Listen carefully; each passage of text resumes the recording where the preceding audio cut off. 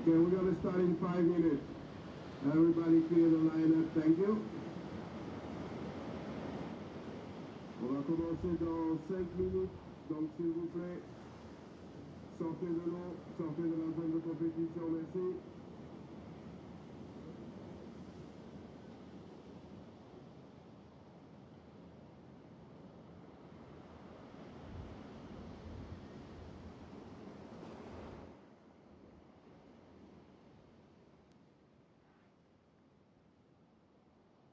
And please, for the first hit of the day, can you go check in?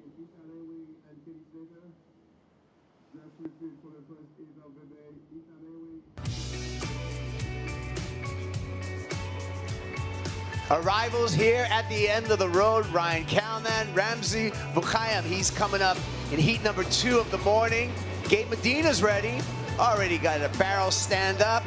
Ferreira coming up in heat number 4 against Houshmand, Kanoa Igarashi. He'll be the second heat of the day. Ewing, first up. Houshmand went excellent in his elimination round, and the GOAT's going to get everything going as we start here.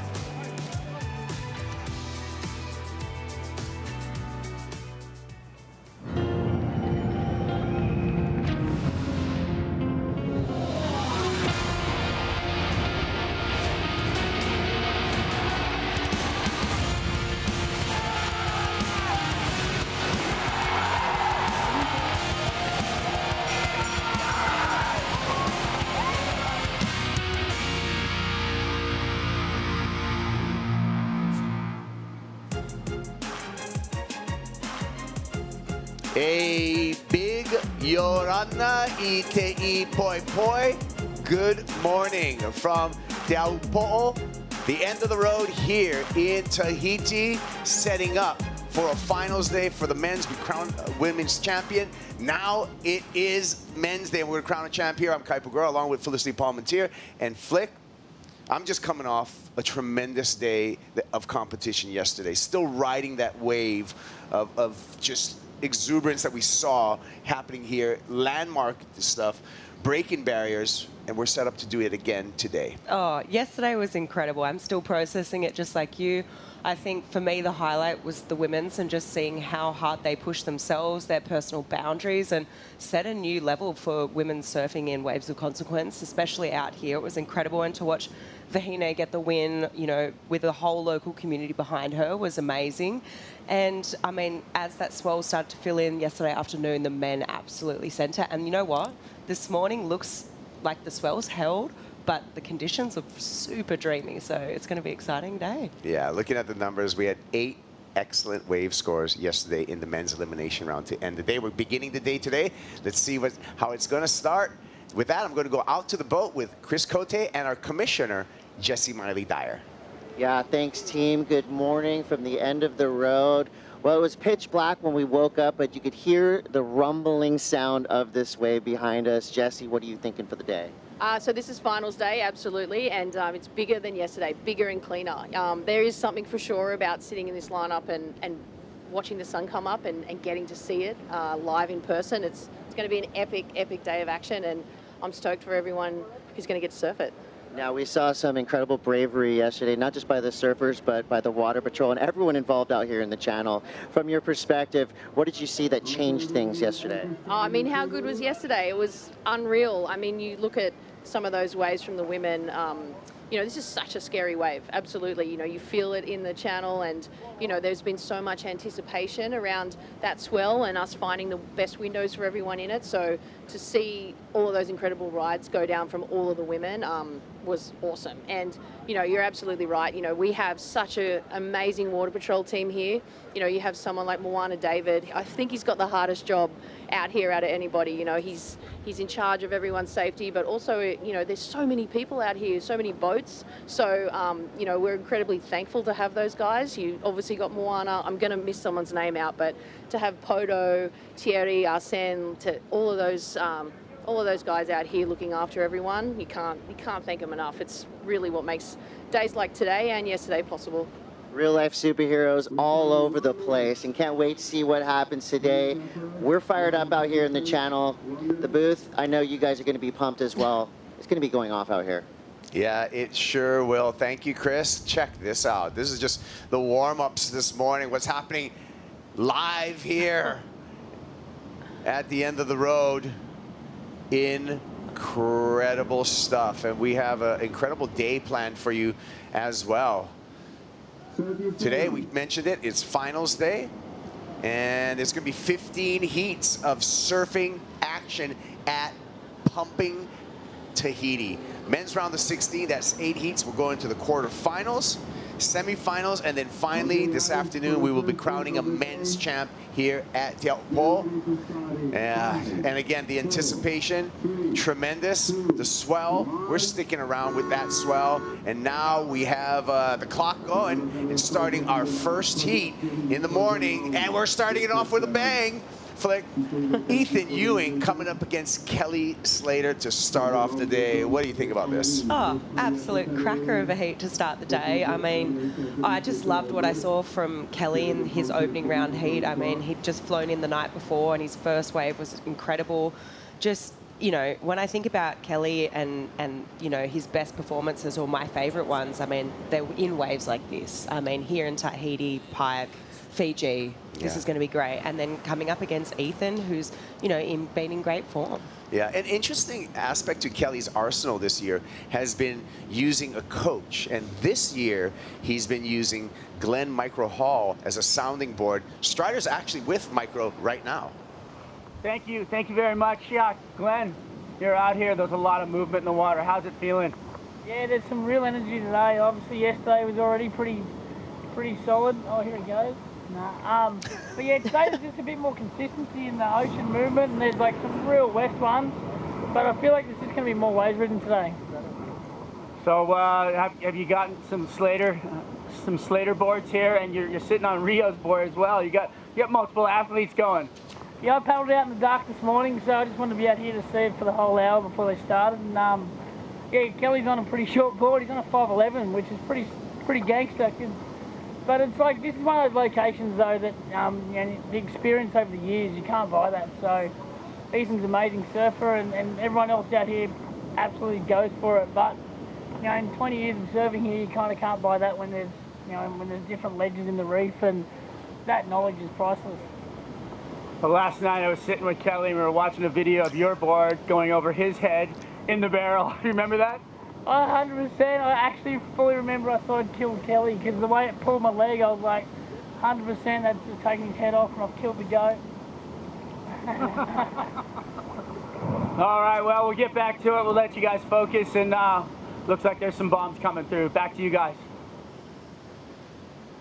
Yeah, some words. And then, you know, so Glenn will also be helping Rio Wahida as a coach. That's going to be heat number 6 today. Rio coming up against Crosby Colapinto. But back to this heat, no 35 minutes we started with, and no waves ridden yet. Kelly Slater out there, the 11-time world champ and 5-time Tahitian champ here at the end of the road. They took a peek at this one, Flick. Yeah, Kelly's looking ever so slightly interested there, but decides to pull back. And I mean, wow, I mean, it just, look at those conditions. I mean, obviously he didn't go this wave, but it just, look how perfectly groomed it is. It's looking amazing out there this morning, just very dreamy conditions. Yeah, a lot of knowledge right there. Not just 11 world titles, 5 Tahitian titles here at the end of the road.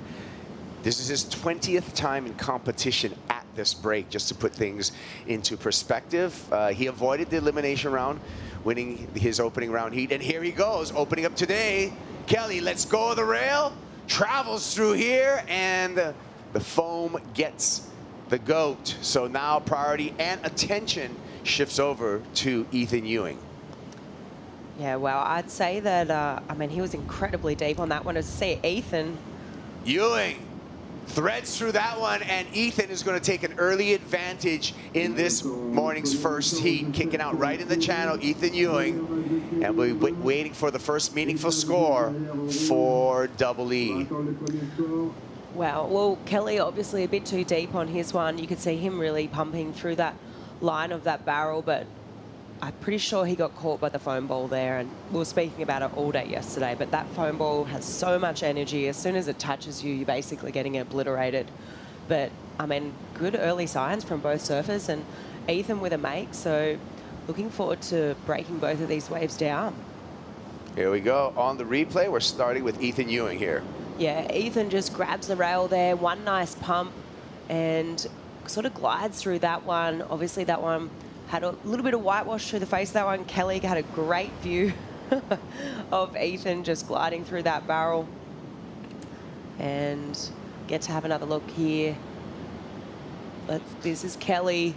So, oh my goodness. Okay, he went at that little bit too high. That nose just got caught in the lip and just went over. So if he wasn't awake yet, he's awake now.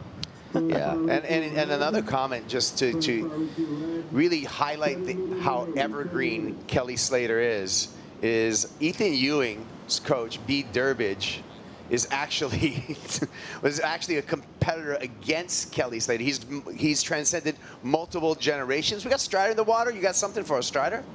Oh, yeah, Kelly paddling by, looks visibly winded, but paddling back out and ready.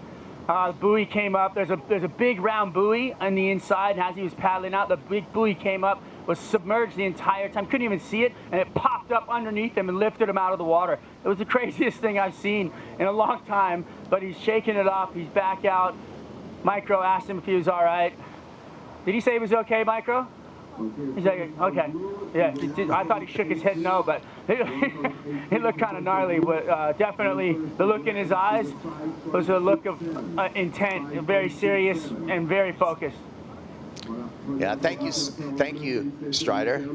So score in, advantage for Ethan Ewing, a 5.67. Ethan, this is a personal wall that he needs to overcome. His best result was a 9th in 2022 here in Tahiti. Of course, last year, Ethan, unable to compete here in the warm-up sessions, Ethan injured himself. He actually broke his L3 and L4 vertebrae and had to sit out this competition. These two have matched up in the past, and the surprise is Ethan Ewing, when we look at head-to-head matchups between these two surfers, actually with the advantage. Take a look at the head-to-head matchups between Ethan Ewing and Kelly Slater. Ethan recently got Kelly over at Sunset and Pipe this year, and Sunset in 2023. Kelly taking a win over Ethan in 2021 at Pipeline, and then way back in Ethan's rookie season, Kelly beat Ethan in Fiji. So that's the head-to-head matchups. I'm sure Kelly Slater, he keeps track of all these numbers, Flick, and he wants to even it up. Yeah, I mean, right now you look at this, and obviously Ethan, he's got the win right now over Kelly with the 3-2. But I mean, max heat score, Kelly gets Ethan, but it's just, you know, Kelly right now, I mean, in my books, even though Ethan, you know, he's right at the top of the rankings at the moment, and he's got the jump on Kelly on the head-to-head matchups. I mean, on paper, you've got to be putting Kelly, you know, highly, because here we go. I'll get back to that, Ethan. Ethan again, this one deeper, driving through this barrel, second section for Ethan Ewing, and that is building upon his performance here. Ethan Ewing kicking out there, and looks like he's visibly got some an impact suit on as well for extra safety and flotation, but he just levitated through that pit here at the end of the road. That was beautiful. We'll wait for that score, Flick. Yeah, that was really nice, and really good way to quickly back up that 5.67. Let's have a look. So super deep on this one. He got a lot of travel time done, and it'll be really interesting to see just how deep he was from the water angle. I mean, it was, yeah, really beautiful way to back up this 5.67. You can see him grabbing the rail, and as he's grabbing that rail, he's also pumping down the line. So he was pretty deep too. It was a really technical barrel. There was a lot going on inside, as well as being pretty deep. And he got that travel time too, so I'd say this is definitely going to be better than his 5.67. And you know, once you grab that rail and having that technique to be able to pump in the barrel, it's not an easy thing to do. So he has got that on lock right now. You can really visibly see it right there. There was one and then two pumps. I think another third happened right there as well. So he's adjusting his line a couple of times there. Really, really well done from Ethan. comes out as an excellent number. We've already started the day with an excellent number, 8.5 for Ethan Ewing, 5.67. And Ethan's got the 11-time world champ in a two-wave combination just 10 minutes into their matchup.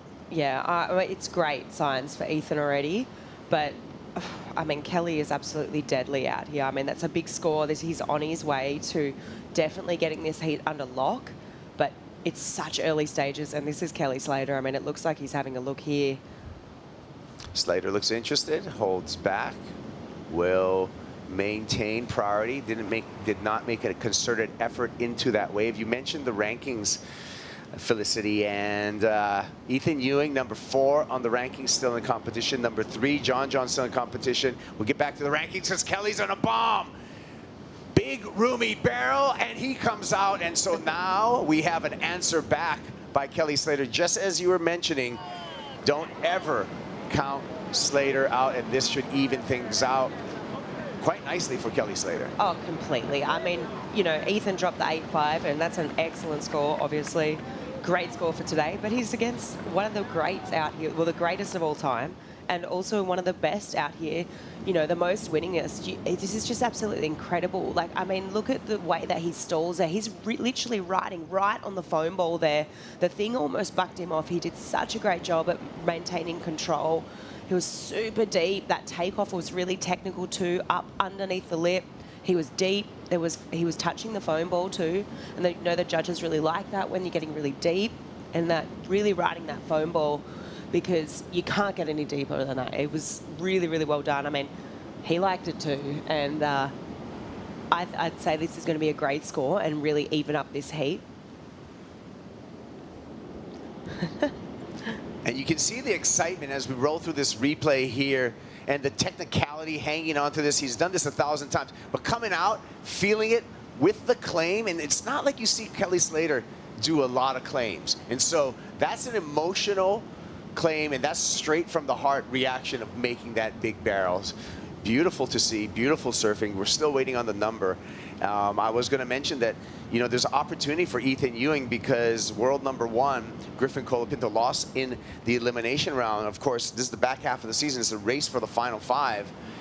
But now Ethan's really going to have to work to make any ground on those rankings because Kelly Slater proposing a big challenge. It looked like it was going just one way, Flick, but how fast things change. Oh, completely. I just knew that even though Ethan had that 8.5, it was only a matter of time before Kelly was going to put a good score on the board. I mean, when I think of, you know, big Tahiti, pipe, Fiji, I mean, Kelly is synonymous with all these waves, and just his surfing goes hand in hand. And I just feel that, I mean, these scores are coming through now, Kipes. I mean, it's incredible. He's just so good out here. Nearing perfect here. All 9s, one more judge, and then we can average out the remaining 3 and a 10. So the 10 pushes the average up. 9.73 for Kelly Slater. Now he just needs a mid-range score to take the heat. Wild stuff. Kelly doing Kelly things. I just love to see it. This is the kind of surfing where I just love to watch him. It's just this crazy wave of consequence, and yeah, it's just beautiful to watch. Let's take a look at Ethan Ewing's 8.5 and Kelly Slater's 9.73 side by side, Flick. Yeah, so already you can see that the drop from Kelly is just that little bit more critical, a little bit more steep, and he really had to drag to keep himself in the face of the wave. Ethan, on the other hand, he grabs his rail, he's pumping through the barrel, but Kelly is right on that foam ball. I mean, Ethan touched it for a second, but when you look at Kelly, I mean, Kelly was really, really on it. His wave was a little bit bigger, a little bit more open. Maybe Ethan's barrel was ever so slightly longer, but when you think about intensity of a ride and just that length of time riding the foam ball and the takeoff, I think that's where those extra points are coming from for Kelly. Strider, you were looking right into that barrel with Slater gliding around the foam ball. I definitely was, and honestly, I was so impressed with how incredible his dance moves are on the foam ball. It was so sick, and he was literally foam ball riding, and I was like thinking back to what I saw, and I had to reconfirm. I went over to Ed, Sloan, the photographer, and he has the photos of it. It's absolutely incredible. And granted, you know, that score, I mean, for me, that was incredible. You know, I mean, in my mind, it was a 10, but I love that they gave him the 9.7, left a little room for improvement, and I feel like we're going to see some amazing action coming up soon, because that was some of the coolest stuff I've ever seen on the foam ball. So let's go. Yeah, Strider, one of the judges did agree with you and did give Slater a 10 for that wave that we're watching right now, but the average comes out as a high 9, a 9.73. Incredible. And not surprising, though, given the career that we've seen with Kelly Slater out at this venue. Let's take a look at Slater's career stats for Tahiti. They're impressive numbers. 5 wins in 20 appearances, an average heat score of 16.22, heat winning percentage of 77%, and 2 perfect 20-point heats. The thing that blows me away, I mean, the 5 event wins, yeah, sure, incredible. But perfect heats, there's not many people in their whole career on tour that even score a 10, let alone 110 their whole career.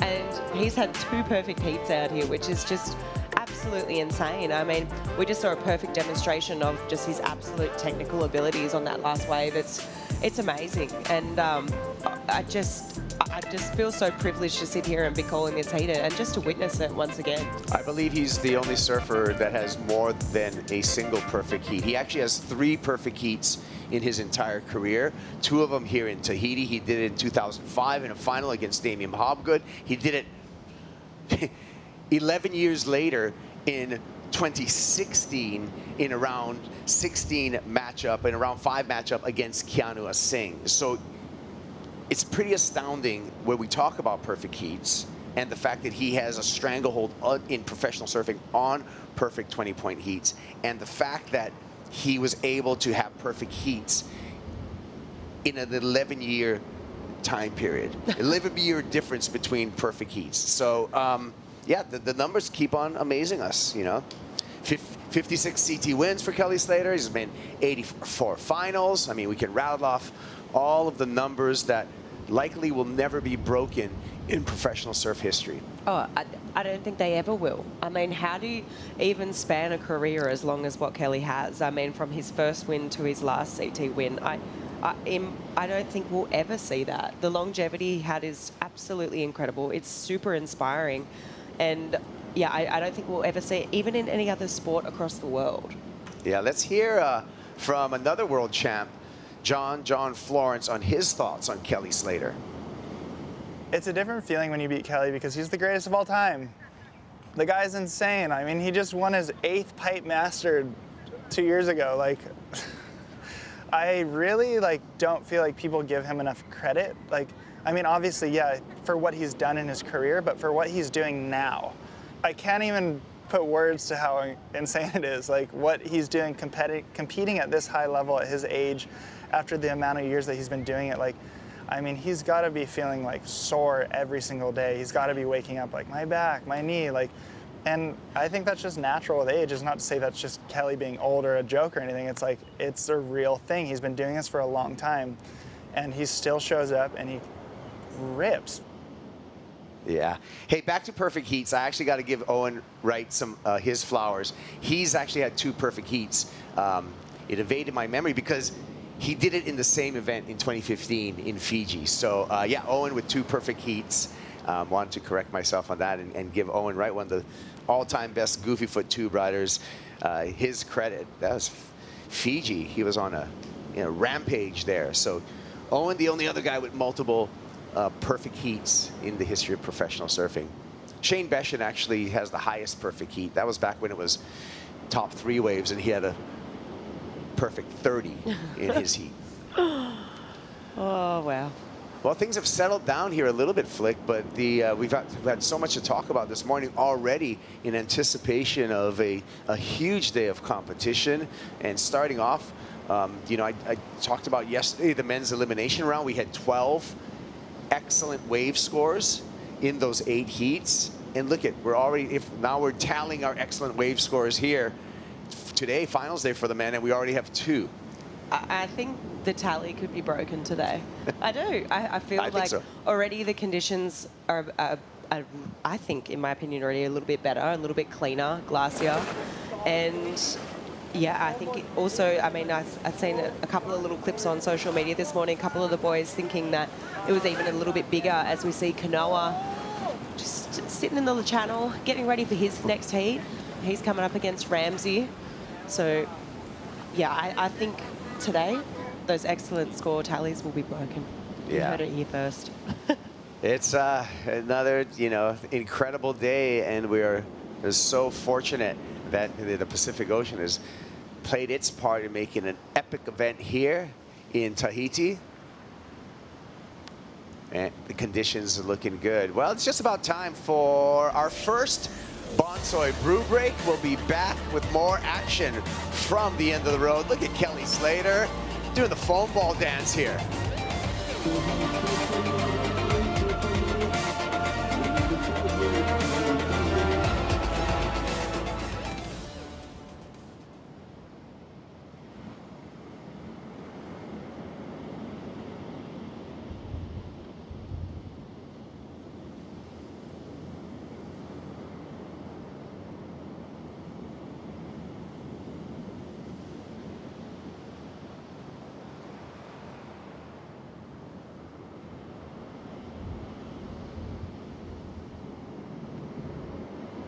Petit message pour les capitaines de bateau. Petit message pour les capitaines de bateau qui arrivent sur zone. Il reste encore quelques jolies séries comme celles qui viennent passer, donc faites attention à votre placement. Ne vous placez pas trop bas, merci.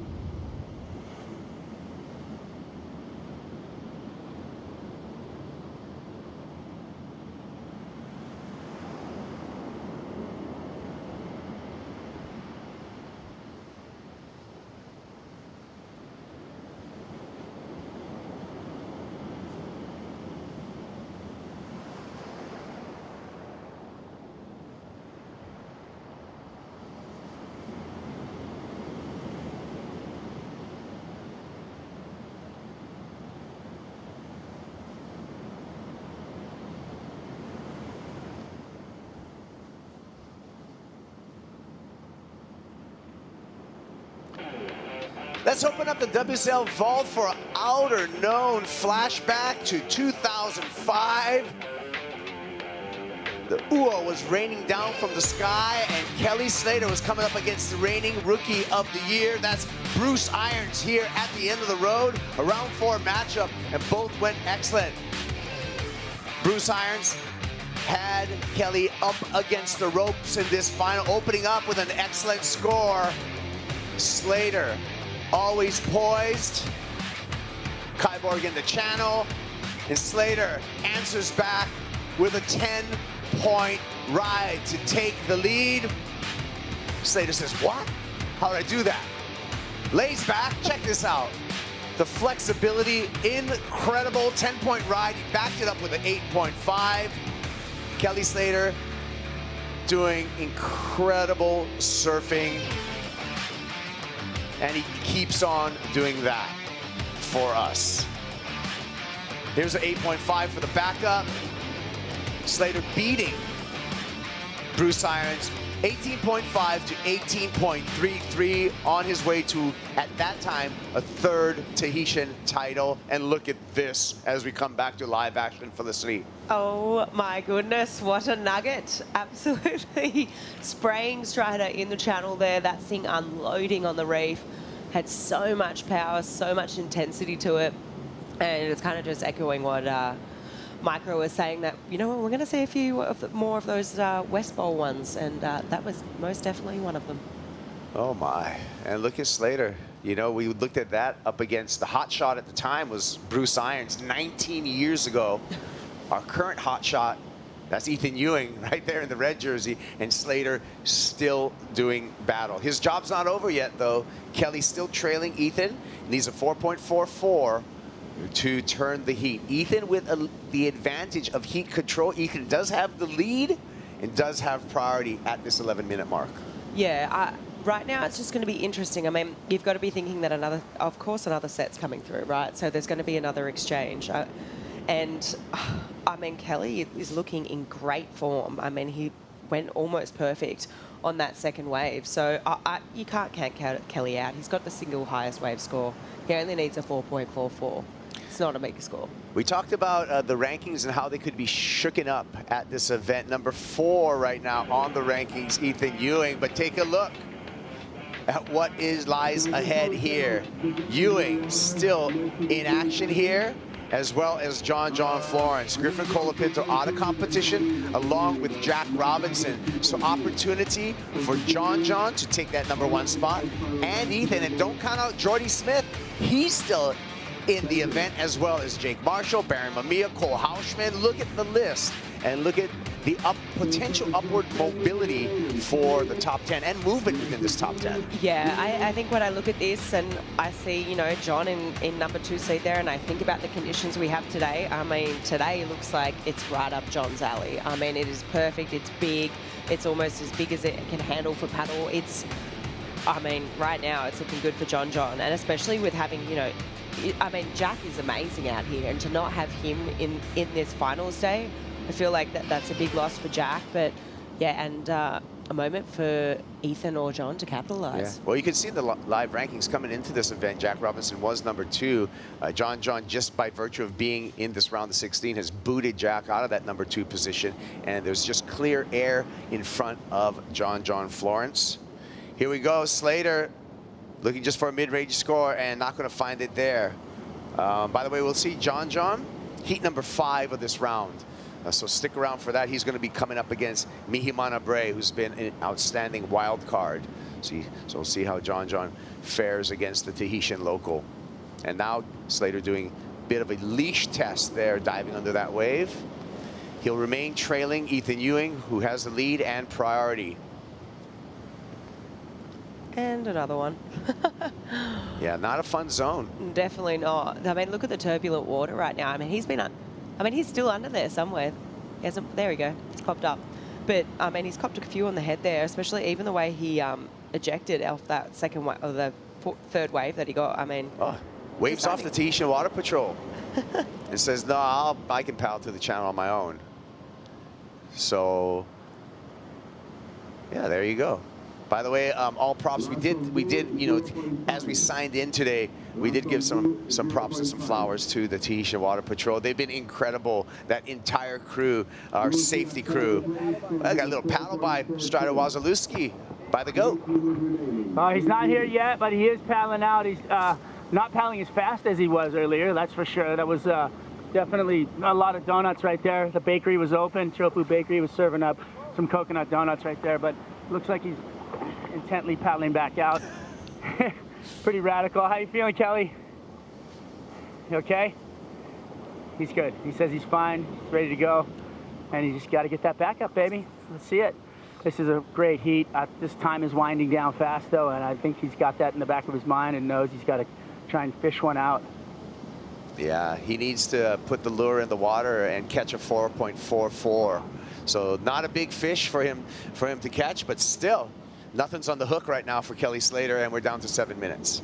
Yeah, it's not a big score, and you know, I like how he's just decided to paddle back out. I think the thought process is maybe I can snag one of these wider West Bowl ones, and I mean, they're really intense on the reef. I mean, here we go. Let's have a look at this last attempt. You can see that one was just a little bit crumbly and not really that open, and yeah, he wasn't ever going to be able to sneak up underneath that. So obviously pressing the eject button, but I like that. Okay, let's just paddle out. Let's try and sneak a smaller inside one, or one of those ones that swing wide, the West Bowl. But yeah, small score. Time's ticking down though, and Ethan does have priority, so he's going to have to maybe force the situation or leave a bit of space between himself and Ethan. I mean, he's the greatest of all time. I'm sure he knows what he's doing, and I'm just hoping that we are going to see one more exchange. And you know, Ethan, he's not silly either. Like he knows he's going to have to defend and play a bit of defense, and obviously take a wave off Kelly, knowing that he's going to have to improve on this 5, 6, 7, knowing that it probably is going to be a 2-wave set.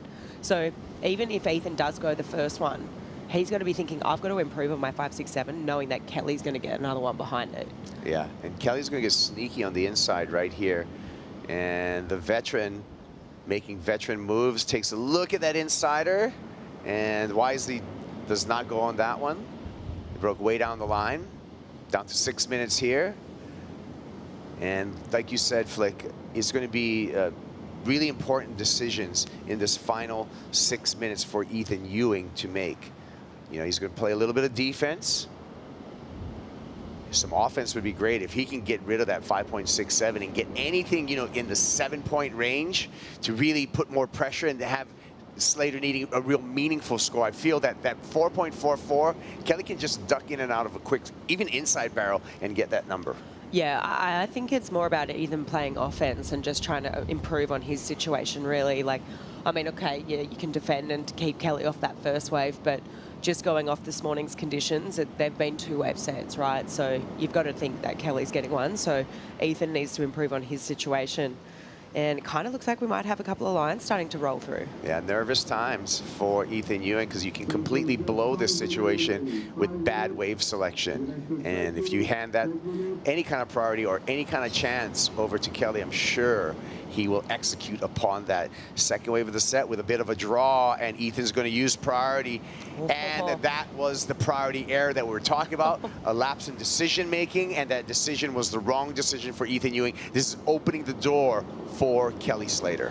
And you could see Kelly strategically went and sat deeper than Ethan and actually had a little look and kind of forced the situation. So super smart from Kelly. He's probably going to reposition exactly to where he wants to be now. And I mean, the world is his oyster. If this set comes through, I mean, it's totally within his grasp. I mean, he only needing a 4.44. I mean, it's a low score, really. And, I mean, it's just a quick in and out. Maybe, I mean, even half of what he did on his, you know, 9.73. I mean, that's it. And looks like Raymana. Is it Raymana? Yeah, that sure is. Yep. Hey, we're just living right now, actually, in Raymana's world, is where we're at. That's like in the Globe, we're in Raymana's world, and Raymana in the corner of Kelly Slater. Slater with 3 minutes and 40 seconds. God, like, you know, we know about the strength of the mind of Kelly Slater and the sports psychology that he's able to employ. It's kind of like the art of war, Sun Tzu. Sometimes he just gets you mentally. He got Ethan Ewing to go on a bad one. Now he's on this one. He completes this ride and he takes the lead, but he will not do that. So a break for Ethan Ewing here at the 3-minute mark. Wow, okay. Kelly just that little bit too deep there. And as well, Ethan finds one, wave number 2 of the set, and Ewing could have closed out this heat with a completion, inches from that completion before he goes down. So the plot thickens here as more waves hit the reef here at the end of the road. Wow, okay, so a couple of little mistakes there, and then Ethan basically falling off right in front of Kelly as well, so they're pretty close to each other. Kelly looks to be on the ski, Red Bull ski now. Yeah, he had to ditch his board, however. So Kelly's going to have to get a brand new surfboard. Time ticking down, 2:45 on the clock.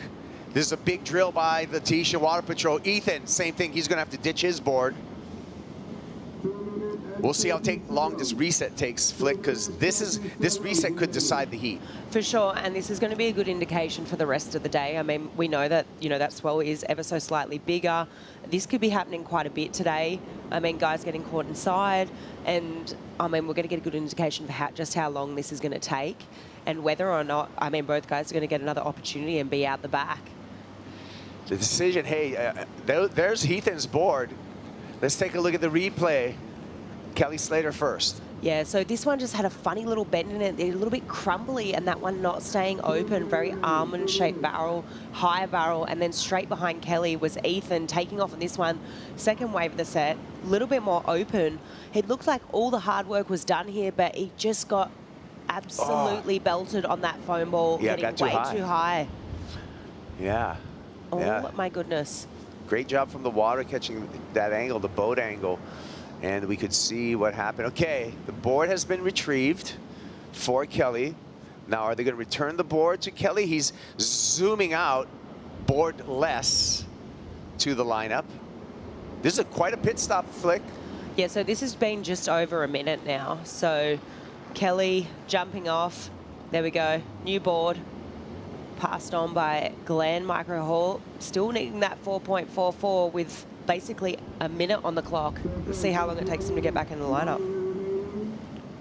Oh, it is go time. Sprint paddle for Kelly Slater. Back up into the lineup in the takeoff zone. Ethan Ewing still making his way to the drop-off point. Ethan does have his board with him. So the board was retrieved for Ethan Ewing. So Ethan will jump straight off of the ski and sprint paddle as well. We're down to just 40 seconds. 47. And all Kelly can do is wait at this point. He's at his spot. No way. Kenny will wave. Whistles in the channel. Anticipating. Here comes a set hitting the reef. Slater in position. Needs a 4. 4-4. And here he goes. Pulls up. Pulls in. And he's going to get the number. Wow.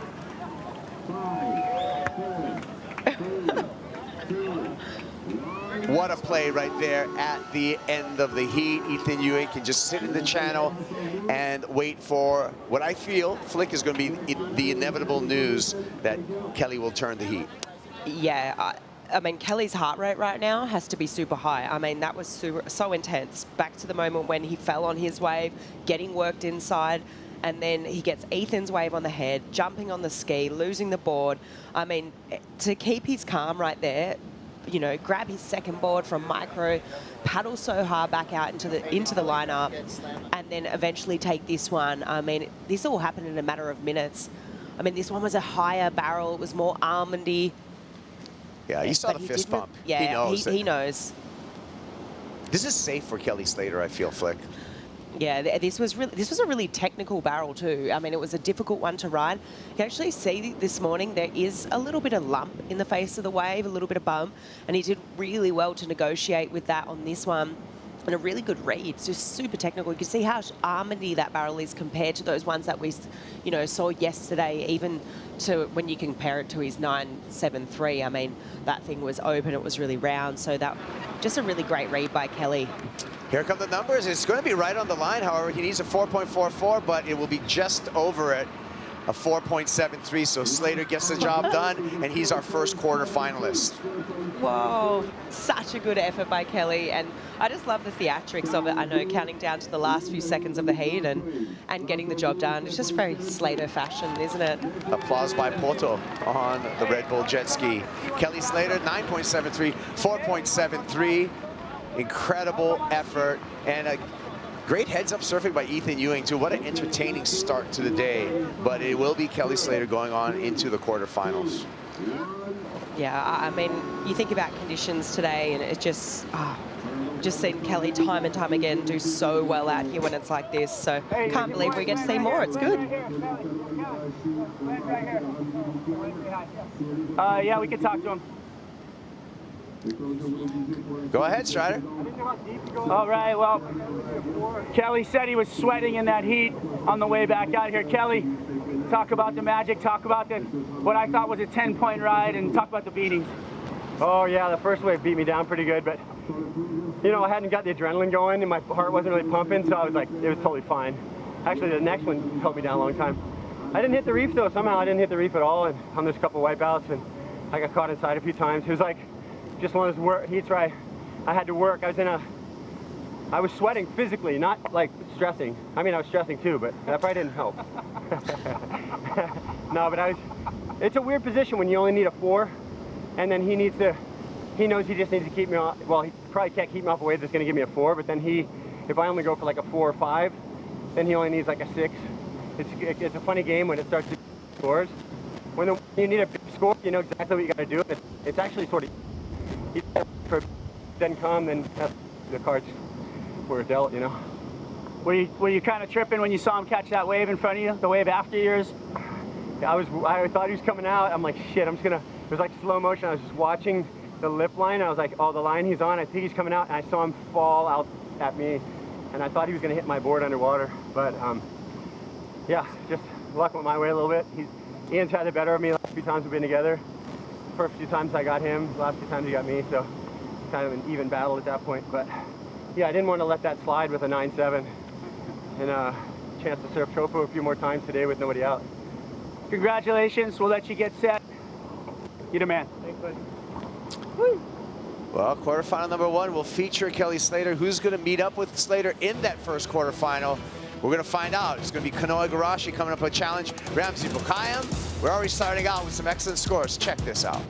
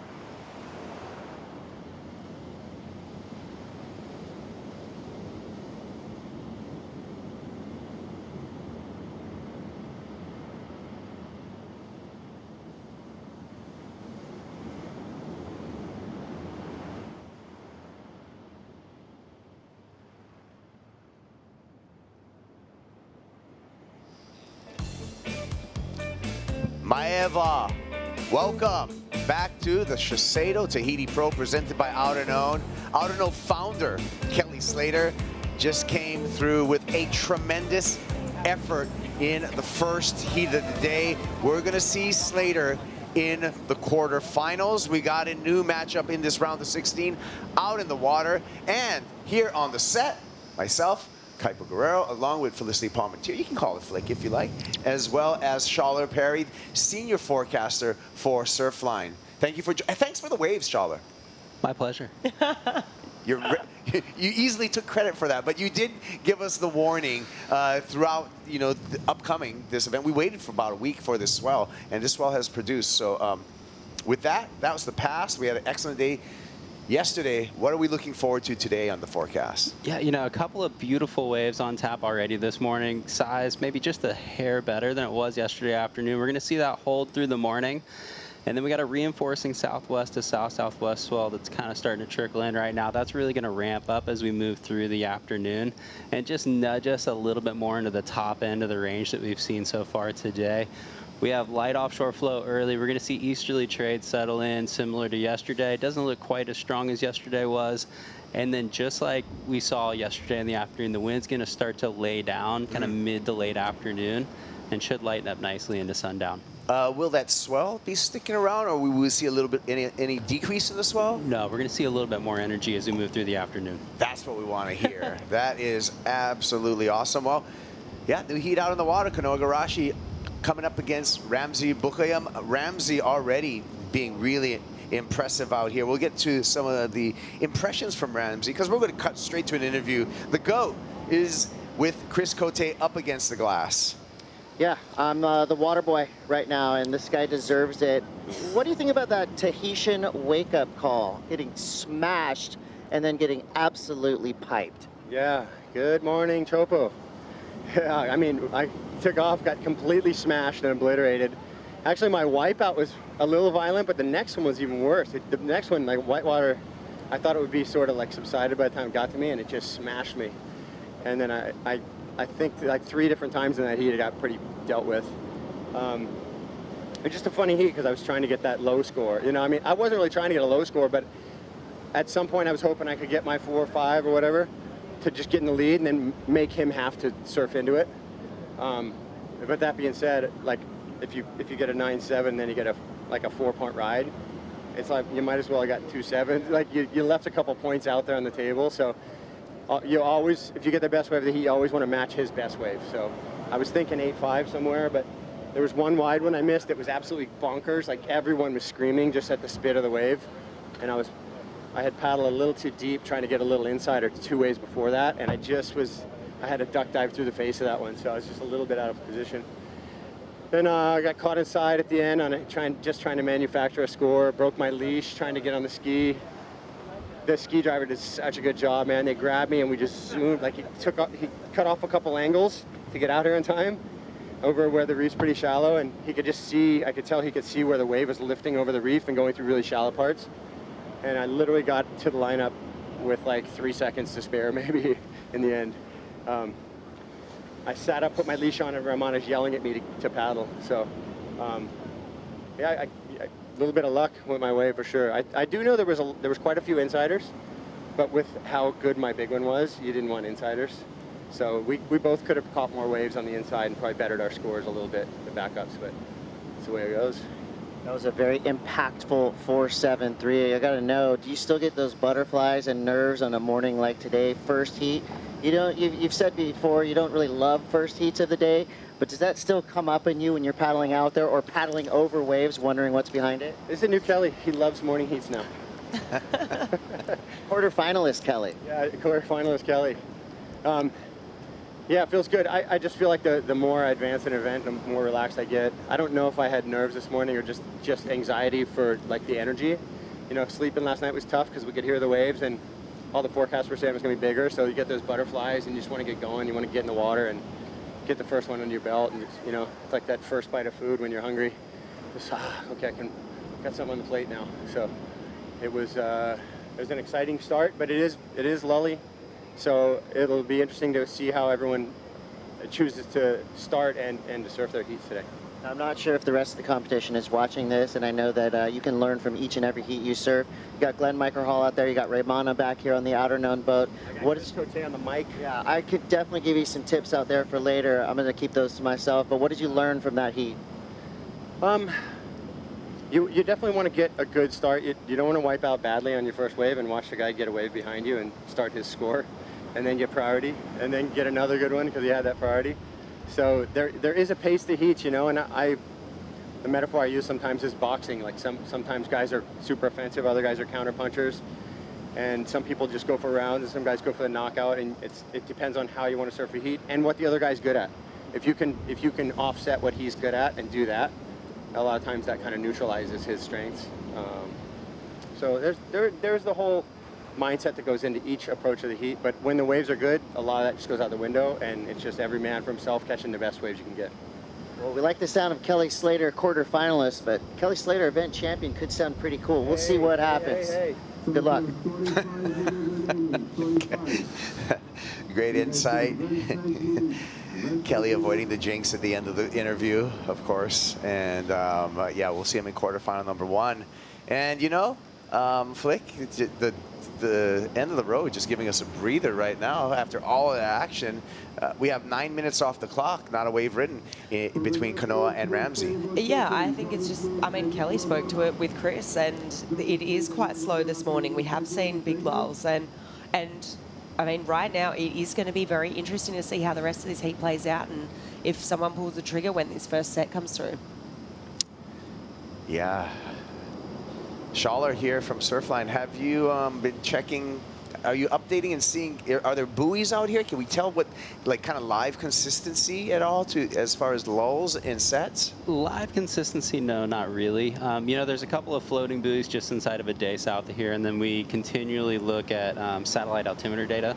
So you have satellite passes that go over and measure the sea heights. So we see this overlapping kind of bit of swell. So we're going to see a little bit of a valley, and then we're going to ramp back up. And so there'll be a couple of lulls this morning. You know, these swells are coming from 4 to 5 days away. So there's a little bit of travel time. It's not like some of the events here in the past, like the 2014 event. The swell was literally kind of set up right on top of us here at the end of the road. So a little bit of travel time, so going to deal with a couple of lulls. But as we move through the day, we're going to see that new reinforcing pulse really start to creep up as we move through the morning, and then really come on, it looks like, between about 12 and 2 this afternoon. Charlotte, let me pull up some of the data for you right now and a little animation of exactly what you were talking about from Surfline. I'm going to flick the switch. Here we go. Beautiful aerial view there. And we pull up our purple blob chart there, and you see that storm down near New Zealand. About 4 days travel time to peak. So we had that first southwest swell that filled in and peaked yesterday afternoon. A reinforcing southwest to south-southwest swell from a storm that actually looked quite a bit stronger than the first one. That's going to peak later this afternoon. Really nice waves on tap as we move through the afternoon. Wind conditions very similar to yesterday. We're going to see moderate easterly trades. Be a little bit weaker today on those trades than yesterday. And then wind should lighten up into sundown. So we have 8 to 12 occasional 15-foot faces this morning. We're going to bump up a little bit in that range, 10 to 12 occasional 15 for the afternoon. We'll have that offshore flow ramp up through the middle of the day, and then it's going to start to lay down through the middle to back half of the afternoon. Yeah, there you go. Thank you. And to show the potential right here, this wave came through while Slater and Ewing were racing out on the jet ski. That one just went empty, and that was probably a room for not 2, not 3, probably an entire family could fit in that green room. Flick. You could drive a bus through that thing. It was so big, it was so round, it was such a big cave. I mean, absolutely incredible. I'm sure that will just be a beautiful empty shot of that wave later on today somewhere on socials. But, I mean, time's ticking down, and, I mean, only if, you know, a minute and a bit away from a potential possible restart. Ooh, you said the word. I know. Well, it's true. I'm kidding. Yeah, at the 20-minute mark, we will have a potential restart. So we got a minute and 25 seconds if it goes waveless. Of course, that's going to be up to the head judge on the tower to deem whether there were rideable waves or not, and whether both Ramsey and Kanoa will get a fresh clock in their matchup. Also talking about, we saw that animation, Schaller, the swell that's hitting right here. We're starting a whole nother event, event number 7, Surf City El Salvador Pro, June 6th. And those swell trains heading towards El Salvador after they pass by Tahiti. Yeah, Pacific's a big ocean, and these swells travel it. So it's about 6 days travel time from Tahiti to El Salvador for these swells, especially at around 17 seconds. So that peak energy later today, it's going to top out the day before the event window starts. So I believe on the 5th of June, and then we're going to see the bulk of the swell really arrive on day 1. So right now, looking like a pretty fun start for El Sal. Can't wait for that, but we got today to finish off. Schaller, thank you so much for all the intel that you bring to us and the rest of the crew over at Surfline. Thanks for having me. Well, we're about 15 seconds away, and I think we will be experiencing a restart in this second heat of the day. Here's the countdown.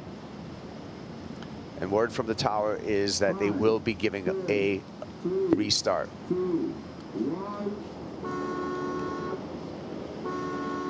2 horns ends the clock, and we're slowly on our countdown to a fresh clock. Flick, we're going to start with another 35 minutes on the clock for Kanoa Igarashi and Ramsey Boukhiam. Yeah, this is good right now. I mean, you know what's funny too about these things? I mean, I haven't really seen if there's been a jostle for that inside position, but, you know, if you've made a mistake by, you know, sniffing around, having a little look at a wave, losing that inside position, I mean, it's a fresh slate right now, which is really cool. But, I mean, we just heard Schaller talk about it. This storm is like quite far away, right? So that means it's taken quite some time to get here. That's why we are having these long lulls. No doubt, though, I mean, he did mention too, I mean, we're going to see this kick up throughout the day. So I don't think we have anything to worry about. No, just another great day setting up. Thank you for joining us again. Finals day for the men here at the SHISEIDO Tahiti Pro presented by Outerknown. 2 surfers on the move here. Open priority between these 2. Surfer closest on the inside gets that priority. It's going to be Ramsey, pulls high, tight, travels through that first section. Second section breaking in front of Ramsey. Third section down the line, and he just got caught up in there. Handing over priority now to Kanoa Igarashi, eyeing up second wave of the set. Kanoa takes a look at this one, decides not to go. Ramsey on the paddle back out. Yeah, Ramsey just that bit too deep on that one, and you could see that his positioning, he just moved that little bit further in than where Kanoa was, just so he could get that wave. But that one a little bit crumbly too, a little bit almondy shaped as well. So let's have a look here. He tucks in, draws that like higher line there. You can see him pumping through that foam ball. He does get out in front of it for a split second, but that wave just not really throwing, and, you know, that traditional, you know, Teahupo'o barrel that you see, you know. But I'm very certain that we're going to see waves. I mean, we just saw one when Kelly and Ethan were on that mission around out through the channel on their way back. I mean, that thing was absolutely incredible. So we're going to get more waves coming through.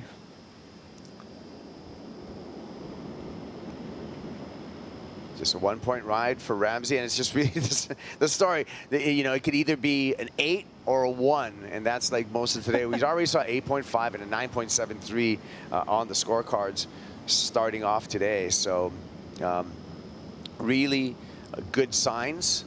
Good signs for Kanoa Igarashi right now, holding priority. Igarashi has got some experience out here.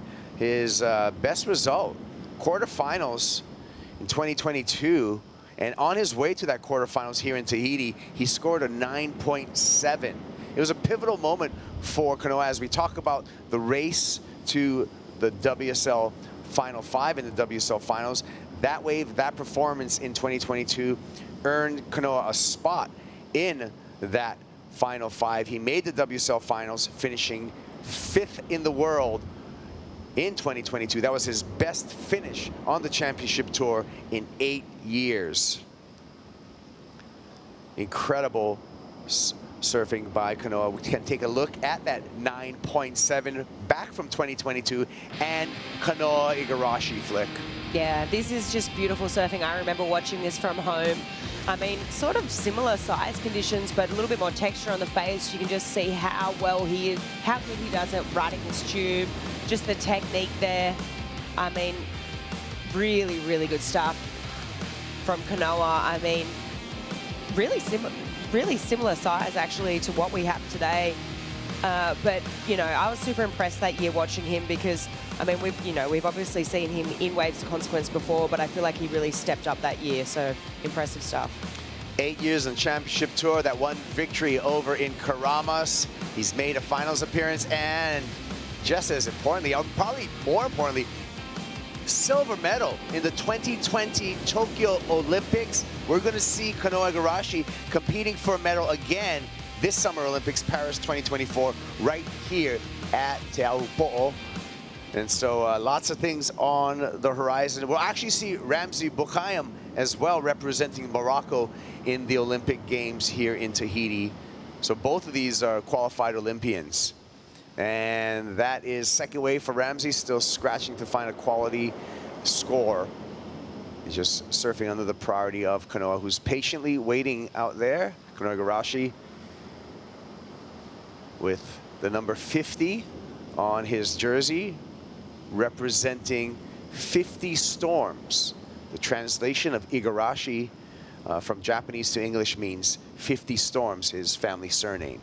That's pretty cool. I think even just going back to that Olympic conversation before, this is so cool right now because this is the last chance that these guys, you know, and women yesterday are going to get before, like, competitive experience in the lineup here before the Olympics, right? So this is valuable experience and valuable time. So, I mean, obviously it's in your best favor to keep advancing through heats because you want to win here, but it's also valuable competitive time in the lineup with no one else out there because over the last few months, I mean, there has been surfers from all over the globe coming here, spending time. It's probably been a pretty crowded lineup. So just to get that valuable experience with no one else out here is just super important. Let's hear from Kanoa Igarashi and the search for a world title for the surfing prodigy. You know, I've been on tour since I was 17 years old. And, you know, I felt like I was always kind of doing better, taking baby steps, getting better and better and better. But to become world champion, you can't just be taking baby steps towards becoming the best in the world all of a sudden. So instead of taking those little baby steps, I felt like I just needed I needed a breakthrough year. And I feel like the only way a breakthrough year is going to happen is by taking risk and taking different kind of approaches. And that's kind of what I did last year. You know, whether it was trying different types of boards and, you know, trying new coaches. you know, a lot of things I wanted to try out. And I mean, a lot of things didn't work, but I think that was the kind of almost the affirmation that I needed, knowing that, hey, I was on the right track, you know, I had the right mindset. I just need to step it up, you know, a few percent. You know, these next maybe 3, 4, 5 years of my career are going to be those years where I really want to go for a title. Yeah, 26 years old, so he's, you know, pretty much in prime time when you talk about a surf career, Flick. Oh, for sure, but prime time, but I feel like there's still a lot more years to give and longevity. I mean, just look at the previous heat with Kelly. I mean, that's an anomaly. Yeah, you can't use the 52-year-old as he still was in his, I mean, in waves like this, prime, 100%. Yeah. But, you know, he was still winning world titles not that long ago. So yeah. He was 39 when he won his last world title. Exactly, and I feel like that means that Kanoa, and it's just, you've got a lot more years on the board, and I feel like 26 is quite young still, you know, and of course, like, these guys have been on the tour and on the road for a long time and, you know, mature, but I feel like there's a lot more years and knowledge and experience to gain.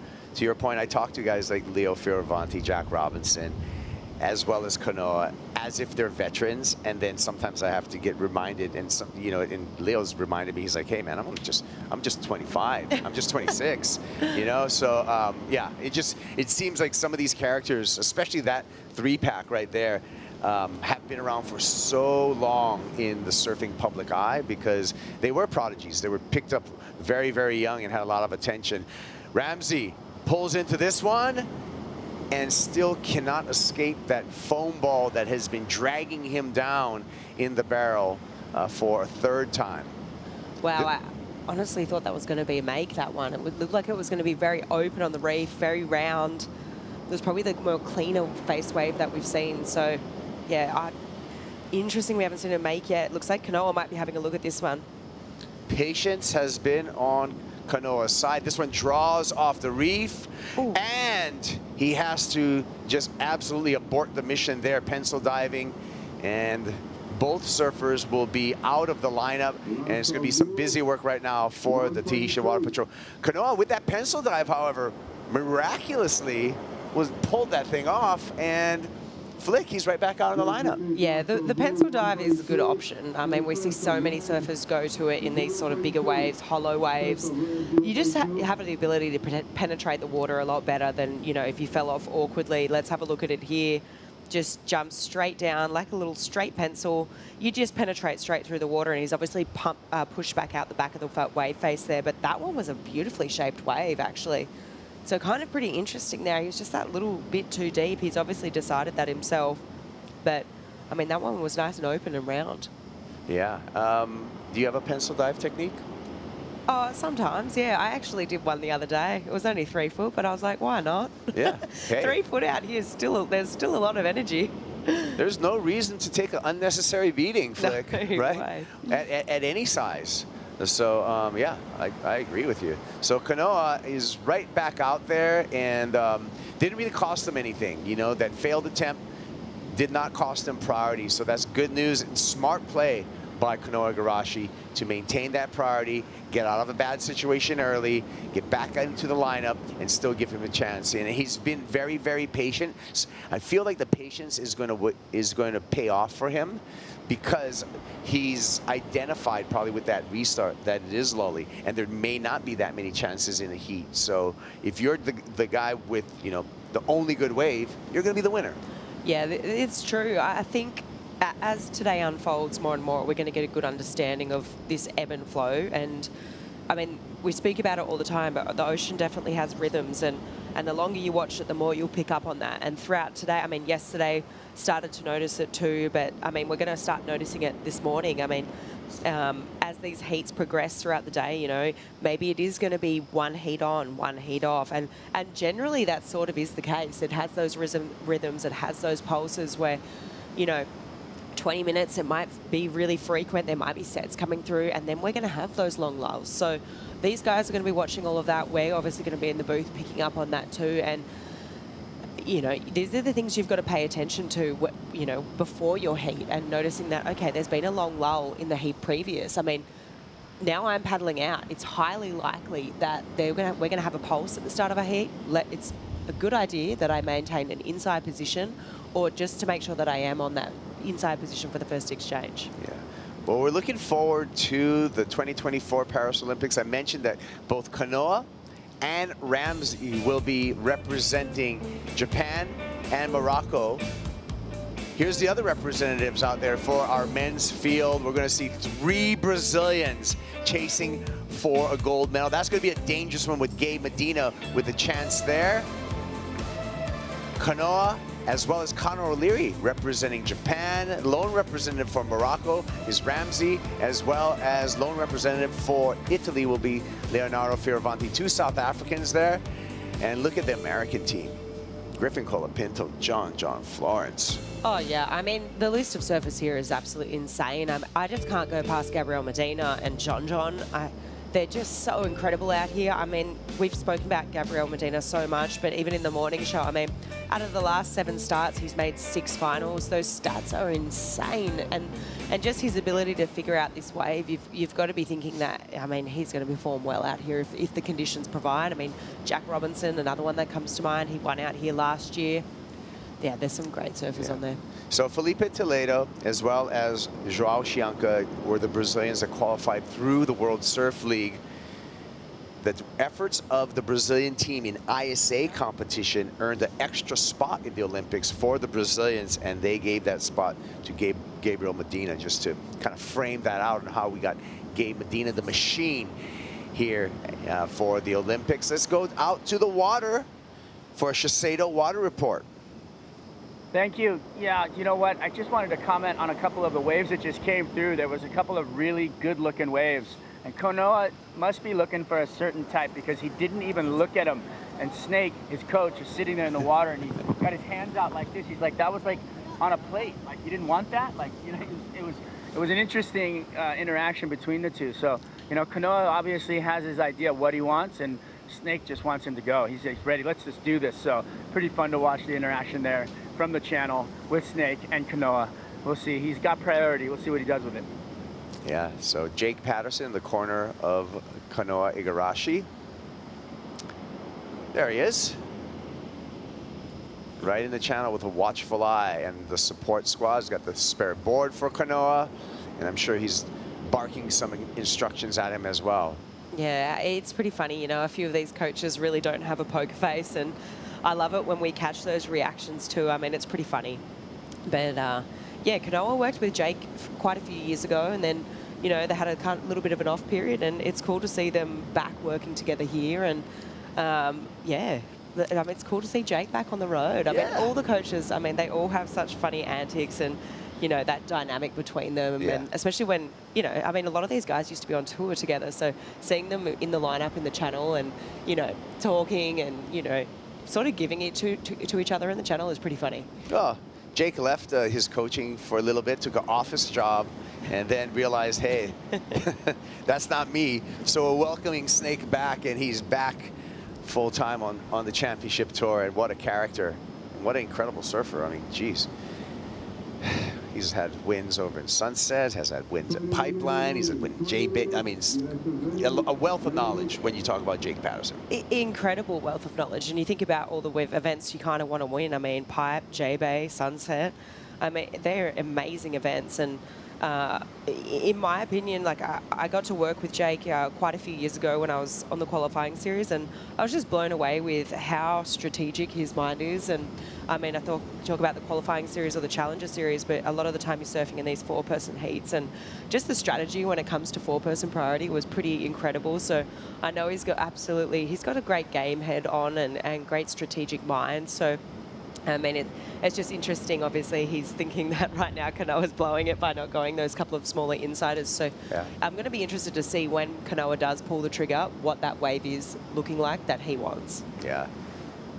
Well, let's take a Bonsoy brew break. Get fired up. Get frothed up. We'll be back with more action from the end of the road after this break.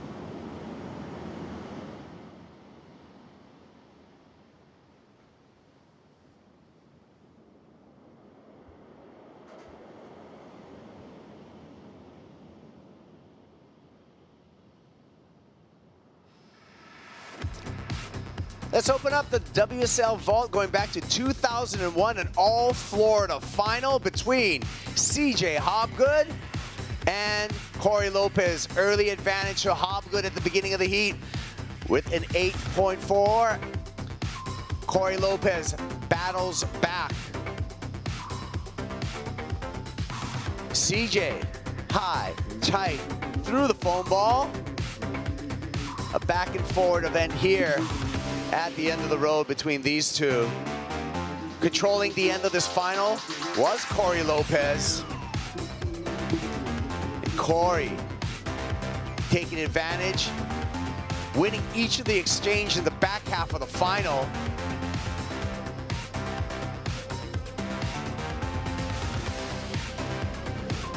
And CJ, throughout this event, on to a runner finish, but more importantly for CJ Hobgood, a world title, but not for this event. Corey Lopez ices CJ out right at the end, gets an 8.25, uses priority, secures a win, and for Corey Lopez, it was his first CT win of his career. Valiant effort at the end, but that was not enough for CJ Hobgood. Look at the youngsters. Arsene Hariho up on the stage presenting the trophies that year, 2001. We're back to live with Ramsey. Ramsey pulling into this one and comes out nicely. So the first meaningful completion, and we're looking forward to the first meaningful score in this matchup between Ramsey Boukhiam and Kanoa Igarashi. Flick. Yeah, we're getting a heat under the way now, which is really good. And this is going to set sort of that tone of the heat. It's going to set the pace of the heat. I mean, it's been incredibly slow up until now. We've obviously had that restart, but we're going to get a good indication of, you know, just where this score is going to go. So up underneath the lip there, quite a long travel time in that barrel. He had to pump a few times. Let's have a look. 1, 2, and then double arm drag there at the end just to prolong that time in the barrel. So highly technical barrel and really long tube time as well. So yeah, let's see where this score goes, and it's going to set the tone for the heat. So I mean, right now, basically 14.5 minutes on the clock, and Kanoa needs to put something on the board to kind of keep it pace with Ramsey. Yeah, so Ramsey, the score that he puts on the board for that last wave comes in at a 6.5. So now Kanoa, with time winding down, if he wants to do it in one wave, needs a 7.6. Obviously, Kanoa has ample time to catch 2 waves to change the situation. There's the entire score with all of the judges' numbers dropping there. Yeah, and good mid-range score for this heat, because, I mean, you got to be thinking that both surfers are, I mean, Kanoa kind of needs 2 score. He can do it in 1, obviously, but you got to be thinking if 1 more set's coming through, Ramsey's also going to get an opportunity. So Kanoa needs 2 waves, Ramsey needs to back up their 6.5. And as slow as it was at the beginning of this heat, it kind of just makes it more exciting at the end, because it's going to come down to the wire. You know, we're going to hopefully see this set come through at the end. Both guys are going to be scrambling, and they're both going to be needing scores. So, I mean, it's not fun for them, but it's fun for us to call. As a competitor, that's not how you want a heat to go. I mean, as a competitor, you want to start off with a 9 and back it up with an 8. And, you know, it's all wrapped up in a tight little neat bow.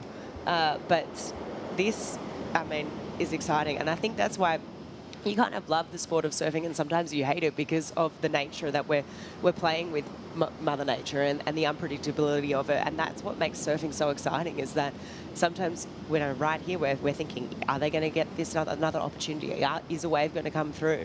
And sometimes you love it for it, and sometimes you hate it. Yeah, I mean, it's exciting when people are riding waves.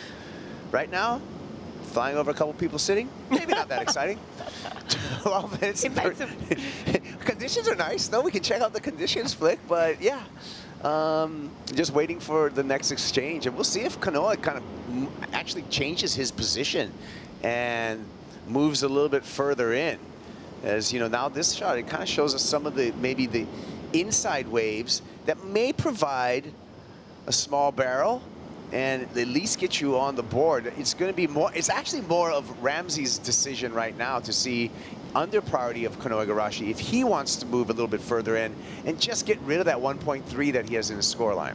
Yeah, well, we heard Kelly talk about it with Chris in his post-heat interview that himself and Ethan missed a lot of those inside waves. There were heaps coming through. They just decided that they had that. I mean, they both had great scores and they got those from that outside ledge. So, you know, you get stuck in that mentality of, okay, I want another one of those. And Kelly kind of said, you know, if you get a 9.7, you've got to be backing it up with something substantial. I mean, a 4.7 really just isn't it. And he admitted that himself. So, I mean, it can be really easy to get stuck in that mentality. But, yeah, I mean, obviously Kanoa wants one of those waves. It's pretty clear to me right now. Let's go to the water for SHISEIDO water report. Strider, are there inside waves? Are there anything that's going underneath these surfers? Yeah, I think 100%. You know, like you guys said, Kelly was talking about it, and you know, just watching from on the inside here, we're super far inside, and we can see these runners coming through. You know, you've got those 10 to 12 to 15 foot face, maybe even bigger waves coming on the outside ledge, and then on the inside there's like these 8 to 10-foot faces that are just going so square right deep on the reef and running across. And I think the separation between where those waves are and where, let's say, Ramsey's sitting right now isn't that far. It's probably, you know, a quick 10-second paddle over to where you can get those. So to get those backup scores, they're out there, they're in there. They've just got to commit to getting back in there, and it is a risk. I mean, you get over there and you could turn around and have, you know, a 20-foot face set on your head and really get throttled. So there's got to be that in the back of the mind as well. Strider, we know you're a tube hound. How's it like just watching those, and you're just so close to those inside runners? I'm sure you'd want to be on them. I mean, I'm literally salivating. I got like slobber coming out of my mouth a lot of the time watching these waves. I mean, I'm just watching one right there. I mean, it's ridiculous. But I'll tell you what, there's no whining on the yacht, and this is the best office in the world, so I love it. What about the next heat coming up? Jordy Smith versus Iago Dora. Your thoughts on that? Oh, that's going to be a good one. The Brew's going strong because he's a big fella. He's got a nice wingspan, but I'm going Mayhem all the way. Let's go Lost. Yaga! Well, that's right, because starting at the quarterfinals, that's when the CT Shaper rankings kick in and factories start earning points for that CT Shaper rankings. You don't get any points in the round of 16. We start tabulating those numbers in the quarterfinals. So if Mayhem wants some points, that means that man right there, Iago Dora, needs to make it out of this heat and into the quarterfinals. Yeah, well, Lost is already well and truly out in the lead. I think they're already clocked on to over 100,000 points already, so they've got a lot of room between themselves and that Shaper who's in second position. But I mean, Iago really impressed me yesterday. I mean, he had a hard draw against Jack Robinson, and I mean, the surfing both of those guys were doing was just so technical. It was really cool to watch and break it down here in the booth, because obviously Jack on his backhand, Iago on his forehand, and it was a rematch of last year. Jack actually got the jump, as we'll get back to that. Ramsey in the barrel, and he's going to back up that 6.5 handedly. So under priority, Ramsey Boukhiam getting busy, and some smart surfing there for the Moroccan. There's a Moroccan boat, the Moroccan flag, and the Moroccan is going to use that long arm span to sprint paddle back out and take full control of this heat at the 8-minute mark. Here's the answer back by Kanoa. Has to skip that section, and that is going to be horrible for Kanoa Igarashi, because it's going to cost him a lot of time off the clock. Yeah, this just worked out perfectly for Ramsey right now. Look at Jake. Wow. Jake is absolutely spewing right now. He's in disbelief. Wow. A few words exchanged there too, but So we lost the grabber from the back of the Tahitian Water Patrol, and now they're going to have to take a second swing at it, or Kanoa may just choose to kind of go over that little shelf straight into the channel. Looks like he's right on the edge of the reef. Yeah, you can kind of tell just with how bubbly that water is right there. It looks like second ski coming in. Yeah, Poto without the grabber trying to take a pass by there. So When you don't have a grabber on the jet ski, generally the mission you want to do is put your left hand up so that the ski driver can grab you using his left hand. Of course, you don't want to go right hand because that's the throttle on a ski. Here's a replay of Ramsey, and we're waiting for the score. Yeah, this was a great wave for Ramsey. Great back up to his 5.6. I think it's going to be slightly less. Obviously, tighter, higher barrel. Thing opens up a lot more here. But yeah, this was a great second wave for Ramsey. And out the back, I mean, Kanoa just, I mean, he did blow this. That wave selection from him just probably wasn't the best. You can see Jake absolutely spewing here, sort of spitting chips. I mean, in disbelief that this is how this heat's going down. I mean, things are really not panning out for Kanoa. Definitely the way they didn't want it. This is not how they planned it. Yeah, this was not in the playbook. 5-point ride for Ramsey. And Kanoa now making his way back out into the lineup. So Kanoa in a soft combination of 11.5 two-wave total. The troubling thing for Kanoa is that we're down to just 6 minutes. That, and also that now that Ramsey has priority. So now Ramsey has an opportunity to improve on this 5. So the next set that comes, he's taking, you know, he's going to have choice, first or second wave. Got to be thinking Kanoa's at least going to get one of those. You know, it's not over yet because, I mean, it's still, exactly what you said, Kaipo. It's a soft combination. It's still doable. I'd like to be really close to Jake right now just to listen to what he's actually saying to Kanoa. Yeah, I mean, what do you do as a, are you reprimanding him, or are you just, I would imagine he's going to, even though he looked upset, you would have to just encourage him and say, hey, look, you still got this, get one right now. Yeah, you've got it. But I think, you know, Jake's someone who doesn't shy away from a hard truth. No. So I think encouragement, but also a little bit of truth there as well. He's the kind of person that, yeah, isn't afraid to dish him out. Australians in general are pretty honest about their opinions. I'm going to give it up to you guys.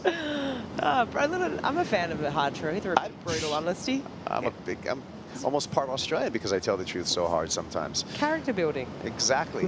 Well, 5 minutes remaining, and the character in the lead right now is Ramsey with total heat control. He's got the lead, he's got Kanoa in a soft combination, and he has priority.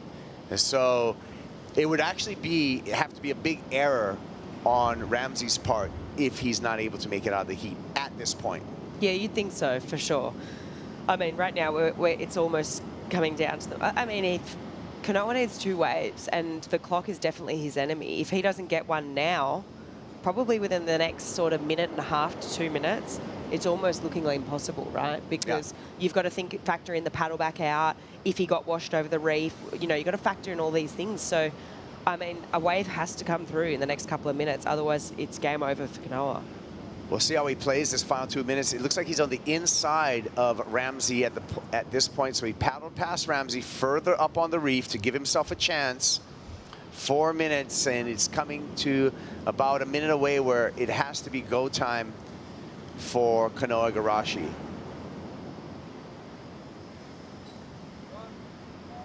And those insiders, I mean, those are too far. I feel those are too far that we're watching on the foreground. Too far inside, too far on the reef. For sure. That one had a lot of whitewash through the face of that wave. Kind of clamped too. It was a little bit sectiony. I mean, that's definitely too small. I just feel that Kanoa's made a few mistakes already in the earlier part of this heat. I mean, we saw Jake's, you know, facial expressions, his hand gestures. Here we go, Kanoa having a look. Here's the comeback. He's kind of just scooting on down the line, maybe a reposition there. Or maybe that was a tactic to kind of try to fish Ramsey into that wave and for Ramsey to use his priority. Ramsey's going to use his priority on this one. Much better wave, falls into the barrel and stands tall on the way out. So Ramsey's going to improve upon his scoreline at the 3-minute mark. That was insane. That takeoff and the way how he just slipped straight, like knifed it and straight up under the lip. So technical, so hard to do, really critical. He's going to improve on his situation and make this a lot harder for Kanoa. Mid-paddle for Ramsey was able to actually shake the hand of someone in the gallery. Let's take a look at it from the channel angle. Yeah, that was epic. And double arm drag as well, really trying to maximize that time in the barrel, because on your forehand here, you really get slingshot out of this barrel really fast, right? I mean, the advantage of being on your backhand is you have the whole side of your body to kind of, you know, lodge into the face of the wave. On your forehand here, as soon as you know, clear that foam ball, you're getting shot out to the channel. So he uses both arms here to really maximize that tube time. And I mean, the takeoff here, this was super critical and probably, you know, obviously best wave ridden in this heat so far. Yeah, you are correct. As he comes out of this replay, and we announce the score of a 7.17, and now that soft combination has turned into a rock hard one for Kanoa Igarashi. Igarashi with priority, and you can see the frustration by Kanoa Igarashi as he hears that number. Well, Kanoa's going to know that it was his own mistakes, I think, that have found himself in this position. And I mean, he's been around for a long time. He's competed in a lot of different heats, and I mean, he's known this probably for about the last 15 minutes, and he's probably been, you know, going over these mistakes in his head, and you know, it's. I mean, and so, on the other hand, it's smart surfing by Ramsey. I mean, he kind of registered that, okay, this is a super slow heat, let's just get a couple of smaller waves, 6-5, backed it up with the 5, and then when that moment actually came, he capitalized on it, which was really cool, and made that combination just that bit higher. 7-1-7, you know, is impossible right now for Kanoa. This one's for fun for Ramsey, and he's going to gut through this one. No exit, doesn't matter. He's going to be meeting Kelly Slater in quarterfinal number 1, Ramsey Boukhiam. Wow, I mean, what a matchup, because those two, I mean, it's going to be really exciting to watch. You know, they obviously had that opening round heat together. Ramsey did get that excellent score, couldn't back it up. Kelly got the win, so now they get that chance at a rematch. So that's going to be a really exciting quarterfinal. Well, quarterfinal number 1 all set up. This is just a formality of the clock running down at this point. Beginning of this heat, I was actually really impressed with Kanoa Igarashi's patience out there, but the patience and just 2 kind of bad decisions actually cost Kanoa this heat. 5, 4, 3. Yeah, Kanoa's going to know this. I mean, we saw the frustration from him, and got to be thinking that the surfers in the next heat, Jordy and Yago, are probably taking notes here and thinking, okay, it is really slow out there, and let's probably not let so many of those inside waves go through. Yeah, speaking of that, we're going to go to a break right now, and like you said, we got another outstanding heat, one of the heats of the round. Jordy Smith coming up against Yago Dora when we return.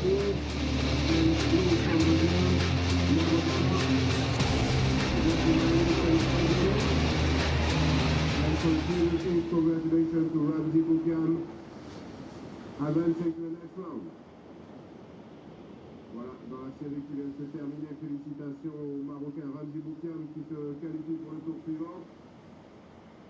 Et la série qui vient de démarrer oppose le Sud-Africain Jordy Smith en rouge au Brésilien Yago Dora en bleu.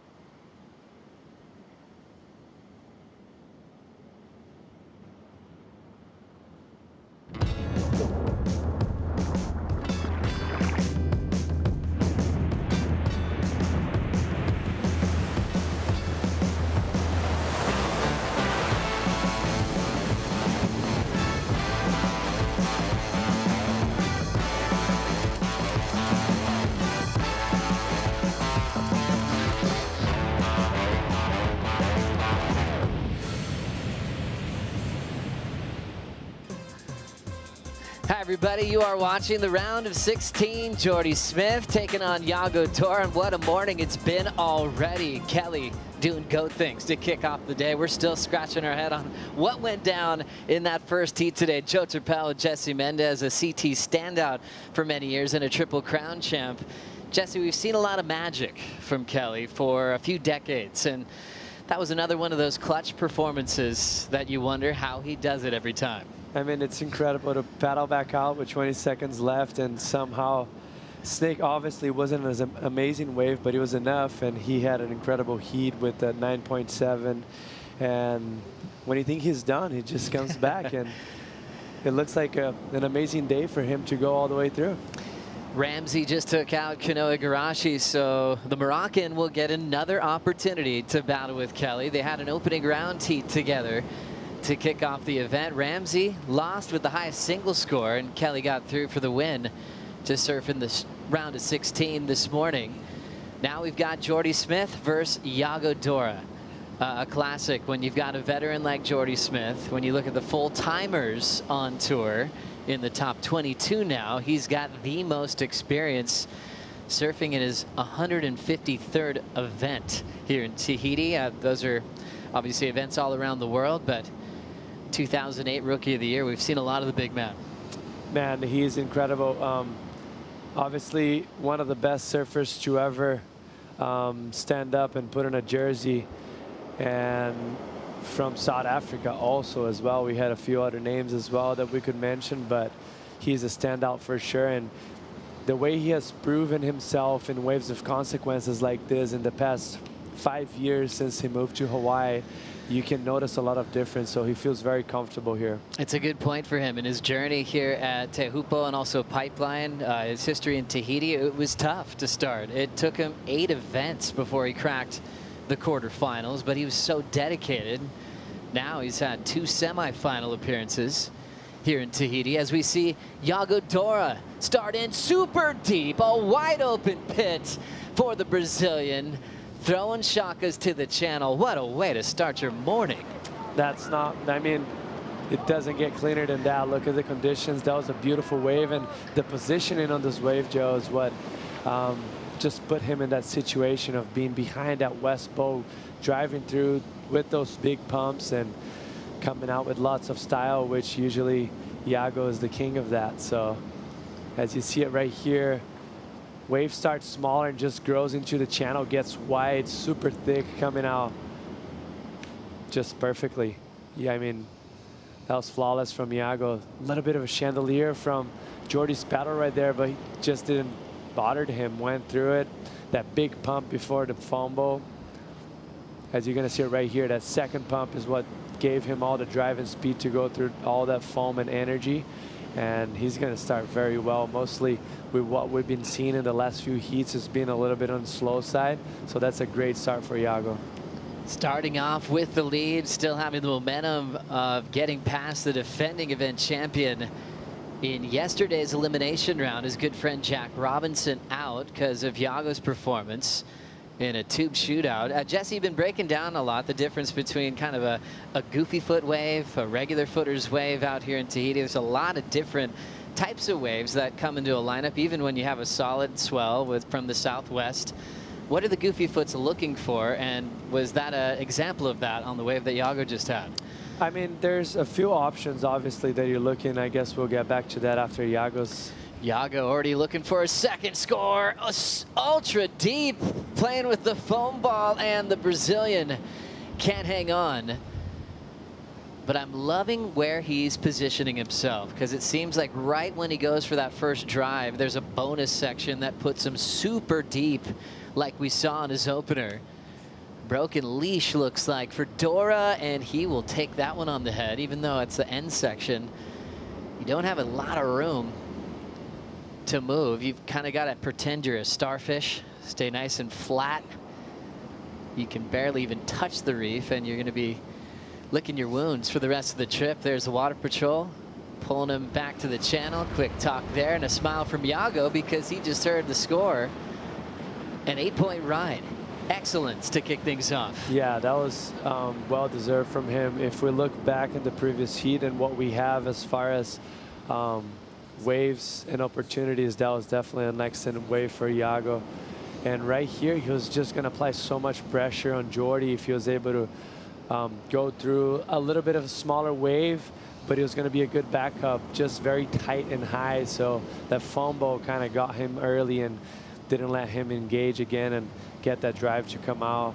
And you see his board right there just floating in the channel. But back to, I guess we'll get back to that after. Yeah, the board's floating there. Strider, did you see what happened there? I did, but let's talk about Jordy real quick. He's in the barrel, nice drive, nice pump, holding that rail for stability and coming out clean.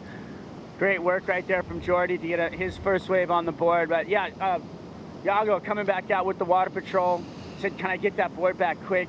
His leash actually got blown off his ankle underwater. That's how powerful and radical it is underwater. Literally, just, you know, it's pretty wild that you can literally lose everything underwater here. Your shorts, your leash, your board, some skin, your jersey. This place is pretty ferocious. Certainly is. Thank you, Waz, as we see the replay now of Jordy Smith. Yeah, nice answer there for Jordy, but the whole time you could see he was coming out of the barrel, so it kind of lacks a little bit of that expectation of what's going to happen. So that's going to keep the score on the low side, but still solid. Look good on his on top of his board. See right there, just very stable and solid stance, driving through, pumping through that barrel, but a little bit on the shorter side and not as deep. So it's going to keep the score below what Iago had. So Jordy Smith kicking out of a 6.0 as Iago leads with an 8 and a 1.13. Wow, we've got a great matchup coming up in the quarters. Kelly Slater has Ramsey. Boukhiam's on the boat with Chris Cote. Thanks, Joe. Ramsey, all it takes sometimes is a whole lot of guts, some glory, and a little bit of patience. You went through all of that in that heat. Let's talk about the guts. You came in complaining that your last wipeout just completely twisted you up. Yeah, I know. Well, I was going to go with the 6-4, the same board I used yesterday, until I saw the set at the end of the first heat, the huge set. So I switched real quick with Tika. I took the 6.5.5. And I think it was a good choice for paddling, but in the barrel, I felt like I had a little bit too much overboard. So I was going a little bit too fast. So maybe I might switch again to my 6.4. And yeah, it was slow at the start. We had a restart. And then it was slow again. And I was like, oh, I want to get going, because I fell on my two first ones a little too deep. So I just wanted to secure one. I got a 6.5, and then Kanoa committed on one. So I had prio for, I guess, pretty much the only really nice wave that came in the heat, and yeah, try to secure as well, late drop, and that was it. It was a 7-something. It felt like a 12, a beautiful barrel. Your toes were hanging in there on the wax. What's it like to get spit out of that thing into the channel on a glorious morning like this? It's crazy, but like you said, honestly, the waves, when you do them, you're like, oh my God, it has to be a 9 or something. But then, I guess from the shore, I don't know, because the drop is so hollow, like, you know, it's spit, you're really holding on at the bottom. It's like, it's so intense that you get so excited. You can see me, I'm so excited after every wave. And but yeah, next time against Kelly, the GOAT, again, that's amazing. That's the dream, and let's hope for some pulsing wave and we go deep and we go hard, both of us. Yeah, you know, you've probably faced a few wild cards in your time, but this up-and-comer, Kelly Slater, will be facing the quarters. Do you have some history with Kelly? I know, he beat me in the first round here. So yeah, no, I'm really happy to surf another heat with him, and let's hope for a crazy batter, and may the best one win. Good luck, Ramsey. Thank you, guys. Thank you, Chris. That was awesome. Love chatting with Ramsey. What an incredible human. A fiery competitor as well. Looking forward to an opportunity to surf with the best of all time in the quarterfinals. Ramsey moving up quickly on the live rankings as he'll be featured in his second quarterfinal of the season. And, you know, not officially his rookie year, but it feels like it because he was injured in his rookie debut. So he's going to these events for the first time and providing some big moments. He's just moved up into the top 10 with room to move since he's still running into the quarterfinals. You can see where Jordy Smith is, who's in the water with Iago at the moment in a final 5 position with also some room to move. Ethan Ewing out, losing to Kelly. Kelly pulling off a miracle once again. Jack Robinson went down to Iago. So Dora's in the water now with Jordy. And Mihimana, upset world #1 now for back-to-back seasons. Here at the end of the road for Florence, he surfs against Mihimana in this round. If he wins and makes the quarters, he takes yellow into El Salvador. Yeah, I mean, it's one of those days that things tend to go to a few surfers that are very comfortable, and John being one of them, obviously.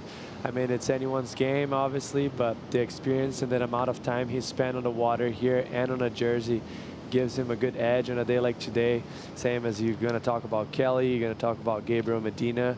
So those names are big names to go all the way through.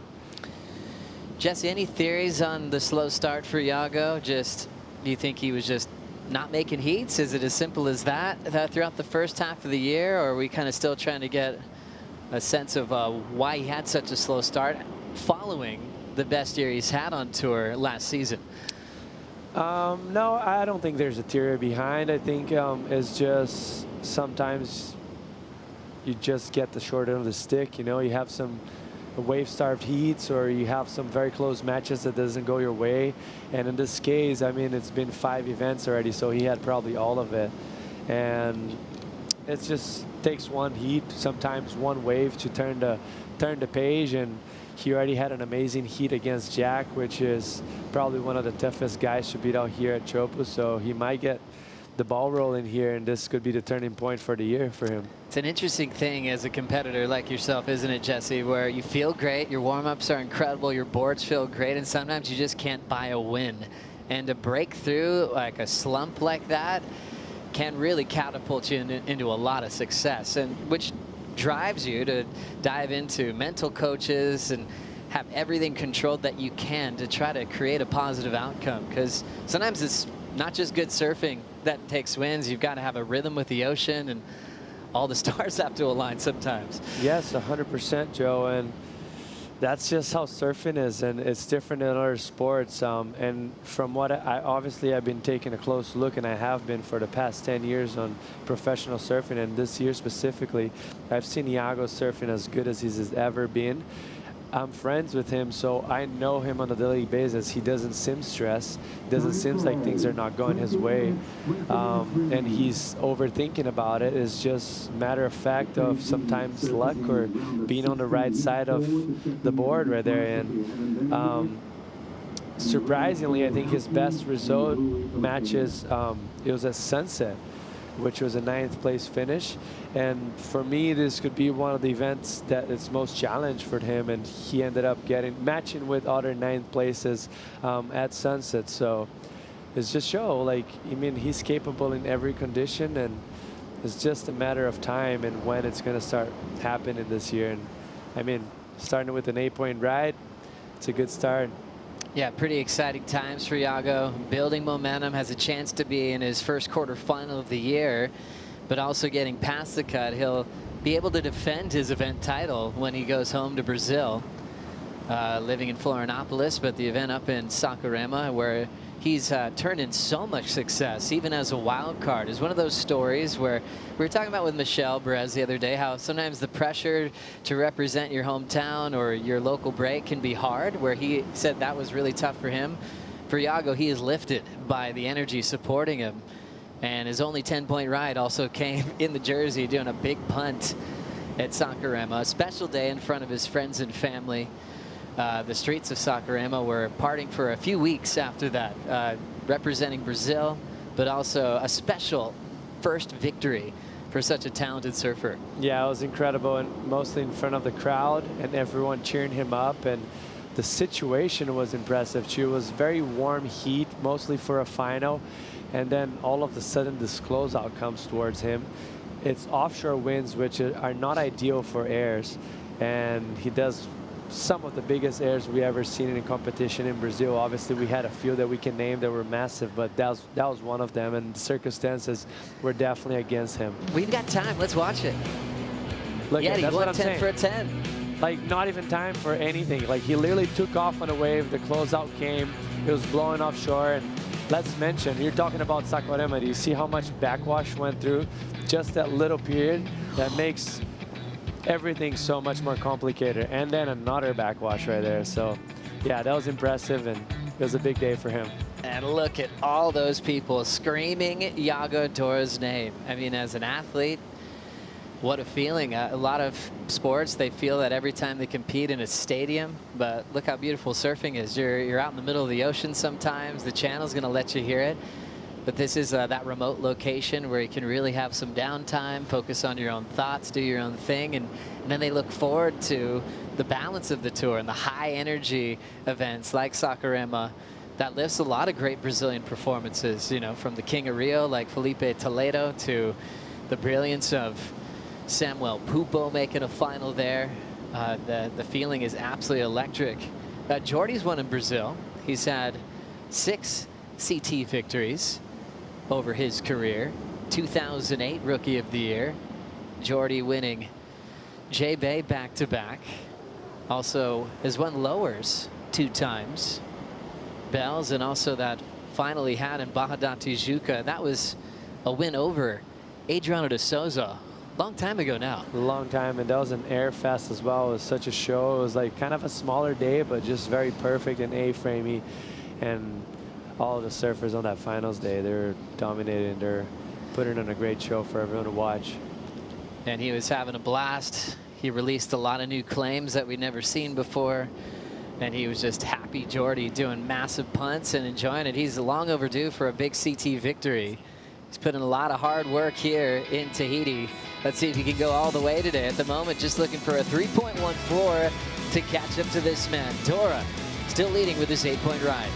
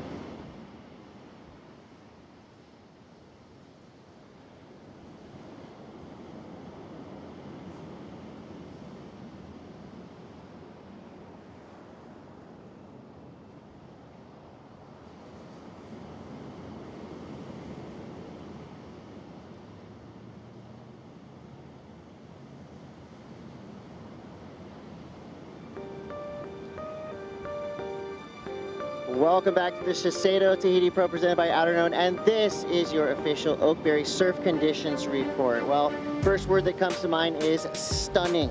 8 to 12 foot light winds, and the tide is still dropping. So we're expecting big things in the way of big barrels. It's all happening right there behind us. And I think things are going to start heating up any second now. Let's go. Let's go, Chris. You look great on the boat. Did you know Chris has a yacht rock tattoo? No, I did not. Yeah, loves it. Loves good music. He's a great DJ, great performer. And he's been performing well on the channel throughout this entire event. Great to be in Cote's company as we break down the scores that we've seen so far in the seed. The 8 versus the 6. Jesse, what'd you see? I mean, it's pretty straightforward right there. Like similar size in both waves, but the difference is just the depth that Iago was able to get in that wave. As you see it right here, he's going to do that big bump, and he's probably about 10 foot behind the lip line.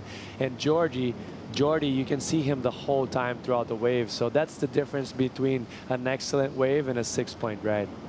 Love the breakdown. Great read, great scoring from the panel right into Iago Dora. Look at all that speed.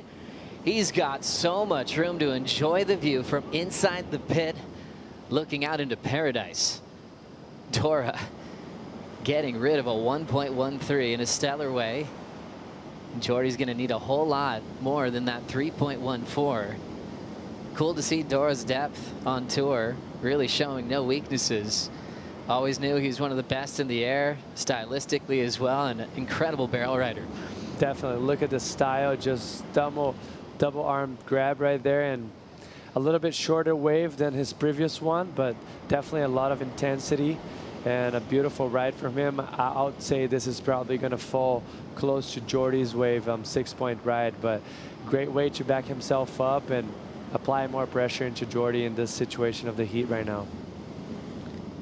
Yago Dora, entry in looks so easy, but he's already so deep on the takeoff.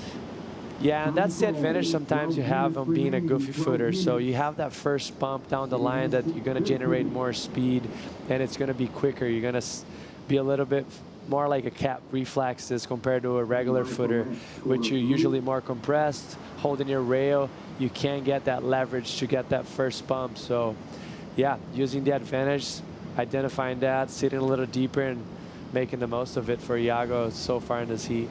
You think body surfing would actually help you become a better tube rider? I mean, that would be interesting, but yeah, that's as far as how hard it gets for you to ride a barrel would be just body surfing then. Gosh, and mind surfing is always healthy too. Can you over surf in your mind? Sometimes always. You could, especially on days like today, you could overamp if you're out in the channel a little bit too early before your heat. 100%, and you make every wave when you're in the channel right there. So Yago backs up the 8 with a 6.5. Jordy now needs an 8.5 if he wants a shot in the quarterfinals. Jordy Smith now the last one standing from South Africa after losing Matthew McGillivray yesterday in the loss to Baron Mamiya. Watching this. Last second decision for Jordy to change his mind there. I mean, no time whatsoever. The positioning that he was in, he was definitely going to go over the falls.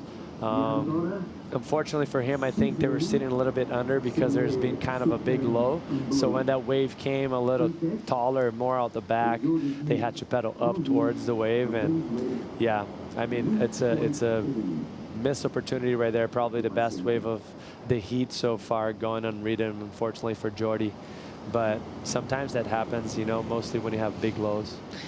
It's interesting how maybe 1 foot could make such a big difference in positioning at a wave like this, you know, especially in slabs or like the box in West Oz, where other venues, they could be a bit more forgiving if you're just a little bit off the mark to get into a wave. Here, it's like, hey, am I going to be dealing with a major wipeout and a broken board for taking off late? And you've got to really manage your energy on a day, a finals day that's starting in the round of 16. Think about managing fatigue. Wave selection becomes such a big deal. You think about what Kelly went through this morning in the round of 16 against Ethan Ewing. Think if he has to repeat that in the quarters, the semifinals, and then would you have enough left to win the event? 100%, and that's a great talk. I heard actually Yago and Gabe going through what they're going to do this morning if they're going to get the boat and ride a few waves. And Gabriel, I think, decided not to ride any waves because he was wanting to keep the energy throughout the day. And Yago's like, first was thinking not to, and then was like, no, I'm going to go paddle out, catch 1 wave. And that one changed too much of my energy, but I still got to, I still want to feel how the waves are, how the ocean's moving, because it changes every day. So yeah, you definitely got to be smart and selective on a day like today and try it. If you're thinking about taking that title, you want to be 100% in the final. So key thing there for Jordy, looking over the edge, holding priority. Yago, second priority. Low score 6.5, high score the 8.0. Big heats to come in the round of 16 to set up the quarterfinals. Coming up right after this, rookie Cole Houshmand, the man who won bells, takes on the 2019 world champ Italo Ferreira. A fired up goofy foot and Italo real fast, and one of the biggest guys on tour, and Cole Houshmand in his debut here at Teahupo'o. And then you've got John Florence with a chance to be world #1 if you can get past the local wild card. Mihimana has been unbelievable, even going back to his trials win, an emotional victory with a lot of tears and gratitude. from the local boy. And yeah, Cole's just imitating what's going to happen once he hits the lineup. Spinning barrels on demand. Got his best score so far of his career and the best wave he's ever had out here at Teahupo'o. Yeah, I mean, if that might have even been the best wave of his life. That wave was big, was so intense, and how he went through the fumble. There's barely a split space there for him to find that curve on and the shape on the wave and fit his board, and he was almost falling forward. Good thing he's 220 pounds and he was able to hold on dear life, but that was impressive from Cole. Yeah, this is when you start answering all the questions of the rookie class to see what they're made of, you know, to see if they have any weaknesses or really just room for improvement. What we do know about Cole and Crosby moving forward is they will go when the biggest sets come here. They're both on their first trip here to Tahiti. Crosby's got Rio Wahida in the round. He's got his single high score from his career from yesterday. He'll be battling with his good buddy Cole for the rest of the season for the Rookie of the Year award. Other big one too to note, Gabriel Medina from deep on the rankings, trying to get closer to the top 10. At his favorite event on tour. Really impressed with Jake Marshall, not just here, but all year. He's just been just as cool as ever. Such a hard worker. Doesn't mind playing the underdog. And gosh, a big 9.43 the other day was one of my favorite waves I've ever seen him ride in his career. Yeah, I totally agree with you. And the circumstances of the wave as well, which the applied pressure, he had nothing the whole heat. So I'm sure he was doubting himself, asking him questions like, am I even going to get an opportunity? The waves are pumping and I'm going to paddle in without even a barrel. And then all of a sudden, probably paddles into one of the best waves of his life. And in a jersey makes it that much more special. Absolutely mind blown from what we got to witness yesterday. When all the elements combine, there's just no better feeling. And reminding that we're in paradise. You can check out the view underneath the ocean, take some deep breaths. See Tilo Ferreira doesn't like to sit still. There's some happiness about this man. Can get very focused, coming off what was kind of a tough season. Definitely after his injury he had to recover from. But he's looking to put himself back in the world title race this year. Locking in under priority, Iago. Dora, double arm bar to put himself deep. Lower road exit and hops out. Fun one to watch. We'll see if he affects his top two there, but got to show off that cool style. And kind of a little bit of a Hobgood memory there. Those guys both could put their arms into the wave to control their speed better than anybody. And I'm sure Iago's seen a lot of tape from Damien and CJ on a wave like this. I mean, 100%, which goofy wouldn't. And you see it right here, just a beautiful first ledge wave. That wave got so hollow, probably top to bottom, the hollowest wave of the heat so far, but obviously a little bit on the smaller side. And the fact that he had to stall the whole wave in order to get deep enough to get covered, it's probably going to keep this score, in my opinion, probably under the 6.5. I don't think he's going to better, but look at the style right there, just double arm grab. This is, look how below sea level this wave is. Like, he disappeared. There's like a 1 foot wave in front and he couldn't even see him. So that's how intense that wave is. And beautiful ride, beautiful technique from Iago. Iago Dora riding surfboards from Matt Biolis was a big part of Matt Biolis winning the CT Shamper rankings last year. Iago turned in some big results, not just his win in Sakuramba, but very consistent season. Matt was just reflecting on all the boards that he's been building for this wave for many years, and he really focused in on Corey Lopez. Back in the early days of this event, there's a famous shot of Corey, I remember, that I saw from Tom Survey, and it was really groundbreaking on the way he positioned himself. It was right at that time where everyone was wondering what was next, who could take off deeper, is that a toe set, is that rideable? And Corey had one of those waves that was really remarkable for Corey's career. It really had him in every conversation of some of the best waves ridden at this venue. And Corey's got some young kids that are ripping now. Total Surf Dad still's ripping. We have 2:55 to go. Dora out front. Let's check in with the Waz.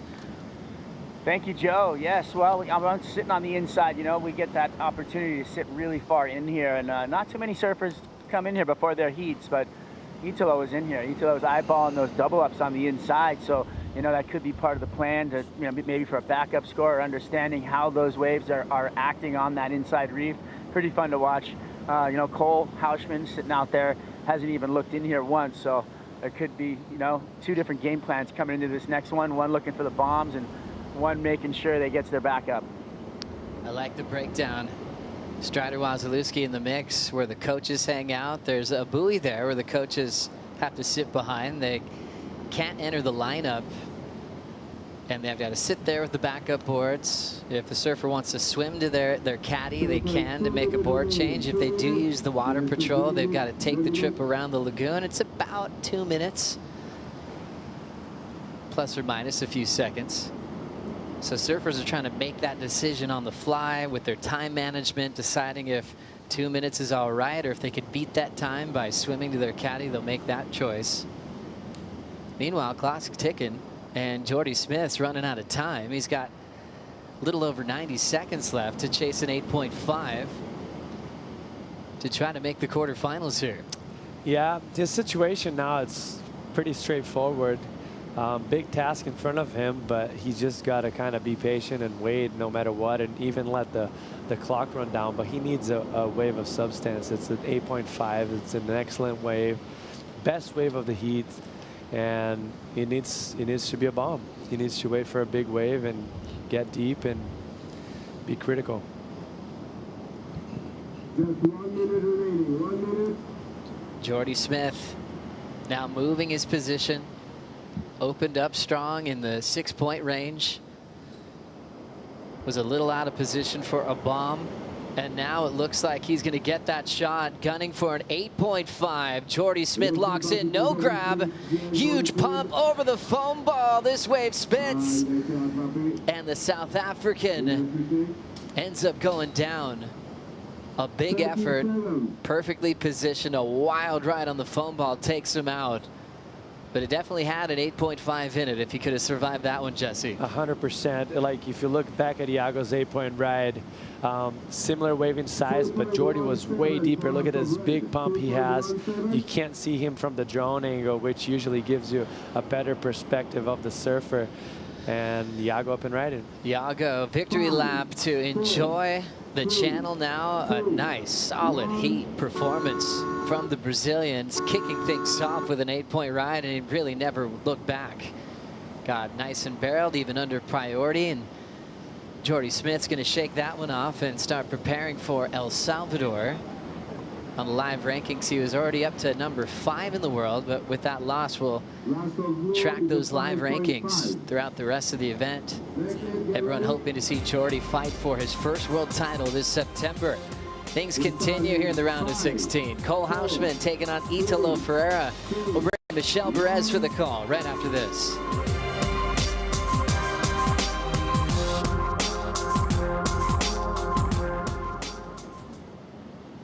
So we just have the heat 4 of the round of 16. In red from the United States, Cole Houshmand, and blue from Brazil, Italo Ferreira. Adjusted value 35 minutes. And for the previous heat, congratulations to Iago Dora advancing to the next round. Voilà donc à l'instant début de la série qui oppose le Californien Cole Houshmand en rouge à Italo Ferreira, le Brésilien, en bleu. Et pour la série qui vient de se terminer, félicitations à Iago Dora qui se qualifie pour le prochain tour en éliminant Jean-Michel.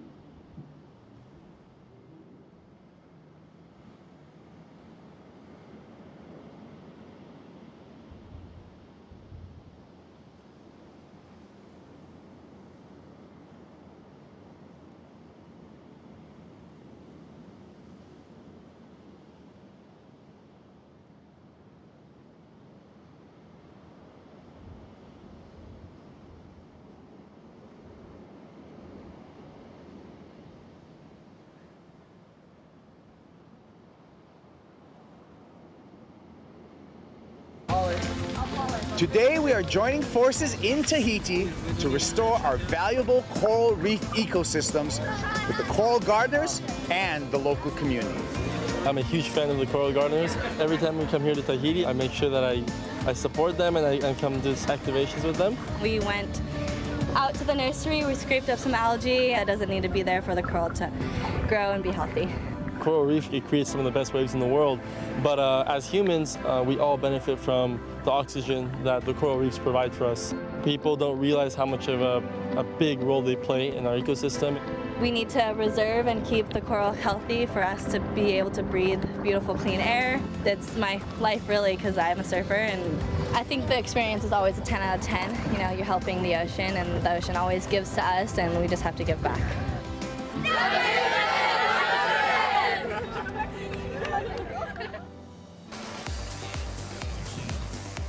We love the program with WSL1 Ocean, everyone giving back to our playground. And look the way it looks today. It is absolutely magnificent and setting up for a dreamy finals day.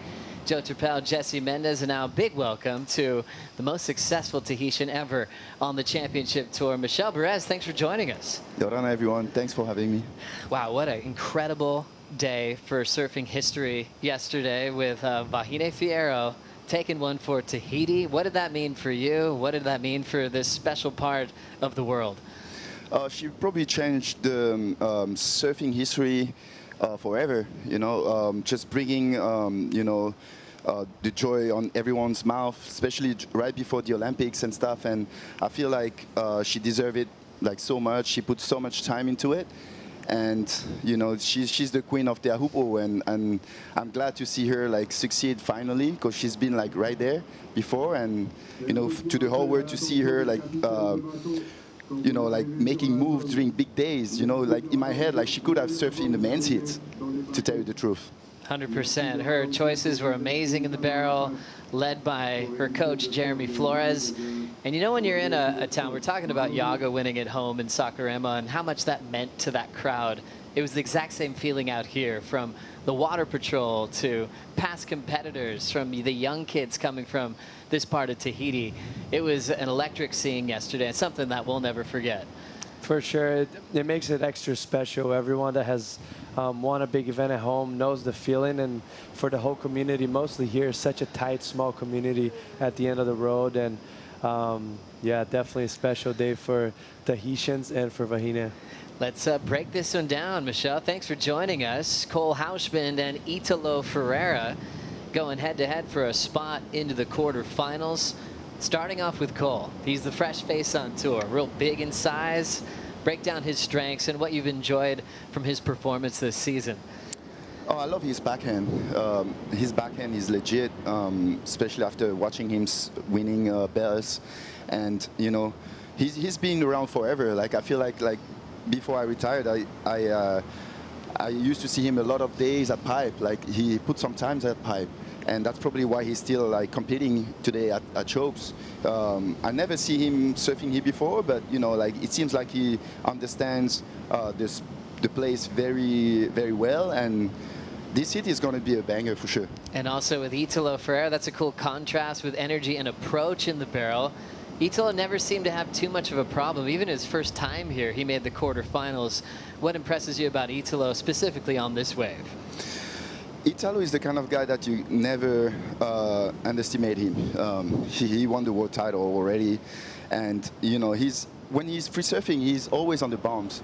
You know, like he knows where to sit, he knows where to move, he understands this place well, and he put a lot of effort in it. And I feel like he's the kind of guy that you have to watch out, like when you're surfing, and he doesn't make a lot of mistakes at the same time. And you know, like this hit is going to be like one of the hits like we're going to wait to watch.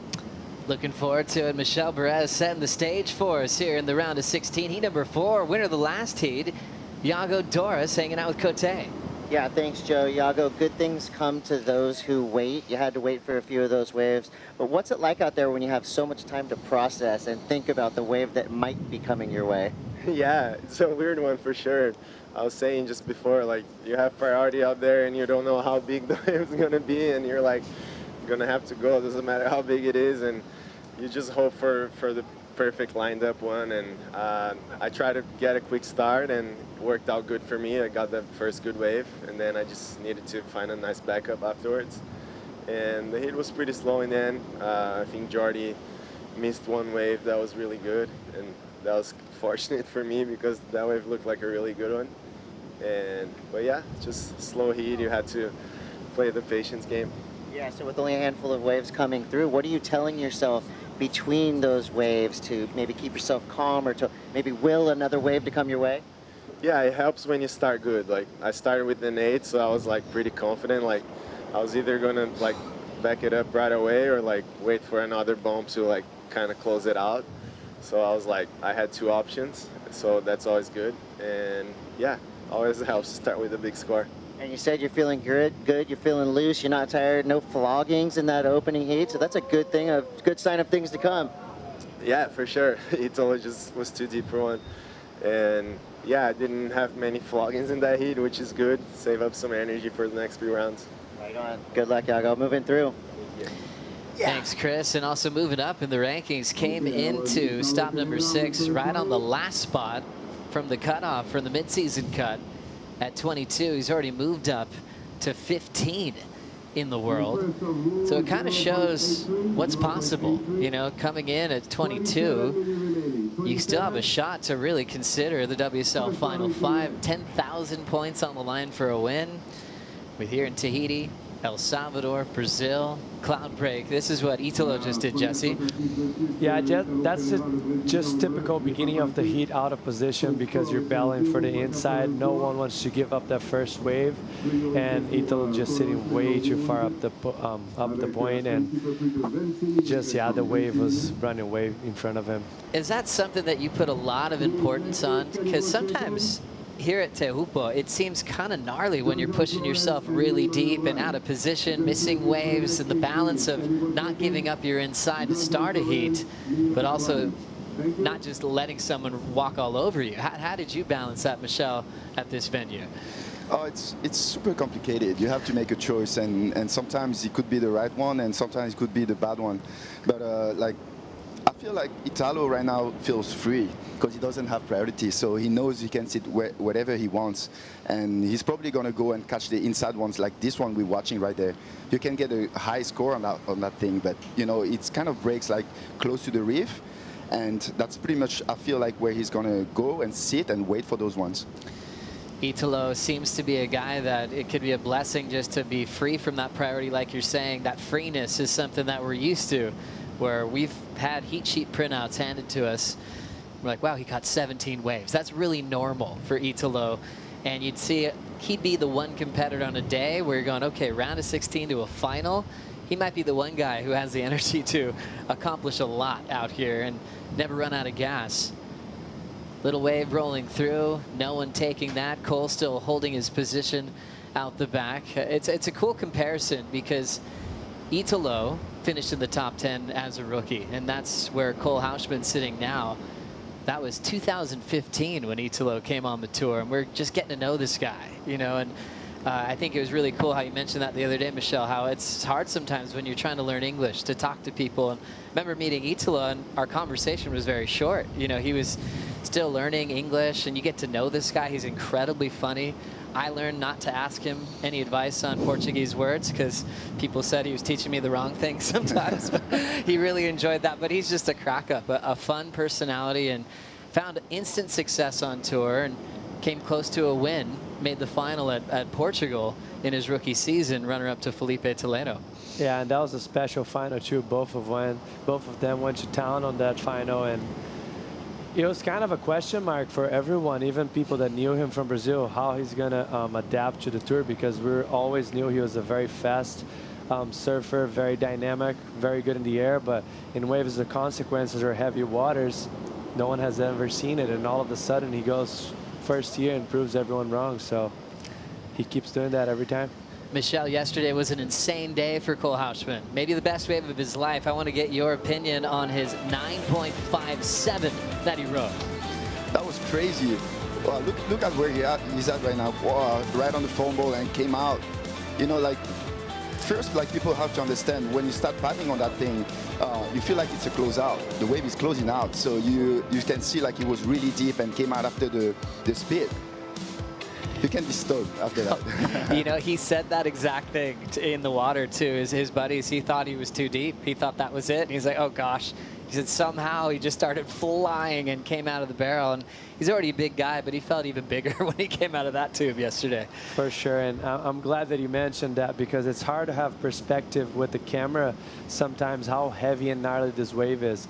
I think Ramsey also mentioned after his last wave on the previous heat, he said, it seems like every wave I catch out there, it's going to be a 9-point ride, but I guess it just feels that scary. But once you come out, you realize, oh, maybe I overran the wave or something like that. That just shows how much intensity there is in this wave. Also, Mihimana coming up with a huge win again, eliminating world #1, Griffin Colapinto. He seemed really thrilled with that, but also very confident when he was on the boat, Michelle.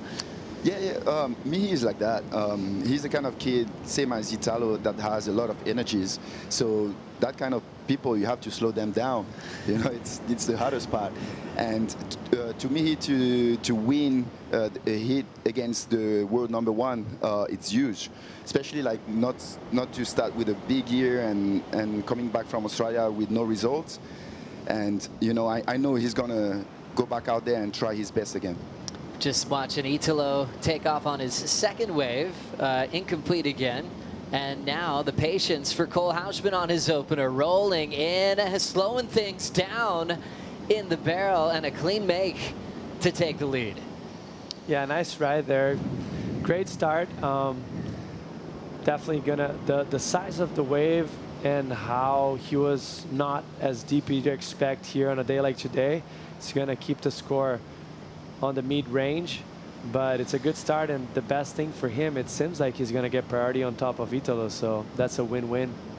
As we know, Cole Houshmand working closely with Luke Egan this season. Luke, good friends with Mike Parsons. I think he tagged Mike in for this event to work with the squad. Here's the takeoff, Michelle. Yeah, this takeoff, like you could have takeoff way deeper than that. It's the kind of the southwest ones where you can start deeper and just pump in the barrel the whole time. But he did the right thing. Like he has to start somewhere, so it's probably going to be a 4 or 5 or something, and just to put pressure on Italo. So now Italo is going to have to go out there and just bring that patient mode on. Yeah, it's an interesting conversation as well, because before we were just talking about the activity that Italo does produce, but can he force that on a day like today with the swell we have? I mean, will that catch up to him if he's taken off on a bunch of closeouts? Is this the kind of day where you really just need to be really a bit sharper with priority? Yes, for sure. It's one, and also there's consequences to it. Sometimes it's not just how he gets you gassed, but you can get hurt badly out here, which we've seen it plenty of times in heats. So he really has to manage the energy and just make smart choices, because that could, yeah, play out in the end. So standing by for the number from Cole Houshmand's start. Battling with one of his heroes. He's been effective in taking out some of them this year. Along the way to that Big Bells trophy, his favorite surfer on tour, Gabriel Medina, got to battle with him at Winky Pump, got past Ethan Ewing, and had his best friend Griffin Colapinto in the final that day, a moment that he will never forget. Houshmand starts with a 6.17. He has priority again. So Italo still under priority now, chasing a 5.05. Michelle, I don't get to catch up with you that much these days. I miss you on tour. Tell me about your day-to-day life and what your goals are now at this part of your life for surfing. I'm just focusing on my kids nowadays. You know, like that's something that I couldn't really do when I was on tour because I was traveling way too much and just like being a competitor, you know. But now, like, since I got injured pretty much once a month, I just cannot do anything else besides surfing a little bit and just like focusing on my kids. And you're coming off of surgery, is that right? Yeah, I came out of surgery, neck surgery. Oh, and you're feeling okay? I feel okay now. I can surf. Oh, that's fantastic. Thank you. Let's look at what happened here. Whoa. Cole took a couple paddles. Jesse, this thing went underneath him. I mean, this is probably the wave of the morning so far. Look how throaty and big that thing is. That was a proper wave, as thick as it gets, and he was just got himself on the outside a little bit too much. You need to be very underneath in order to get those waves, which sounds terrifying, but it's the only entry you got. Interesting. We've seen that happen a couple times. We saw the wave for Jordy that he couldn't get into. That wave we just saw for Cole. As far as adjusting your position on a day like today, how often are you doing that on the fly on a swell like we have today, Michel? Today it could be even harder because, you know, when you're not from here, you don't really know where to sit. And when you see a set coming, you feel like, oh, you have to paddle far away. But like as Jesse was saying just before, you have to paddle under it, you know, like it's one of those places where you cannot go further out, and there's a buoy at the back. Like that's something that nobody knows really. That's the place where you need to sit at. Like if you pass it, you're too far away, you know. So like from that buoy, you have to paddle like towards the beach. Whatever happens, if the wave is big or not, that's where you gotta go. That's crazy. It's a good little tip there that Michel just handed off. As we know, we talk about the history at Pipeline and the pecking order and how to get waves there in warm-ups. We'll get to that in a moment, but we watched that big one again rolling underneath. Oh my gosh, it's like the whole ocean is going and unfolding towards that, whatever, 5 foot of water to the max, and man, that was a beautiful wave. Did you mind surf that one, Jesse? Yes, and I made it. Mind surfing, you always make it. You always make it. But there was a way in, right? Yes, there is. Like, guys go on bigger waves than this, so then they paddle into it. So yeah, there's definitely a make. It's a matter of you being in the perfect spot.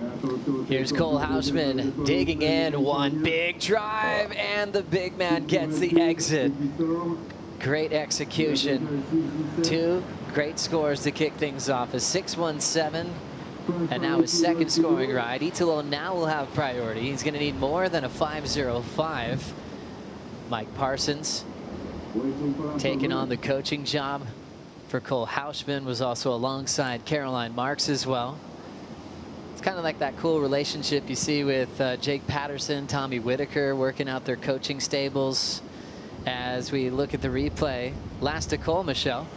Wow, I like this one better than his first one. He started way deeper and he actually backdoor it.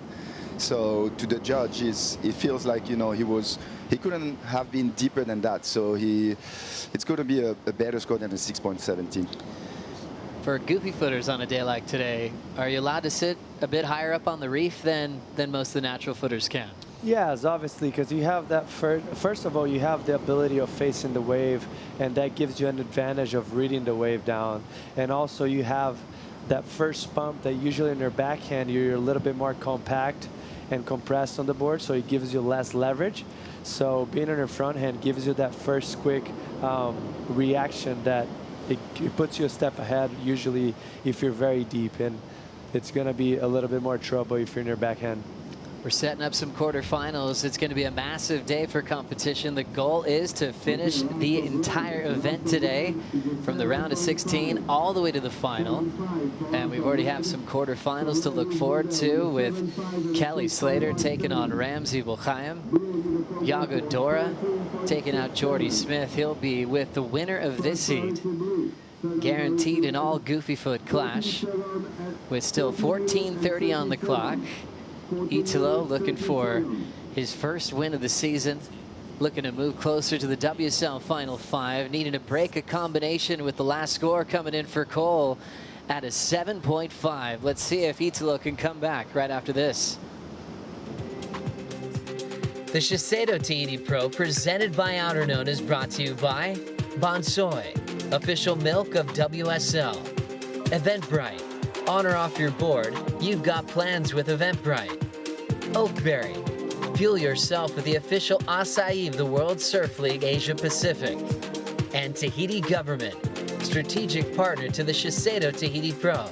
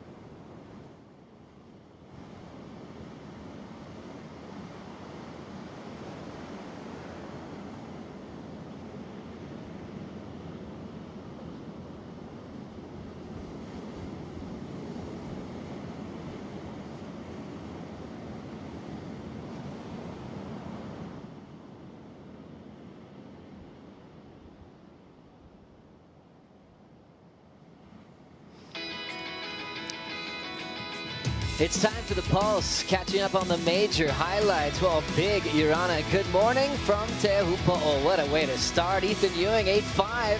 Kelly took that on the head, but he was able to answer back, almost getting another 10. One judge threw a 10. It was a 9.73, highest score for the men's so far.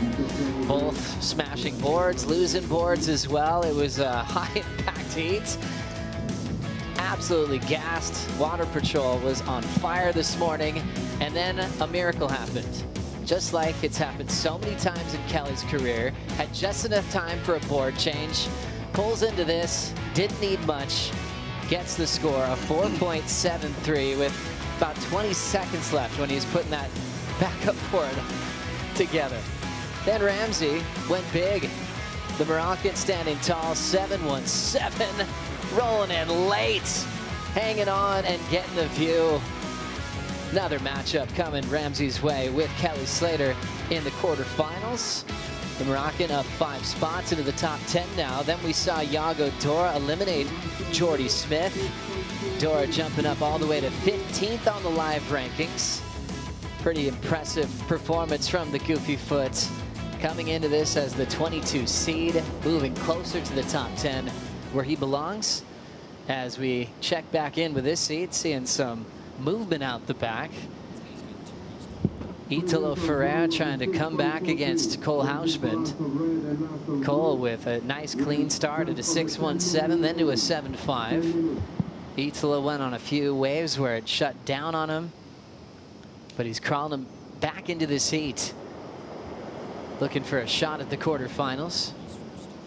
Italo getting this wave to break out of the combination. 6-4-3 here, Jesse. Yeah, nice wave right there. Judges did a great job putting that wave in between the 6-1-7 and a 7-5. Even though the intensity wasn't as much as what we've been seeing mostly on that post review we had from throughout the morning, that was still a great ride and critical, and Cole answering back with a nice wave as well, and we get a hit in our hands. So Cole making another wave, his third wave so far in the heat, trying to better a 6-1-7. Then Italo got this wave, Michelle. Wow, that's a really good one. It could be. Wow, he's ready, and I'm pretty sure like any waves as big as it's gonna be, like he's gonna go. He wants it. And cool, stylish little finishing move coming out of the pit with so much speed. It's all about speed management to get the big scores out here as Cole locks in, heavy section, pulls up and under, disappears and celebrates. Another unbelievable ride. Cole is on a roll, picking the right waves, managing the scores pretty well. 6-1-7, 7-5. Now 2 numbers to drop in for the rookie, Jesse. Yeah, this is going to be, I think his first wave is not going to factor. If it does, it's going to be by a slight change, but this last wave, obviously a way bigger wave, had way more intensity to it. Both of Italo's and Cole's last wave were great waves and just very hollow, a lot of energy, so they were very critical waves. They're going to get good scores for it. Yeah, just the section, the size of the lip, how thick it is. Another angle here, Michelle. It's a good drop. Like he managed to stay exactly where he needed to be. No pressure, no speed, just be right there. And I'm pretty sure he's going to go straight to the first place. I mean, stay in the first place and probably get a high 7. We're watching the Dream Tour. This is it right here, getting stand-up barrels and breaking down the differences. How about this angle, Jesse? Yeah, it's beautiful. Look how dreamy that wave is. So clean, and he's using both of his hands to stall. Yeah, that's a great exchange. It's going to be a tight heat after this exchange. And I mean, with 8 minutes left, they're still going to have a good heat. And Italo going over right there, just looking into it, like, oh my gosh, like he's probably got the best wave of the heat, as far as quality. It's like a scene you'd see in the end section of your favorite movie, but it's happening live in a heat with points on the line for the title race. Cole had dropped to second, so needing at least a 6.54 here, Michelle. Wow, he's going to get it for sure after that wave. It's a good thing that Jesse said, like we could see Italo paddling back out and he knows that wave was good, let's go. Italo is going for it. He's really deep. And driving through, he's got the speed. Italo, a perfect exit. That was crazy. That was a good one. That was the best way of the hit so far. Cole knows it now, and he's going to wait for the bomb. And he knows that now he's going to have to maybe start deeper and stay longer in the barrel. Like, even when you know you're going to make the barrel, the goal is to stall as much as you can. So the judges won't see you coming out unless it's right at the end. Just love this battle. It's growing with us in momentum. Cole with a nice clean start where Italo went on a couple, fell. Big numbers coming in for both these guys. Italo, one more time here, Jesse. I mean, the length of the barrel, and he drove through the whole bank inside the barrel. As you see it right here, he just waits himself patiently, starts stalling with both hands once again, and then lets it go. This is the longest barrel we had. Very, very deep in the beginning, as you see it right there. You can't even see him, and then he slowed himself down again. Just a lot of technique and skills, and yeah, he's looking good to take the lead right now, in my opinion. Judges looking at a lot of different things when it comes to throwing numbers at the screen. They are looking at the takeoff, the degree of difficulty, how committed the surfer is in approaching the barrel. As we see an excellent score lock in for Cole Houshmand, 8.27. Getting the lead back, and now we'll wait to see what Italo gets on his last. Ferreira needing at least an 8.18. Yeah, Italo was able to take off really deep. They mentioned being behind the peak on the takeoff. Obviously getting to be in a great position where you're long gone, you can't be seen, and he had a couple moments there where he completely disappeared. So still a lot to tell in the story of round of 16, heat number 4. Italo chasing that 8.18, and just like you thought, we're getting another lead change. A 9-point ride for Italo. Cole the second with priority. With 5 minutes to go, we'll see if the rookie can bounce back once again. Yeah, that was very impressive from Italo, and how he was just able to fight back. Like, every time he's stepping it up, Cole is on another better wave, and just right now being able to get a 9-point ride, which was probably pretty clear for the judges to identify that that was the best wave of the heat. And good for Italo now, sitting right by Cole, applying some pressure, letting him know that he's right there for any mistakes that Cole commits. He's going to take advantage of it. Before we got here to this event, you know, Italo's been in 7 previous events here at Teahupo'o, and his high score was an 8.87. After all those great memories over the years, after his rookie season in 2015 where he did quarterfinal. So now throwing a 9 in there, changing the stat sheets, moving forward. But a nice calm appearance from Italo, working closely with Reynolds Hayes this year, and getting some great equipment from Timmy Patterson Surfboards. And he's got multiple locations to get that equipment, from Brazil, where it all started with 2 brothers, Tico and Teco, that learned everything from Timmy Patterson. And then when he gets to California, when he competes for a world title, he has so many resources right at lower trestles. He was able to finish runner-up in the world to Felipe following his first world title. And Timmy was working overnight, just making more boards, more options. He was trying everything he could so he'd be more than ready to fight for a second world title. And it looks like he's working himself back into rhythm to maybe be there again this September, Michel. Yeah, I mean, you know, Italo is the kind of guy that you never know what his next move's gonna be.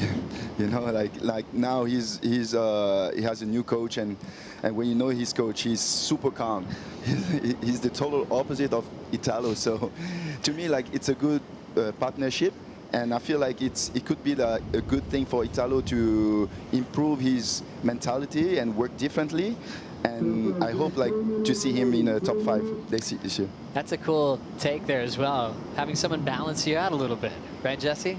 Yeah, and that's exactly what Reynolds has been working on him. I've spoke to him before. I'm good friends with Reynolds, and he's the most patient, kind guy ever. And Italo is just energetic. He doesn't stop, and he's like, hey, I'm trying to make him slow down in life and in surfing as well, because sometimes he tends to just be on his own speed and yeah, overruns waves or think too much, and he's slowing himself down, and that could be a great match, like Michel said.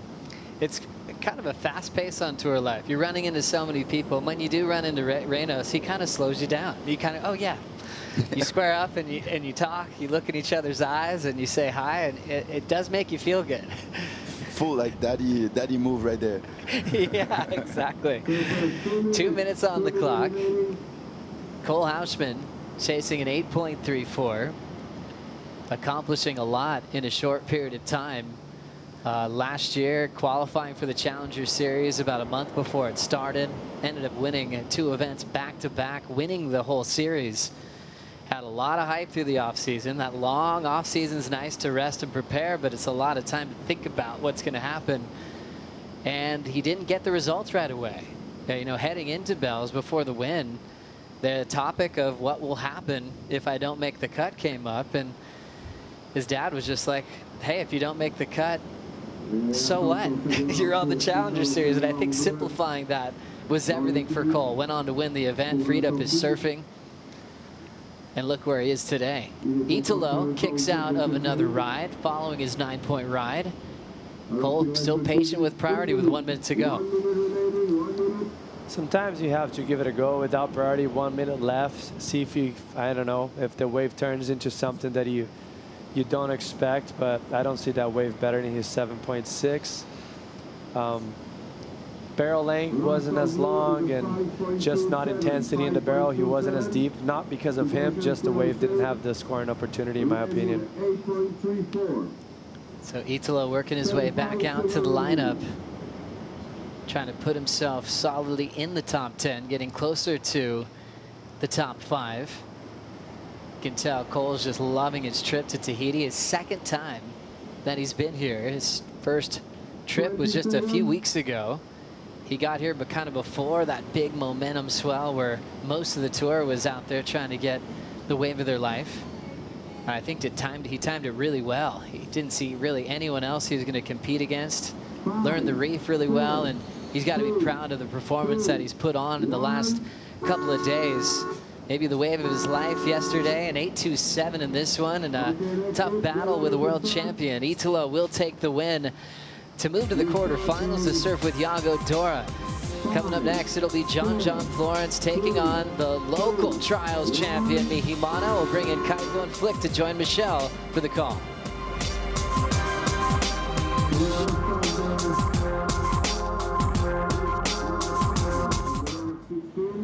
In red from Hawaii, John Florence, and blue from Tahiti, Mimana Bryce. I just remind you, 35 minutes each. And for the previous is congratulations to Italo Ferreira, advancing to the next round. Voilà donc la série qui vient de se terminer. Voilà la victoire du Brésilien Italo Ferreira, qui se qualifie pour le prochain tour en éliminant Houshmand. Et à l'instant, le début de la série qui oppose le Hawaïen John Florence en rouge au Tahitien vainqueur des trials Mimana Bryce en bleu.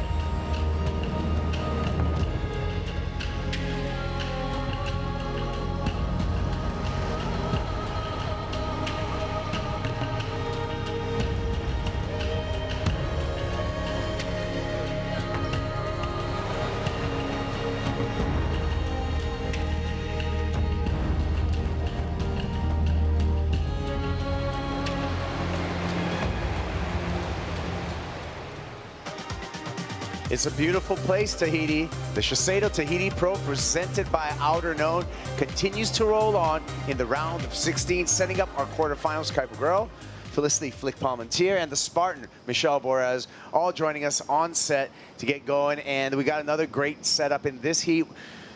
Michelle, Mihimana Bray, the local Tahitian trials winner, coming up against John Florence. Two guys you know well. Absolutely. One is on tour forever, and the other one is like, he's going to make the tour this year. All right. I like the prediction. Well, we set up the heat, and the clock is counting down from 35 minutes, Flick. Your thoughts on this matchup?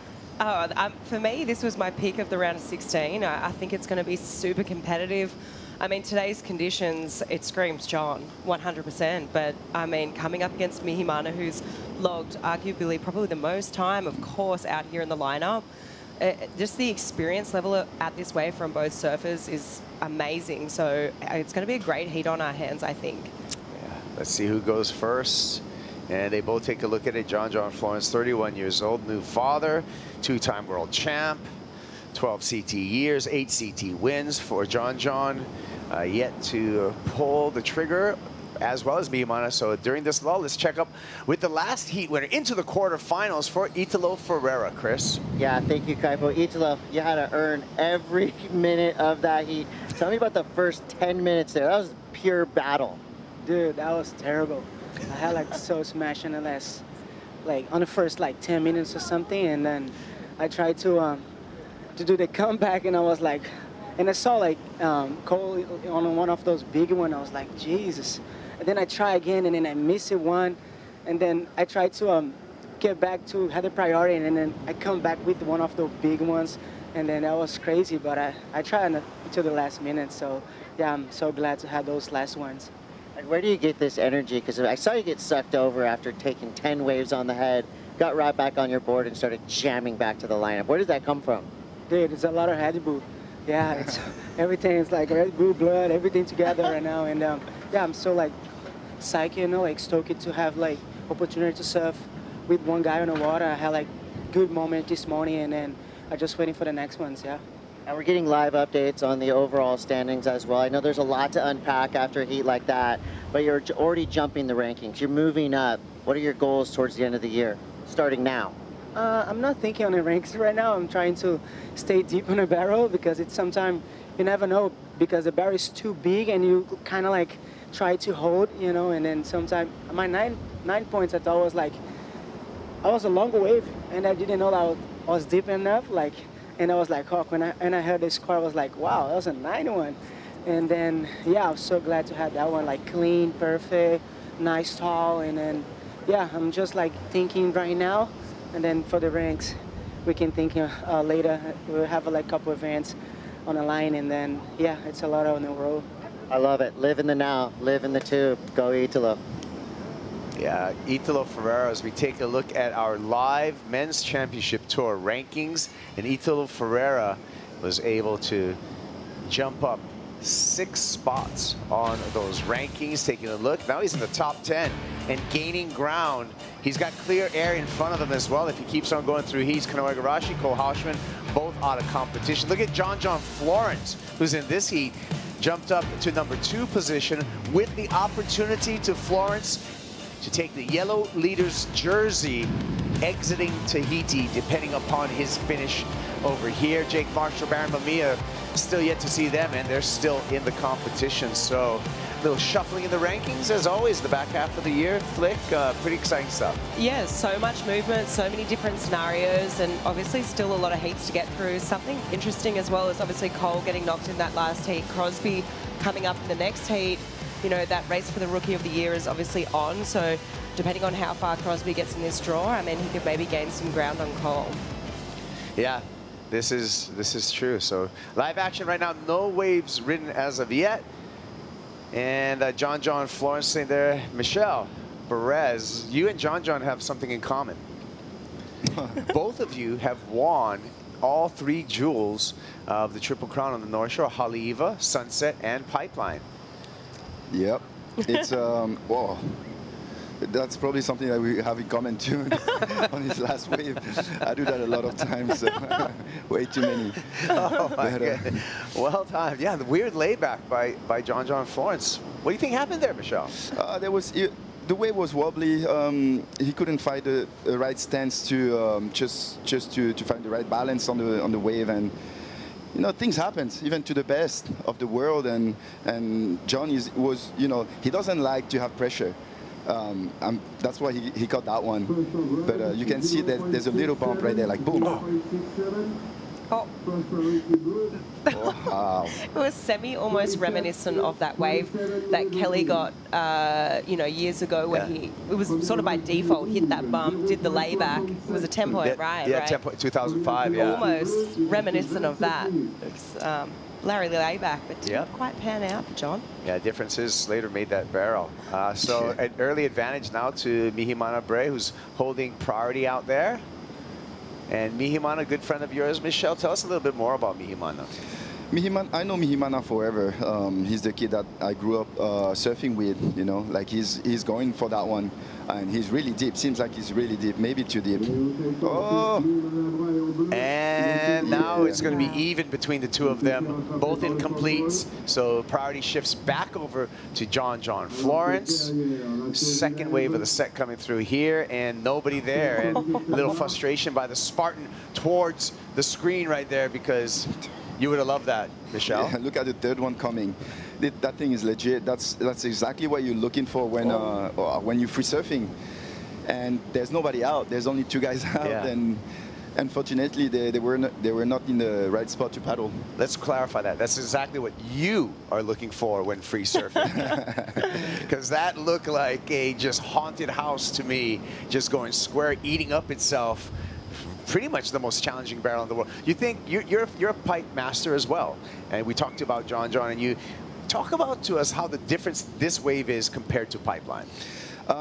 There's a big difference between pipe and Teahupo'o. For example, like Teahupo'o, when you see the set coming, you know it's going to barrel, and you know it's going to be wide open as well. When you catch a wave at pipe, you don't really know what's going to happen. So that shows like you have to have a lot of experience at pipe. You have to know where to sit and which one is the best ones and stuff. Compared to Teahupo'o, when he comes, you know you're going to make a big drop, and you know what's going to happen after that. And a wave like that we're watching right now that goes empty, I mean, can you pick out the entry point in me? It's like I'm trying to mind surf those waves, and like, where would you take off on such a monster wave? You have to take off under the lip.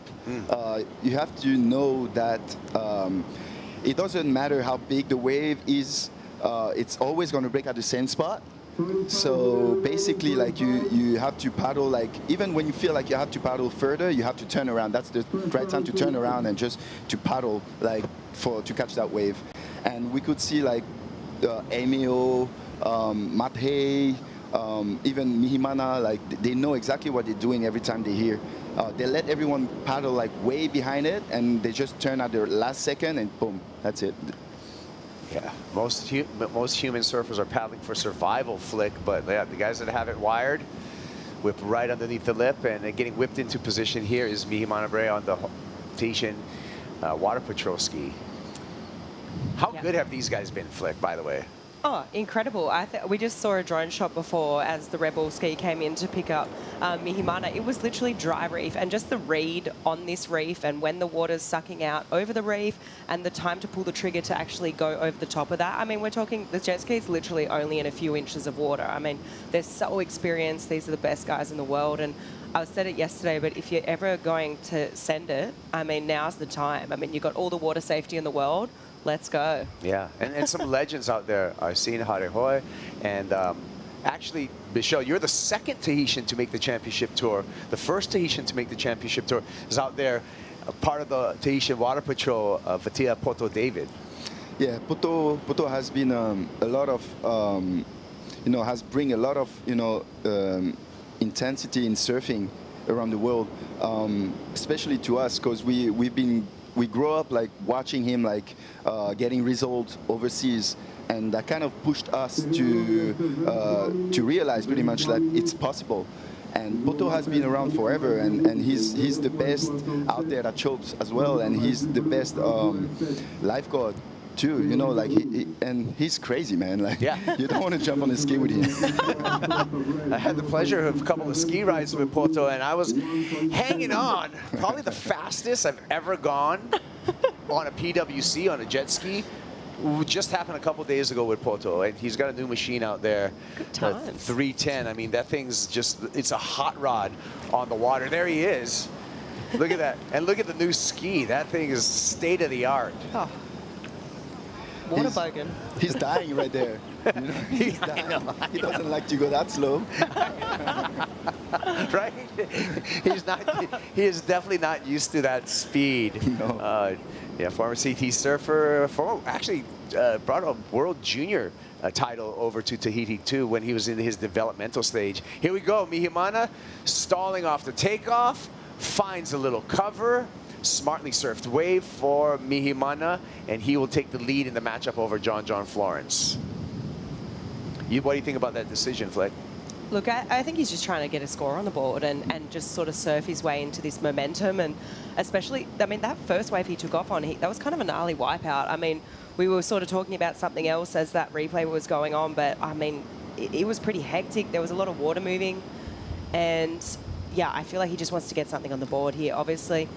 A little bit of an easier takeoff, waits for it here, and then, I mean, that was dicey. Up underneath the lip, gets a little cover up. It's not going to be a massive score, but just nice to get your feet in the wax and get a make.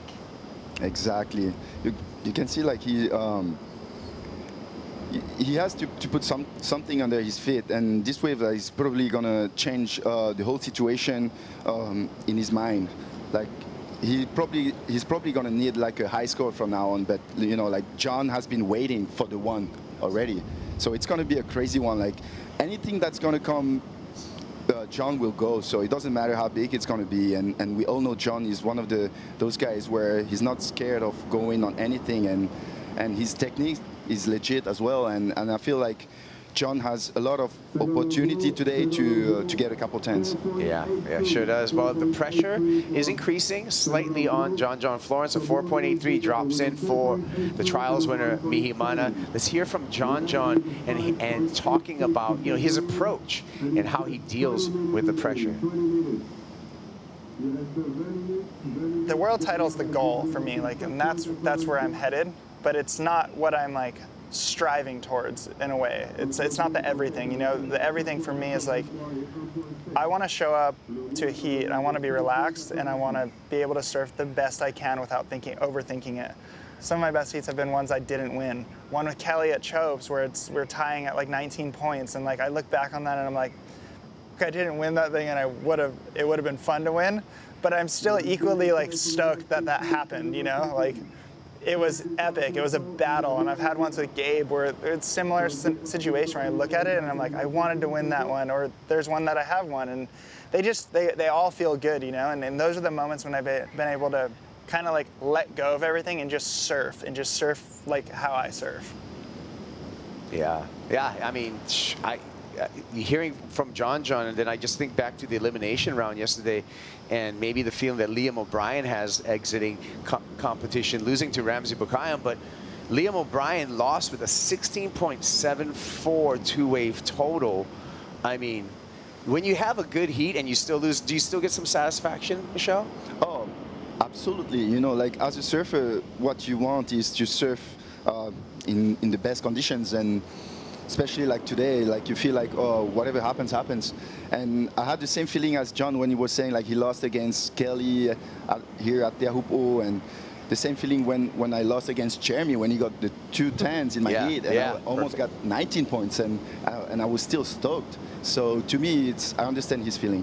Speaking of Jeremy seems like he's been such a good influence on all of you Tahitian surfers. He's been in the channel. He was in the channel all day long yesterday, supporting Wahine. I just saw a shot of him in the channel supporting Mihimana. Talk about your good friend Jeremy Flores and what a positive influence he's been on you folks. Jeremy has pushing me my whole life. I know him since he's 14 years old, and he's the kind of guy that, he's wild. Yeah. I love the guy.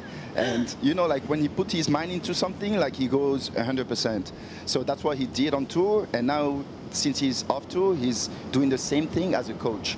And that's why you could see, like, that's the reason why Wahine won. That's why Wahine qualified for the Olympics, So to have Jeremy in your corner is usually a good thing. Yeah, Jezza, right, had such a celebrated career. Took a win out here. 2 times at Pipeline. Took a win at home. It took him a long time to win in France, but when he won that, I remember Hasagor that year absolutely blew up. What a great surfer, and a surfer that isn't shy to show his emotions, which is really cool. That's really cool. It's the reason why you have to love the guy as well. He doesn't hold back. He says exactly what he thinks, and you know he's not that kind of person that is gonna hold his tongue, you know. So I love him. Hey, I mean, we got time to talk right now because it is a lull, and I will say to you, Michelle, and I know you lived amongst it while it was happening. I feel that sometimes Jeremy was almost like so controversial at times because in his career, to his defense, he had more close losses, I feel, in a career than any professional surfer I've ever seen. That's a bummer, like man. Came so many times. And it would have been, you know, it speaks to his energy that he kept on persevering, and he really. Now he can look back at his career and just say like, I won the important ones. You know, I won out here. I won at Pipeline. I won at home. You do that. You put that away. Just like yourself. I mean, you won at Haleiwa twice, Sunset, and Pipeline. I mean, how much pride does that give you having that record on the North Shore? It's incredible. There's only a handful. I think there's only five surfers or 6 surfers that have ever done that. Yeah, that's incredible. Like because the reason why is I was trying just to win how do you say it, the Triple Crown. Yeah. Back in the day, and every year I was trying my best, and the results show itself. But I feel like I'm pretty sad that this kind of comp doesn't exist anymore. You know, the Triple Crown. Yeah, because just everyone was excited right at the end of the year just to surf Haleiwa, big Sunset, and hoping to get into Pipe. And you know, like obviously that's after a world title. I heard a lot of people saying like, oh, the Triple Crown is the thing to win. Yeah, it's it really was to me.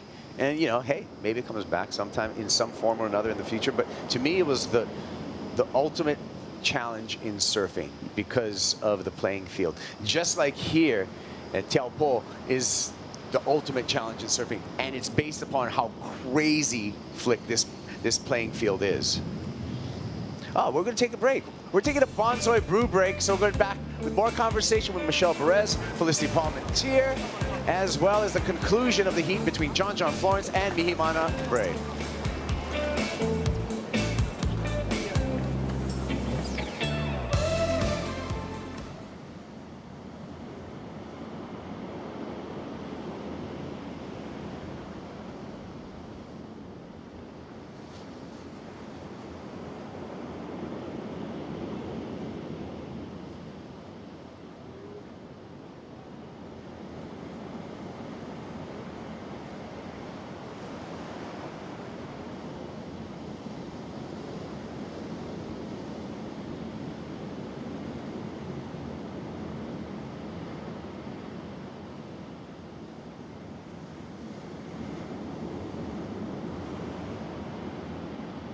Okay, 14 minutes remaining. 14 minutes.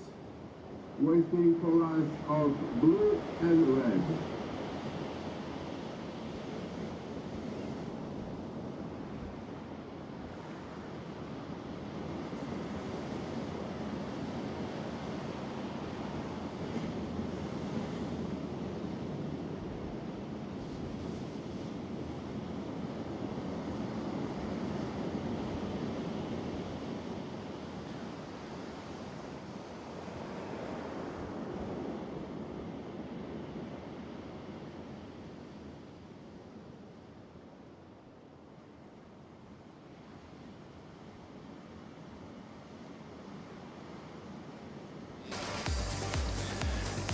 Tahiti at the end of the road, and Mihimana pulling in, pulling up, pulling through, cascading lip over the Tahitian wild card, kicks out, standing tall into the channel. He's got the lead over John Florence in this matchup. John next wave of the set, and John gets a pump in, lost in the barrel, and finds his way out.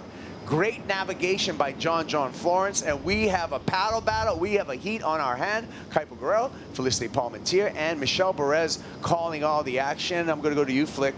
Wow, what an exchange. Yeah, that was great. What a 1-2 combo. Obviously, you know, Mihimana going the first one because, you know, John leaving it, and he's like, okay, well, I've got to go. There's probably, you know, it's been 2 wave sets all morning. Mihimana pulls the trigger, goes the first one, and nice ride to back up the 5.33. Let's have a look here. So slides up underneath the lip. You can see that back foot just shift further forward on the board just to make sure he makes it through that barrel. And then let's have a look from this angle. Such a groovy little slide there under the barrel, under the lip, and double arm drag just to maximize that time. But for me, I mean, out the back, John just waited for this wave, and for good reason. I mean, that thing was an absolute nugget. Yeah, check out this angle and just how he's able to maneuver that board backhand through a grindy barrel, Michelle. So impressive. That's crazy. He just got an 8.17 on that one, and you can see like he was pumping in the barrel the whole time, and that's something that not a lot of people can do. And just because you have to have that vision and to know exactly where you are in the barrel to be able to do that. And John is one of the best in the world, and that's the reason why he got it 8.17. Yeah, John goes excellent, and he makes this a contest between himself and Mihimana. We can take a look, knowing that he's going to use under priority. Side slip shimmy into this one, and he's going to take the lead. He just needed 1.99, needed a 2-point ride to take the lead off of Mihimana, and he has done that easily with that quick reaction flick, just getting right back in the lineup and getting a backup score. Yeah, super smart. I mean, it was a smaller wave, but he knows he needs such a small score that he's like, hey, let's just pull the trigger on this one. Let's back up that 8.17, and let's just get heat control here. He's easily going to do that. It was a super short barrel, but it was really technical. I mean, that takeoff was really hard. I mean, he strokes into this one, and those fins fully, I mean, they disengaged from the wave. You could see that they were sliding around there for a second, even there at the end as well. I mean, right here, you'll really be able to see it. The fins dislodge from the face of the wave. See that tail slide out? John regains control there, which was just super difficult to do. Really tight technical barrel, and great back up to that 8.17. John taking the lead. Oh, we'll take another look at it. Break this down in slow motion, Michelle. Well, I was just thinking that it was kind of a cloud break barrel somehow. You know, he knew that he didn't need to go fast. So he was stalling like right at the beginning of the takeoff, and it's so technical, man. Like most of the guys like would have hit it right, you know, right during the takeoff. You're just gonna lose the ability to keep your board straight. But you know, not everyone. Except John can do Not that. everyone's John. Yeah. Not everyone's John. He side slip boogied into a 7-point ride to back up his 8.17. John Florence with the lead, mind you. John makes it through this heat, and he's going to toss that red jersey going to El Salvador. He takes over the yellow leader's jersey if he's able to win this heat. Here he goes again. John getting into rhythm, controlling his pace through this barrel. Where is he? There he is, right over the foam ball, and a rare subtle claim by John.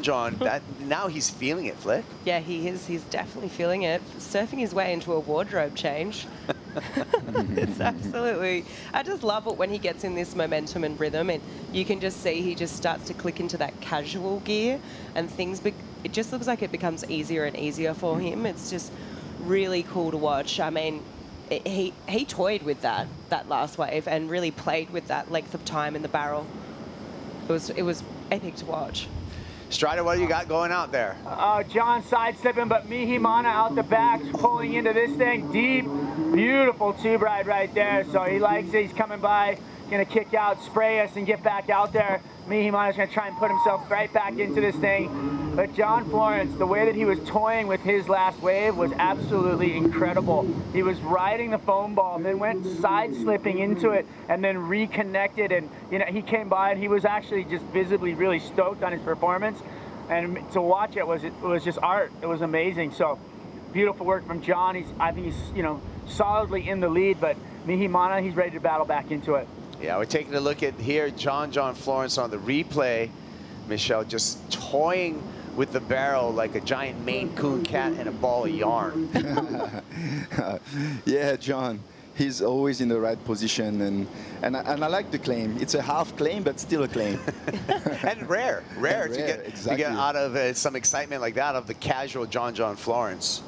Oh, completely. I think just most people, when they get into this section of the barrel, I mean, there's just so much speed on the foam ball that it just will project you forward, but he does such a good job here at dragging. Half of his whole body is in the side of the face of the wave. You can see his fins disengaging there again, and he just does so well to control that. And I mean, because of that very moment, he prolongs that time in the barrel. It's incredible. Like the technique that he has on that ride, I mean, it's so difficult. He was so high right there. When you watch it in slow motion, that was teetering on the edge. That was like stand-up bodyboarding, just utilizing really like the rail. And there you go, the half claim.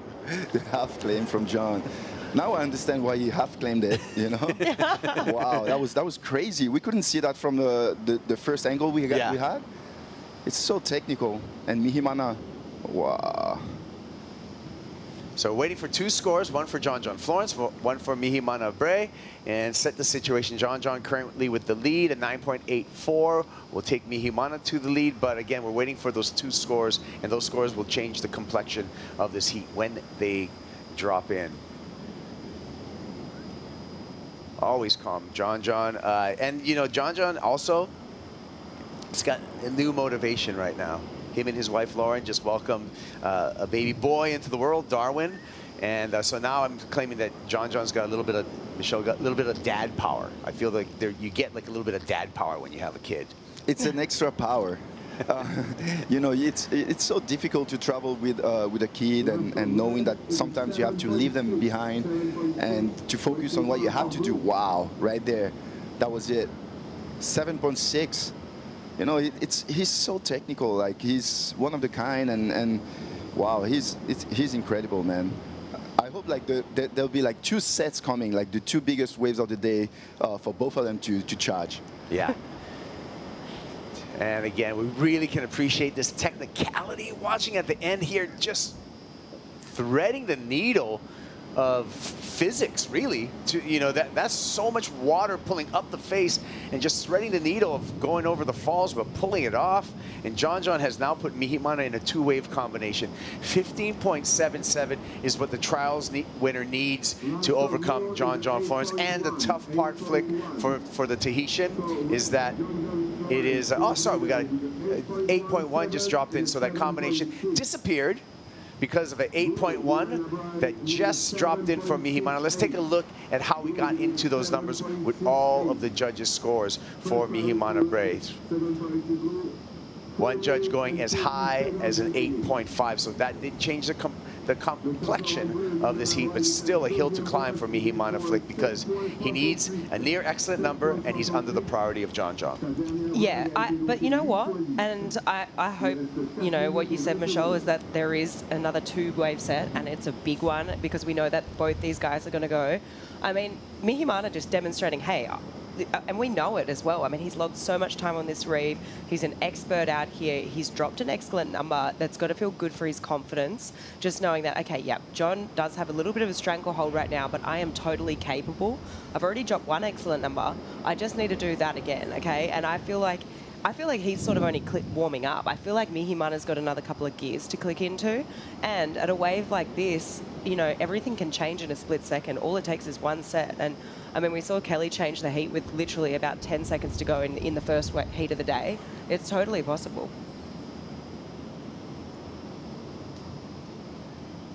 Three minutes and 30 seconds and some temps time. So what's the play right now, Michelle? I mean, as you know, former tier, I think you had 12 seasons. Yeah, long time on the tour. Under priority, what's the trick right now for Mihimana? If you were his coach, if you could tell anything to him. Wow, you got to be really lucky. You just enter yourself in the if world. You know, if a set comes, if there's two waves, if it goes like on the inside ledge or outside ledge. So you got to pick the right option and without knowing it, you know. So when you hear like people like calling there's a set coming, you have to sit maybe under the guy if he's not going. So there's a lot of opportunities, but if it doesn't come, it doesn't come. It's part of the game, so we know what to do. But I just, as I said before, I just hope that for the last 30 seconds there'll be 2 sets coming and 2 of the biggest waves of the day, and just for us to watch them going after it. Yeah, and I guess the reactiveness, Flick, that you have to do in professional surfing is really hard to make a playbook. It's really hard to make a play-by-play when you're out there, because you have to react to just like whatever the ocean is going to serve up to you instantly. And I think out of all the waves on tour, I mean pipe as well, but I think even more so here, because I think this is a faster wave than pipe, and it moves at slightly faster, a little bit more energy. And I feel like this wave forces you to react more than any other wave on tour, rather than think. Like, you don't have time to really think about it coming towards you, like where am I going to position it? It's just like, okay, let's think less, let's feel more, let's get connected and let's go. And I feel like this wave forces that. 2-minute mark right now, reaction time, priority with John. He slips into this one, what a drop. Manages the foam ball, but that foam ball knocks off even John Florence. It was incredible that he was even able to make the drop. Mihimana, this could be the comeback wave for the Tahitian. Eases off the bottom, pulls into a pit, traveling through the pit, comes out with his arms up. He needs a 7.68 to turn the heat. Michelle, your first reaction? That's incredible, man. It's Jeremy likes it. Yeah, Jeremy likes it. We can't really see the size of the wave from from the live. So if Jeremy is stoked, I'm stoked. All right.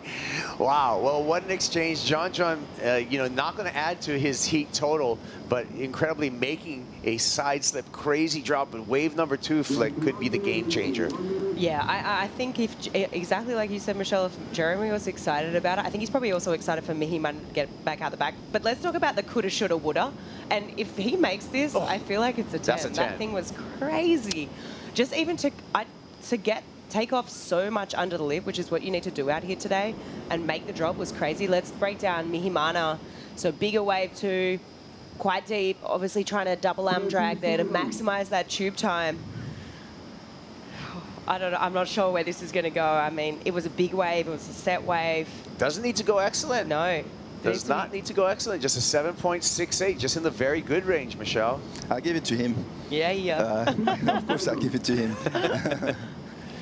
Well, it's not over yet. Look at the scramble right now. Mihimana with priority, so advantage to him. He's going to take a insurance policy here, and so the previous wave is going to be the important score for Mihimana.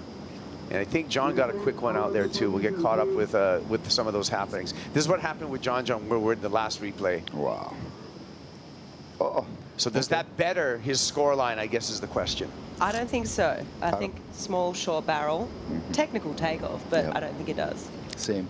All right, so we will be waiting with bated breath right now for these next 2 wave scores to drop, because they will determine who's moving on into the quarterfinals between John Florence and Mihimana Bray. Remember, John wins this heat. He gets the yellow leader's jersey. Strider poised to grab him on the mic.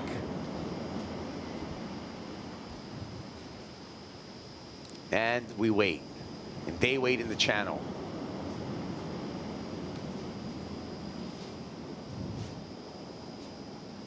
Jeremy Flores with some words to Mihimana.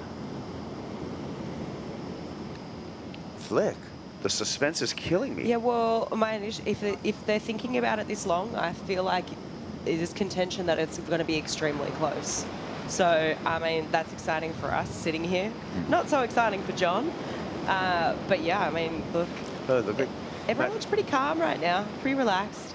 They both had great performances, and I mean, they both can hold their heads high, because, I mean, that was incredible by both of them. I mean, I was so blown away with just the technicality of John's backhand tube riding. I mean, we haven't even seen that yet in this event. Just the tail slide on the foam ball was insane. Yeah, exactly. John's technique was unique, and he couldn't make the difference, but Mihimana's wave was one of the set too, so it's going to be hard to be a judge right now.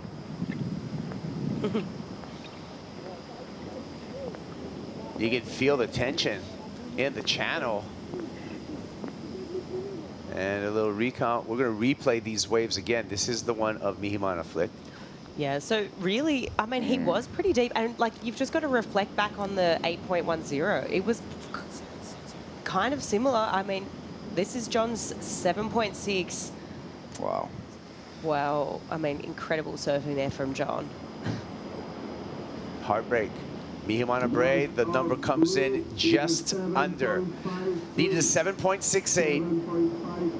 Mihimana with a 7.53. So he's hearing the news right now. And so it will be John Florence on to the quarterfinal. And John Florence going to #1 on the leaderboard on the live rankings. Let's get Strider for a quick word with John Florence. Strider? John, you're spitting blood. I don't know where it's coming from. That last one was gnarly. But I was stoked to get one of those kind of bigger sets, and wish I would have made it. I was just a little too far under it for the drop, and so I didn't get a big pump. But I'm stoked to make that heat. Talk about the heat, talk about Mihimana, and you know, coming up against the local wild card who was on a tear. Yeah, Mihimana, he's been ripping. His heat against Griffin yesterday was gnarly, and like he's such a good surfer out here, and so it's scary coming in. Oh, and they're not afraid to go on the big ones, and so that's where you're like, okay, like if a big one comes, he's in the spot, he's probably gonna get a 10. So that was just, yeah, that was a super close, hard heat. Oh my gosh! What? Just started the heat. I want one like that. All right, we'll throw it back up to you guys. Congratulations, John. And here we go. All right, well, new heat has started between Rio Wahida and Griffin Colapinto. This is the start of heat 6 of the round of 16. So straight into this matchup between the rookie Crosby Colapinto and the Indonesian second year in the championship tour, Rio Wahida. We can see him getting scooped up right now by the Tahitian Water Patrol. Grabber gets him on the sled, and they're going to take a trip around the reef.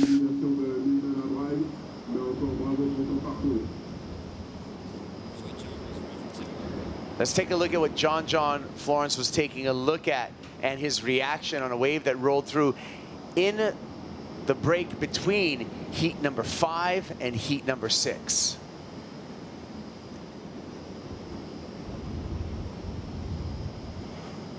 Here it is. What do you think about that, Michelle? Same feeling as John. I wish I was in it. You know, I mean, it's so sad that they've been waiting for that one the whole time, and it just came right after. But you know, it's part of the game, and they know it. But Mihimana came out short, but you know, he put on a good show, and I'm super happy for him. Thank you, Michelle Perez. We'll get more of Michelle calling the action here. The action continues after this short break. We'll be back at the end of the road in Tahiti.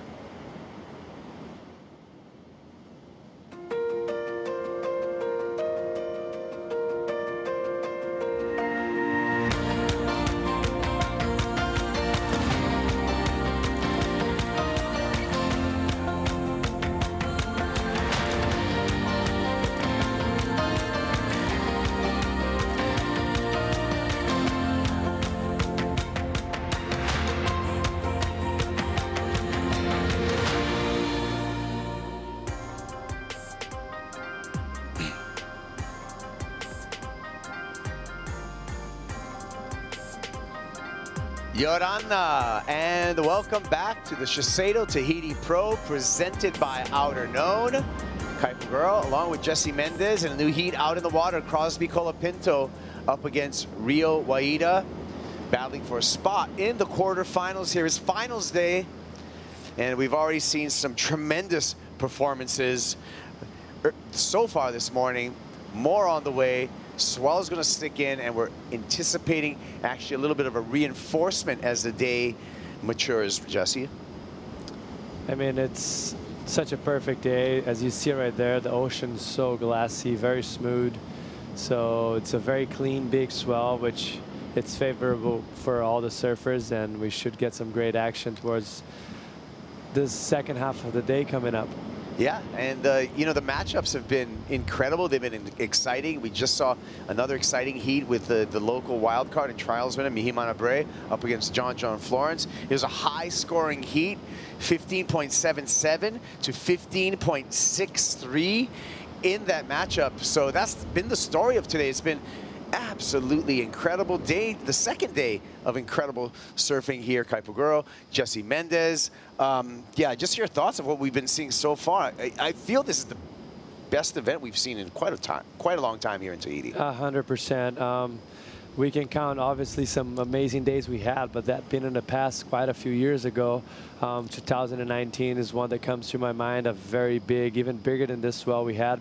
Super west, but also not as perfect as this last 2 days, and it's just a big day for surfing yesterday and today, even to finish the men's in these conditions. It's going to be so exciting. Well, Jesse, on the live rankings, we got a new #1. That's John Florence. He just won his heat. He's on the boat with Chris Cote. Yeah, thanks, team. Well, superheroes bleed too. John, that was an absolute battle. Super close heat with a wily wildcard, Mamiya. Give us a recap of the last 35 minutes of your life. Yeah, that was a battle. It was a really close one. It's tough when it's long lulls like this, because you kind of like, oh, do I go on a medium one? And then is there a set coming? You don't really know, because there could be a 20-minute lull. So it makes those heats really tough. And yeah, so that was a fun battle to get those couple waves in the end there, and it's so scary because he's so close. Some brutal wipeouts, but also some glorious moments out there with some big sets coming through. There's a big one coming through now. Maybe you could tell us what you're seeing from the boat. Yeah, this looks like a kind of one of the medium sets that are coming. Just such a nice wave, though. It looks like a really clean, good one. Oh, like, yeah, just let him in so nicely. Well, now those ones are really perfect and fun, playful. And now you want to get right back out there. So, John, we did some great news. Between the flogging you got on your previous wave and the time you got to the boat, you've just jumped into the yellow leader jersey. You're now #1 in the world. Did you know that was about to happen? Yeah, I kind of had a thought that was going to happen, because I knew we were all pretty close. And both Jack and Griffin went down yesterday. So, yeah, I don't know. I'm pretty stoked, but we still have a lot of events to go. And, yeah, hopefully I can win this event and get a big lead. Love to hear it. One thing that we keep hearing about is something that you've just newly found, that dad power. Any different feel out there with that dad power behind you now? Yeah, for sure. You know, it's crazy being a dad now, and just that whole new kind of experience of life. And me and my wife are so stoked. It's actually been pretty hard to be away, because he was born like a week before I left. And but yeah, it feels good, and it feels like I'm competing for them, and so I'm really stoked on that. New homie at home, new jersey color. It's on for John. Yeah, it is. Yes, it is, Chris. And yeah, the live rankings, we keep that updated. You can find the live rankings on worldsurfleague.com. Just visit it right now. John up in the top spot. Now remember, that red line there underneath Jordy Smith, who's out of competition, that's the race that's on at the back half of the season. It's all about being in that final 5 and giving yourself a chance at the WSL Finals to win a world title. So John, we haven't seen him yet in this new format at the WSL Finals. This could be the year, Jesse. For sure, and for his bad luck, I guess, a lot of years he was just injured in the past few years, so he wasn't able to put a whole year together. And now with this huge advantage, and also the only surfer still in the event that is in the top 5s, like he mentioned, he's wants to get a big lead gap in between the other surfers. Crosby Colapinto here on a replay, Jess. Yeah, like John mentioned, this wave wasn't so big and so throaty, just more of a playful wave. He was able to stall, get himself deep. Not the most clean exit, but nice ride for him. He's going to start with a decent score and beautiful technique. You see his knees just kind of touching the water right there on the side of the outside of his front leg, going through the foam bowl. But right here is probably what kept the score a little bit more on the mid-range. And yeah, just unfortunately for him, the wave didn't open up in the end, but a good start for him. Yeah, Crosby Colapinto, a rookie on tour on the live rankings. He's jumped up 1 spot after advancing through the elimination round. He's number 11 on the live rankings. That elimination round that he got through at the end of the day yesterday was a high-scoring heat up against his good friend Seth Muniz. Crosby clocking in an 8-point ride and then a 9.43 to make it through that elimination round. So the rookie coming off of his highest heat total so far in his championship tour career after that performance yesterday afternoon. That's got to give him some momentum going into today's round of 16. Yes, and also not to mention that obviously he's probably bummed that Cole, his very good friend, lost to Italo earlier today, but this is a huge opportunity for him to gain ground and get closer to Cole, since Cole has kind of a gap in front of him with that big weight with the event win at Bells Beach. So this is a good opportunity for Crosby, and starting off with the best way of the heat so far. Still early stages, but yeah, advantage right there for him. Yeah.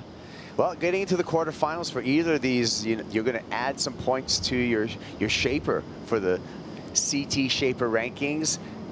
Crosby Colapinto on Mayhem surfboards and Rio Wahida on Sharp Eye surfboards.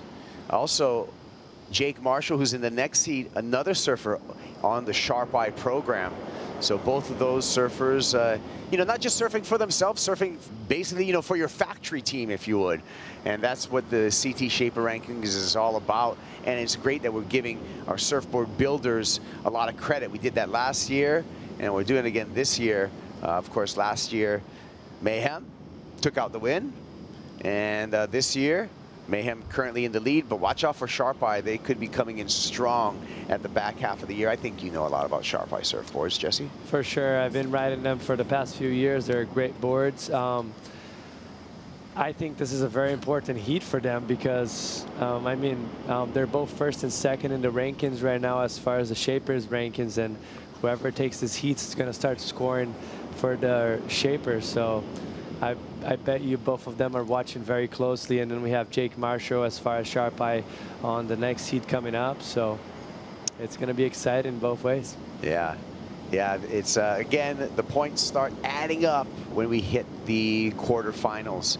Taking a look at our CT Shaper rankings, like you said, Jesse, Lost and Sharp Eye in the #1 and #2 spot. And they are quite a bit ahead of Channel Islands, Paisel, and DHD when we look at the numbers. Yeah, surprisingly right there, because Channel Island also has quite a few athletes on tour, and maybe just not having the luck this year as far as we've been so far.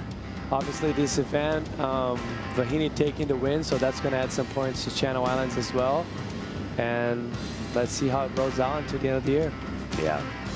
Yeah, one interesting thing is, it is whatever the last sport, some surfers will try different equipment and stuff. So it is whatever the last board you rode in competition. And stop number 5 in Western Australia, Jack Robinson rides Sharp Eyes a lot. And most of his shortboards are Sharp Eyes. But in that final at Margaret River, Jack was riding an Eric Arakawa. So Sharp Eye did not get those points from that's 10,000 points from that Margaret River win. Interesting. That's very interesting. That would close the gap so much in between Lost surfboards and Sharp Eye. So, but this is kind of happens a lot with surfers that like to surf with Hawaiian shapers in heavy conditions, and Jack's one of them. He's been doing that for his whole life. As long as I can remember, he was riding Eric Arakawas in Hawaii in heavy conditions. So the waves got much bigger on the final days at Margaret River. So he feels more comfortable with the equipment and went for it. Yeah, that Arakawa rocket, but back to Sharp Eye. Rio Wahida, he's been looking sharp on those Sharp Eye surfboards. And also, Rio's part of a new film project called The Next Wave. Let's take a look at a little bit of that next wave. Surfing has this allure. It's different to any sport on the planet. Being in the Olympics, to me, it's such a special thing. It's an absolute love story between humans and Earth. It's almost bigger than the Olympics. It's like a celebration of our sport.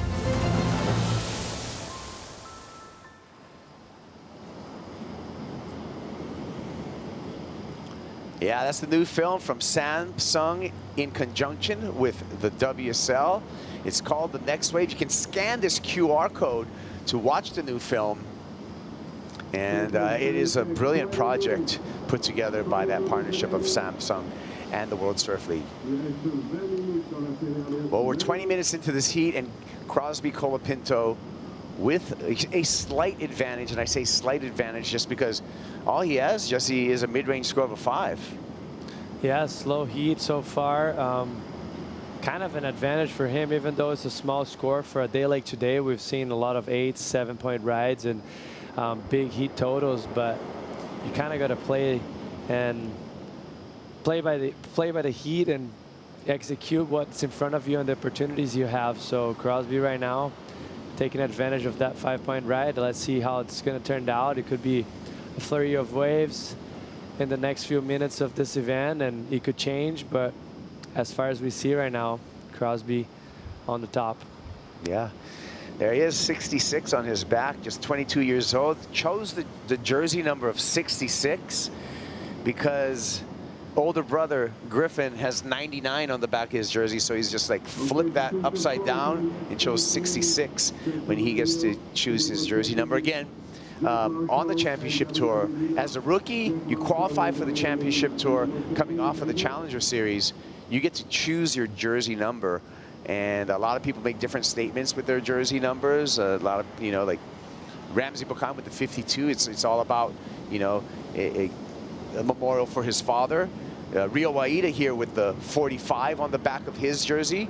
Rio Wahida, that's an ode to Rio's country that he represents, Indonesia. In 1945, Indonesia became an independent country, and so Rio perpetuates that with the 45 on his back. So there's a lot of cool stories behind how the surfers get their jersey numbers. And by the way, all the jerseys are available at WSLstore.com. We got new fresh jerseys out there, as well as all of the Tahiti Pro merch over there at the WSL store.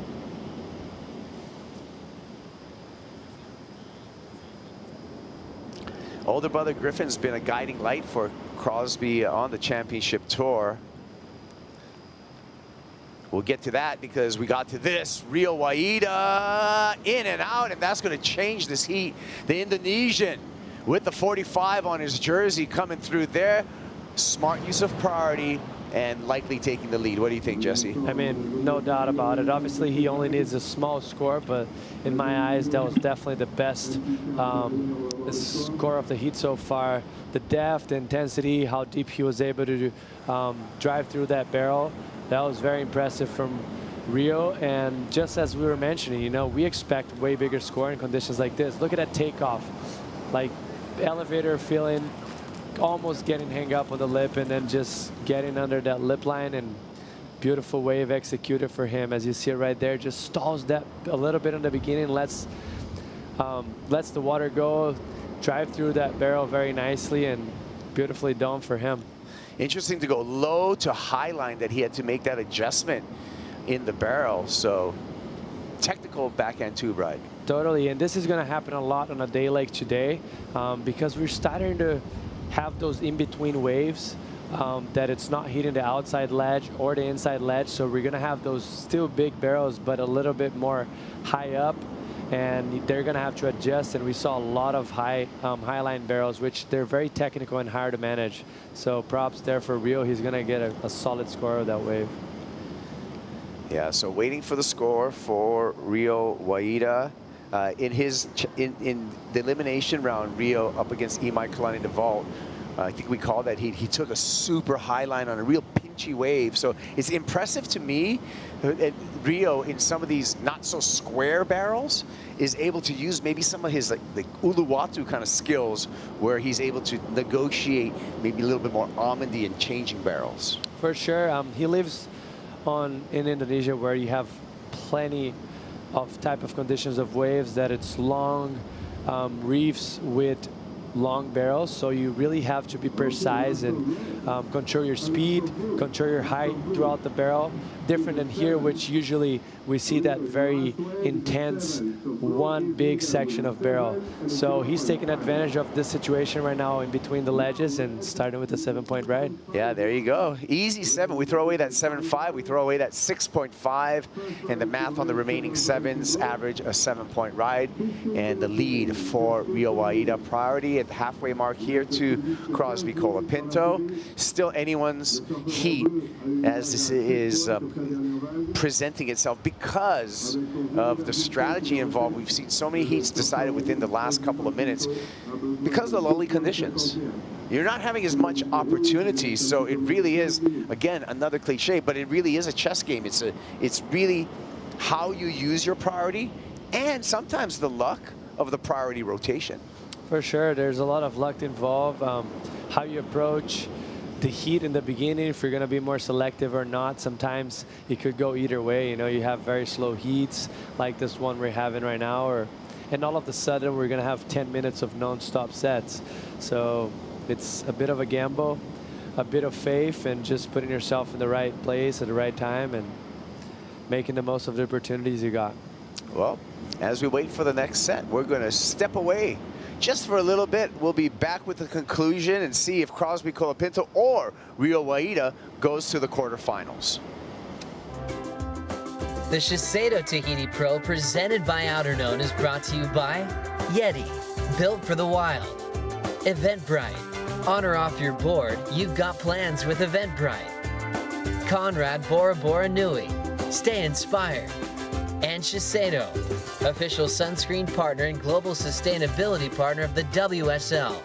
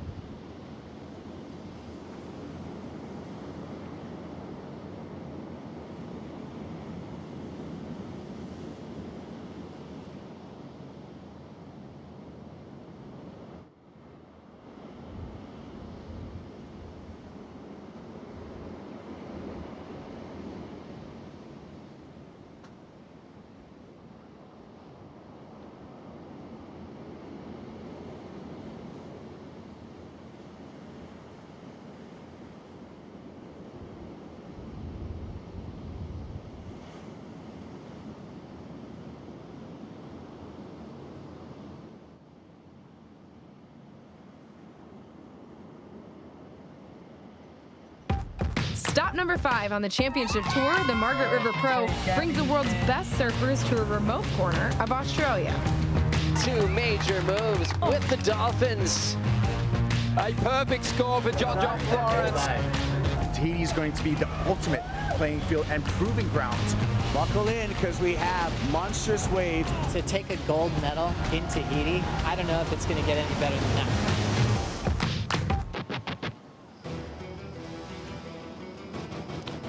Be sure to catch Tahiti Bound, championed by SHISEIDO. The final episode, it airs on CNBC June 23rd at 2 p.m. Eastern Time. You're going to want to check that out. And thanks to SHISEIDO for their support of that Tahiti Bound series. And we're in Tahiti right now. Imagine that. It's been an epic run here at the SHISEIDO Tahiti Pro presented by Outerknown. And since we left, absolutely nothing has changed. Rio Wahida out in the lead with a 7-point ride, of half a point backup, so he needs to work on that. Crosby Colapinto still sitting on his first wave. It was a mid-range score of a 5 on Kaipuguro, along with Jesse Mendez. And now things get, you know, it's a lot of times it's a long-paced race throughout a heat, back and forth. When heats like this, Jesse, I feel like it's an instant sprint for the finish when you're down to just a 10-minute heat. Yes, definitely. And even though Rio doesn't have a big gap on the lead right now, that 7-point ride is a lot of difference in between Crosby best score.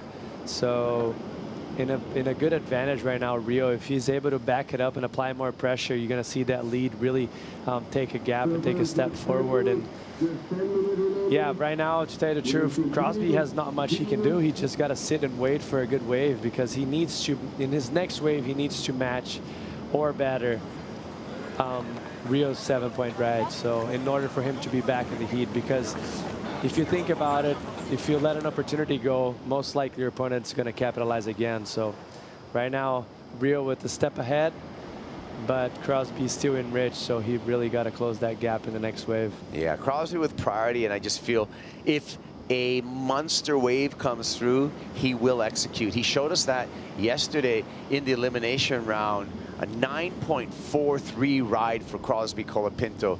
It was absolutely incredible.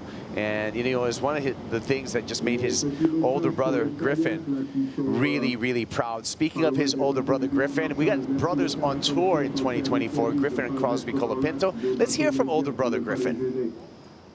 Pretty much like since Crosby and I were 10 years old or whatever, whenever we started getting into competitive surfing, once we learned about the tour and we started giving it all our effort, that was our dream, you know, to make the tour together. And I personally put a lot of effort into helping Crosby, and Crosby's put a lot into helping me, and so we've just like fed off each other so much. And for us now to both be on it, it's kind of like, I don't know, when we were young, it felt like just as much of a dream to do that as much as like winning a world title is a dream, you know? So it's like now that we actually have achieved that and we're here, it's like really just want to enjoy the process of that. All this, you know, it's just super cool that we're living out our dream like this. Yeah. And they're living the dream in 2024. Brothers on tour. Crosby Colapinto, when I spoke to him last year when he qualified at the final stop of the Challenger Series in Sakurama, I asked, what, you know, typical question, what do you look forward to the most being on the championship tour? A lot of times people say surfing Pipeline with only one guy out, surfing Tahiti with only one guy out. Crosby said, can't wait to surf against my brother. That's the brotherly, I mean, they push and pull, you know, they support each other, but they really are, I think the concerted effort between these two, there's Griffin right there, actually enhances both of their performances because they're constantly pushing each other. Yeah, I mean, I can only imagine how that would feel. I've surfed on tour level with very good friends of mine before, and it was our childhood dream, and to actually execute and become a professional surfer, get into the WSL, qualify for the tour, and then surf against one of your best friends. Like, imagine being your brother, you know, your little brother. And they already had a heat together, which was incredible. It was very fun. The waves weren't the best, but hopefully they can get matched in like those waves of consequences one day, because there are some of the guys that push the level in this type of conditions, and they're not scared to throw themselves over the ledge. So it's going to be exciting to watch when that day comes. Yeah, I mean, some of the most competitive heats in the history of professional surfing has happened with brothers going up against each other. Things that come to mind for me would be the Hobgood brothers pushing each other, just going crazy, wanting to beat each other more than anything in the world. Of course, Andy and Bruce Irons, those brothers had an incredible rivalry when they were on tour together. The Lopez brothers as well. I feel the other brothers like Neko and Teko Patarats, I don't feel like they were that confrontational. I feel like they were more supportive of each other. But it's just different chemistries, you know. Same thing with Mikey and Owen Wright, you know. on tour. So long history of different brothers on tour and how that affects their performance and just how it elevates each of the brothers. A lot of times it seems like the younger brother is the gnarlier one, though, for some reason. I mean, I whisper that, you know, but you learn with your older brother for sure. He kind of paves the way, and then you see, oh, that was a mistake right there. Yeah. I'm not going to do that. I'm going to do something different. So obviously there's a bit of more experience on the older brother, usually mostly in this occasion with the Colapintos, because Griffin has been on tour for quite a few years already, but I could see Crosby stepping it up just as much as Griffin did, or even better so far. So we have a few exciting years watching those two surfers. And we have an exciting region that Crosby and Griffin represent, San Clemente, California, which has turned into a current hotbed of performance surfing with the crop that have been coming out of San Clemente.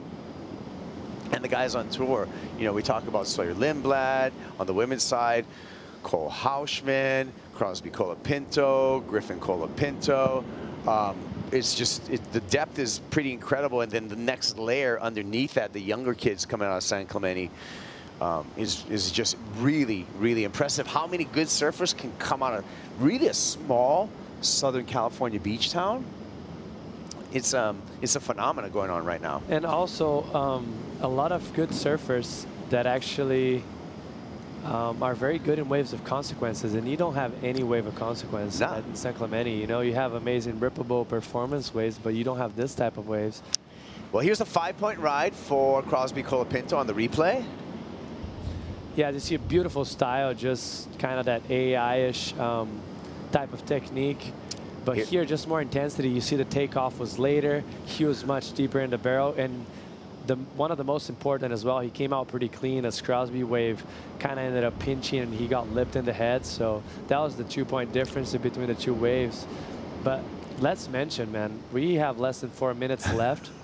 And even though Rio has a 7-point ride, it's starting to be sketchy for both of them because, I mean, if the ocean doesn't wake up, we might have maybe one opportunity only, and it's going to be in the hands of Crosby or pulling it off. You know, like I don't see 2 sets coming right now.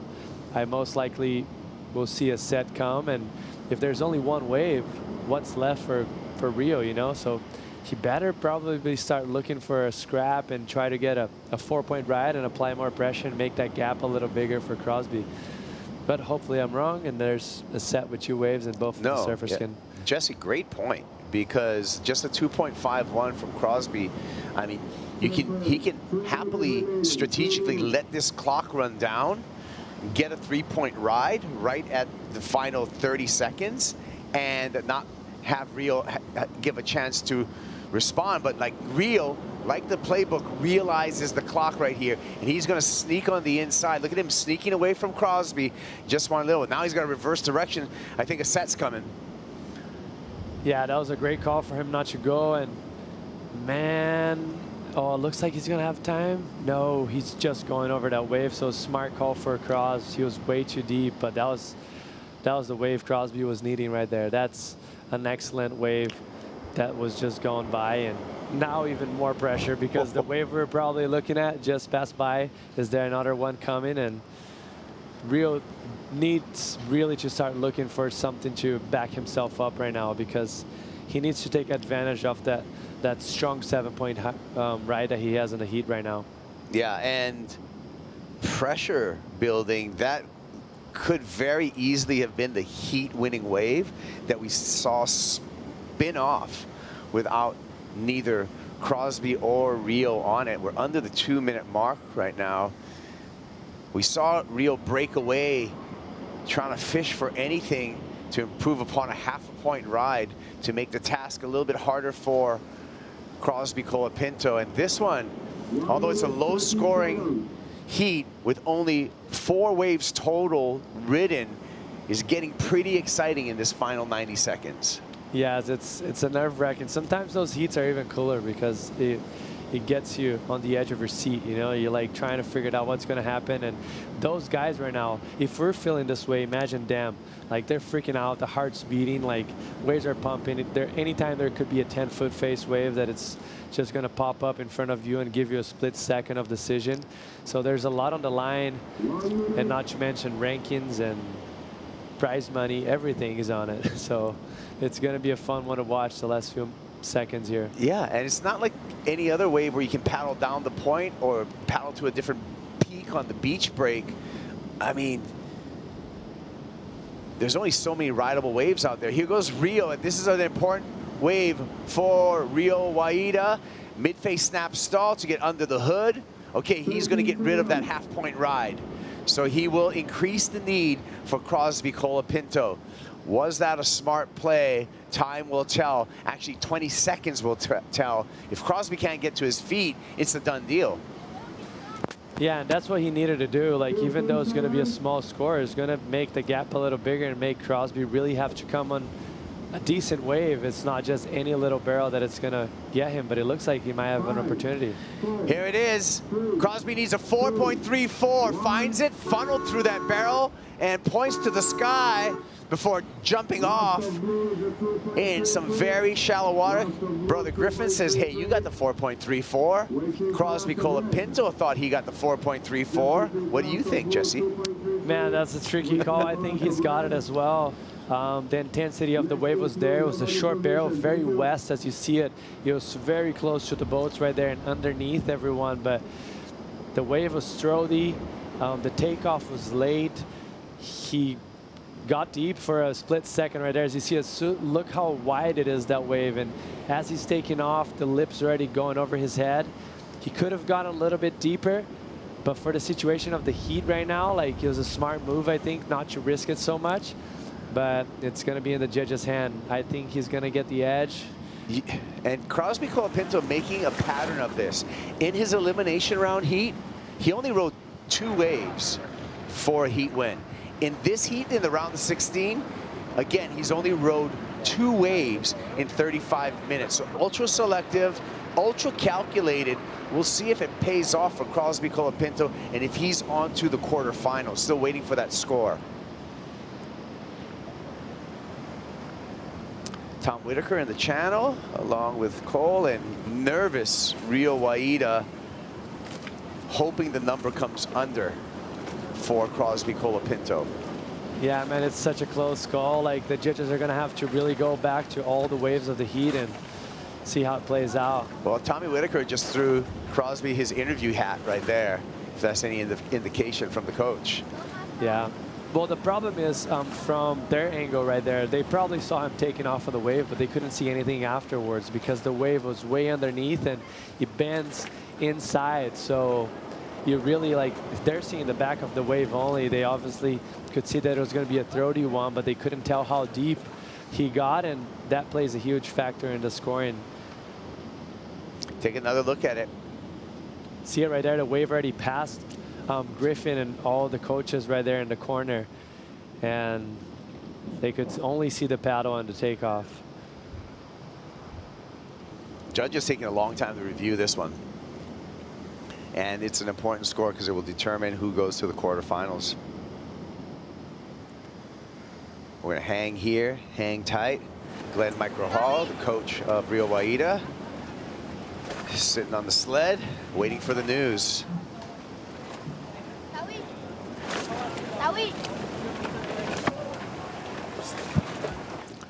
Coming in. Oh, it's right on the line. 4.34 is what he needs. A 4-point ride for Crosby Colapinto. Not enough. And it's going to be Rio Wahida right here onto the quarterfinals. That was a close one for the Indonesian, but he'll take it. And Sharp Eye is going to start earning some points in that CT Shaper rankings with Rio Wahida onto the quarterfinals. Wow, that was a tense one. Yeah, definitely, and I guess the judges just identifying right there that he wasn't deep enough. So even though the wave was critical, there's a little bit meat in the bone left. I got more on the way when we return. Jake Marshall, Gabe Medina, and a special guest on set.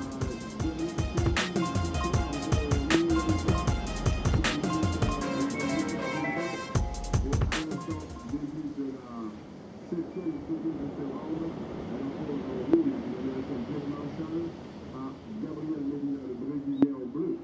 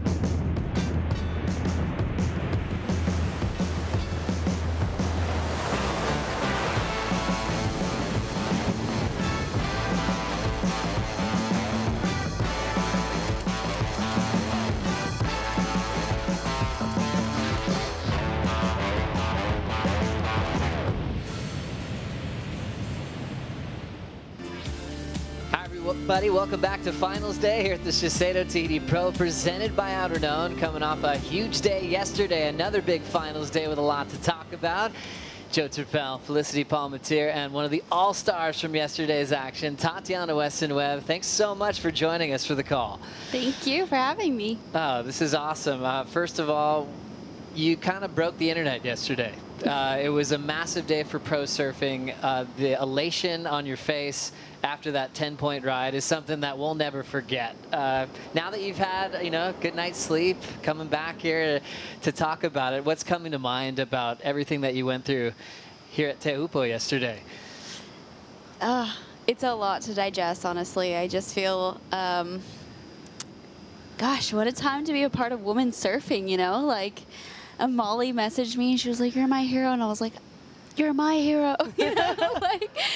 She just is pushing us, and it's, I don't know, I guess I did have time to digest it, but it still doesn't really feel real. And then all of a sudden I'm just like not in the final and not like making my heat, So that part is just super strange, but it was just a dream day really yesterday. Even though I didn't win, even though I didn't make the final, just what a day to be a part of women's surfing. I felt like we won. Just even after your 10, it didn't feel like a loss. It felt like, honestly, a game-changing moment, for the whole tour, for all of pro surfing. Thanks for joining us for the call. I know you're excited about this heat. Gabriel Medina in the lineup now, taking on Jake Marshall. Tati, describe the personalities here and what you're expecting on how the start of this heat's going to unfold. Yeah, this heat makes me really excited because Jake and Gabriel are the two biggest scrappers on tour. And as we look at during the break, Medina already did get the first wave, not as big of a score as he was hoping for, but he got a 3.0 here, Flick. Yeah, so Gabby obviously getting things started a little quick up underneath the lip there.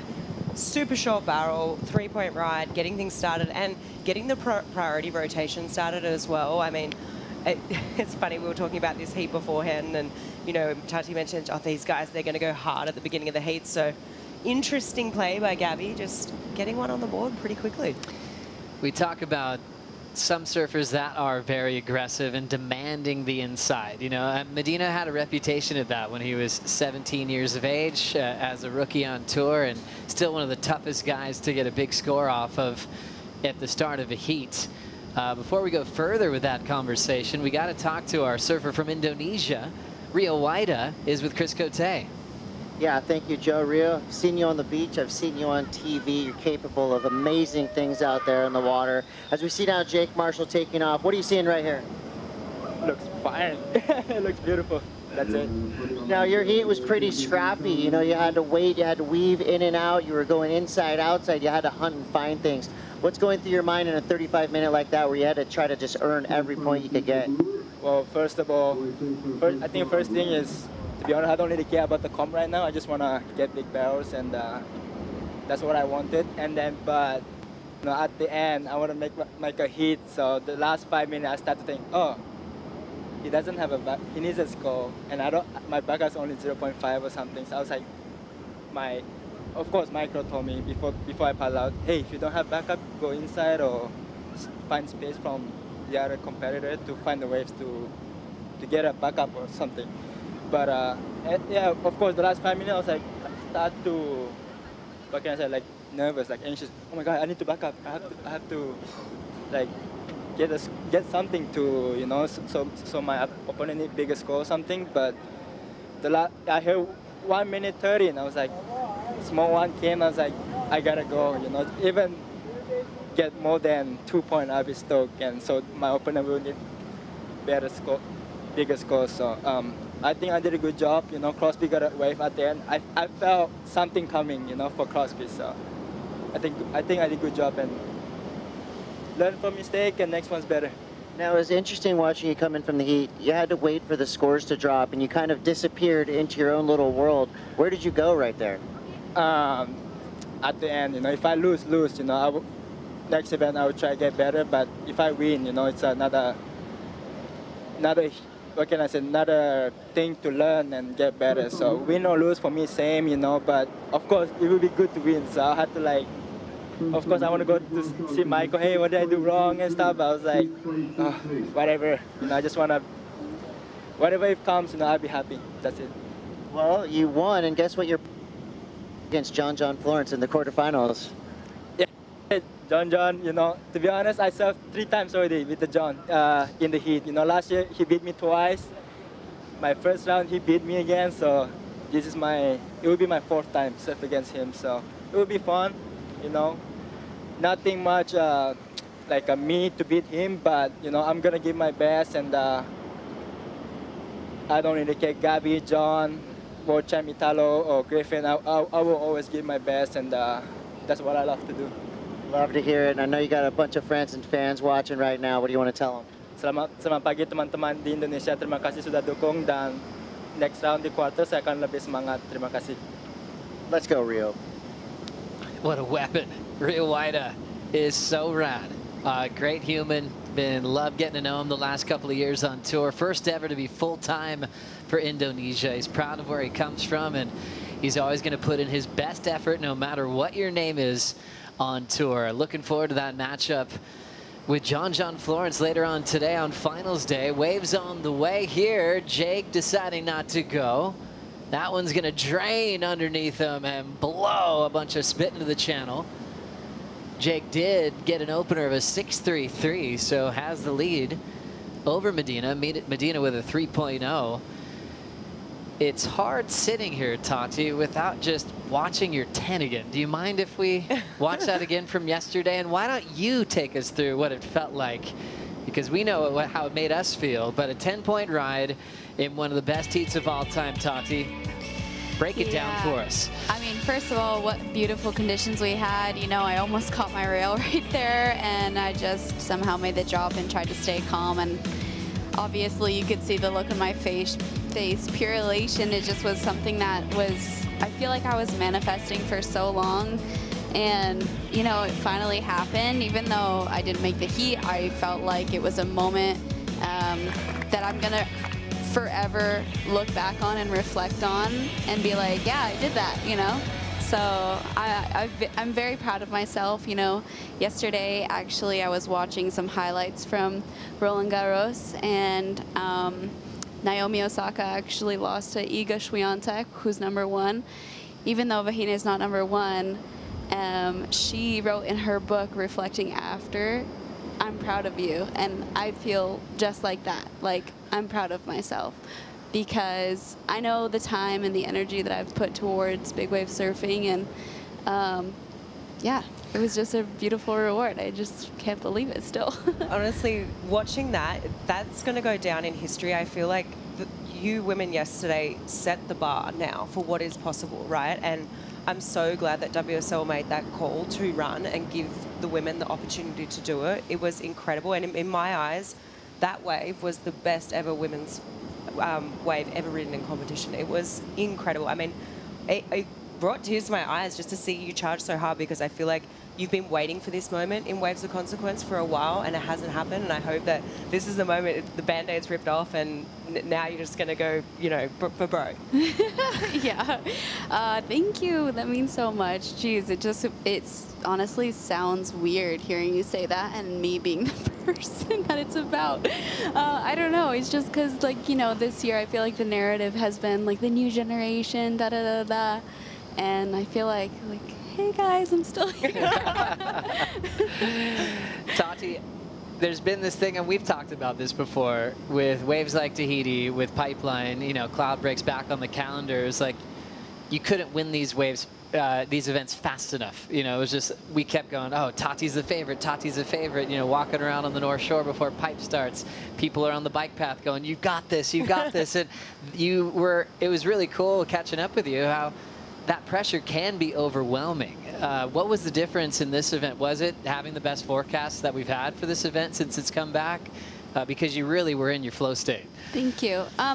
Honestly, I spoke to my psychologist before the event, and it was a different type of conversation that I've had with her, because obviously I know that I can get barreled. Like, that's one thing that I feel like I do pretty well. It's one of my strengths, especially front side.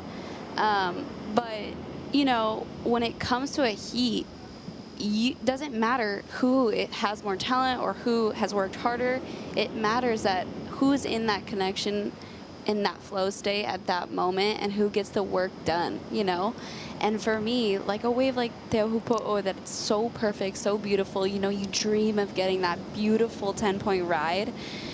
It's so weird having to compete out there when you're seeing these perfect waves, because all of a sudden you're like, I need to make my heat right now. Like, whether the person against me gets a 1 or a freaking 10, I need to make my heat. So you got to compete first and then have that moment, you know? And it's so difficult to do. And I don't know, people like Gabriel Medina, you know, Kelly Slater, John, they do it with such ease because they feel this connection. And I feel like it was that time in my career where I was like, okay, you know what to do. You just need to have that connection, your board, the waves, the ocean, whatever, you know, your heart just knowing that something is bound to happen. Enjoying our conversation with Tati. Ryan Kalinin showing up. He's got Baron Mamiya coming up next.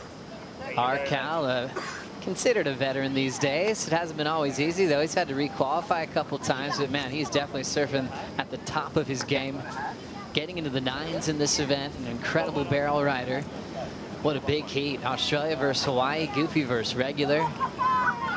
As good as it gets. How about this next generation, Tati, that we're getting to watch at Teahupo'o? A lot of young girls already willing to get crazy over the ledge. Yeah, it's pretty amazing. I mean, obviously, I participated in the Rising Tides here the last few years, and Kaylia, you know, Miss Chopu, she's one of the best out there. She throws herself over the ledge over and over, and you can see that it's pushing all the other girls. You know, Kiara Gold, too. She's ripping, and yeah, there's just so many. You know, Taki, there's so many of them, and they're all just with, like, bright eyes looking around, like, ready to go on the waves, you know?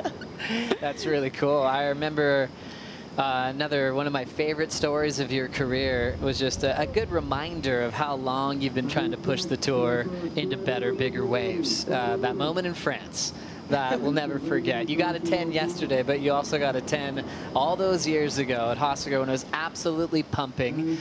And you really were a significant reason of why everything ran that day. And then you proved why, that you were ready to go, getting that 10-point ride. So 2 really significant moments that are really meaningful, not just for yourself, but the importance of the tour. Yeah, thank you, Joe. I appreciate that. honestly never thought I was going to get another 10 in my career. So that's really cool. And also, I don't know, I just believed in the evolution of our sport. You know, I just believed that, you know, I remember there was one day that we had a meeting after Honolulu that was pumping, and I looked at Jessie and I was like, Jessie, when are we going to get Teahupo'o back on tour? You know, like, when is this going to happen? And there was girls in the room that laughed. And I was like, you guys, I'm for real. You know? So I thank you. I appreciate that, because I really feel like I was, gosh, probably annoying at times with how vocal I was. It was needed, much needed. Oh, completely. I mean, you know, you really put yourself out on a limb. I mean, that takes incredible guts to do that, right? And I mean, it's part of your character, it's part of your DNA. I mean, what do you think has attributed to that over the years? I mean, is it something that's always been in you, or has there been people that you've looked up to, you know, that have inspired you to you know, show up in situations like that? Yeah, I guess there is one person in particular who's inspired me over my entire lifetime. My brother, Troy. He's kind of crazy. You know, he goes on anything that comes his way, and sometimes I'm happy when I see like huge waves of consequence and he's not around, because I'm like, oh, thank God. You know? Can you open your phone and read the text that probably came from your brother yesterday overnight? Yes. Let's hear directly from your big brother. You've always talked about how much he's pushed you in ways originally that you didn't want to surf, and now you've owned it. Let's see what Troy had to say. He said, wow, wow, wow, you're my hero. I was closing my eyes and envisioning that 10 the whole heat, and then you got it. Aaliyah and I are losing it. Best woman semifinal I've ever seen. Just wow, I love you so much. What? That is magic. And then he said, totally reminds me of the movie Blue Crush. So close, but all good. You're a hero to the crowd. Good stuff, Anne-Marie. Wow, I absolutely love that coming out of a kick out from Gabriel Medina. Things quiet in the water at the moment, and things hopefully heating up with Medina just kicking out of his second wave so far. Jake Marshall with the better start of a 6.33, and Gabriel rarely loses before the quarters out here. It only happened once back in the day, as we see this read in the tube. Quick one out to the channel flick. Yeah, beautifully done by Gabriel there. I mean, just sniffing around, trying to stay active. I mean, and just such a great read. I mean, he ended up right on the foam ball there at the end, and a bit of tube time. He's just trying to manufacture a couple of scores right now. I mean, this was pretty well done, because he was deep on the takeoff there. He had to pump him a couple of times and then ended up right on the foam ball. So I feel like obviously this is going to be higher than his 3. He had to really pump through that first section. So yeah, nice work. To me, he is arguably the person that can manufacture a score the best out of all the tour. Like, what he does and his ability to read the wave and see what it's going to do before it even hits the reef, you know, it's just incredible. And him, John, Kelly, they're just kind of freaks of nature. And it's interesting with Gabe, because he's one of those guys in the Kelly category where it's every venue where he's a favorite to win. You know, he's the most successful goofy foot of all time, 3-time world champ, so many wins everywhere. But what about here that makes him so special? What is his connection like from what you see, Tati? Well, I've been saying with Gabriel this last 2 weeks, and honestly, he just has this like lightness, airiness about him. Like, even though he brings like this presence of such a competitor. Let's see, that's a great score to back up Jake, 6.33. I don't know, it's just like he has this presence about him and this confidence that you can tell he's just always so certain of his decisions, and it's really, really impressive. Under priority in a cavern, spelunking his way through another drainer, and without priority, he's got to be the most dangerous athlete on tour. 8-point ride into maybe a bigger score right there, Flick. Oh, that's got to be bigger than the 8 for me. I mean, that was a bigger wave. He was super deep, and then he rode that foam ball even longer than what he did on the 8-point ride. I mean, personally, I think that's bigger than an 8. That was insane. Jake Marshall with a big answer. This one stretching out nicely over the reef. It spits without him. A gigantic foam ball. Sometimes these foam balls are like 6 feet within itself. Backless. Ooh. You know what? There's been a lot more wipeouts today than there were yesterday. Have you noticed that?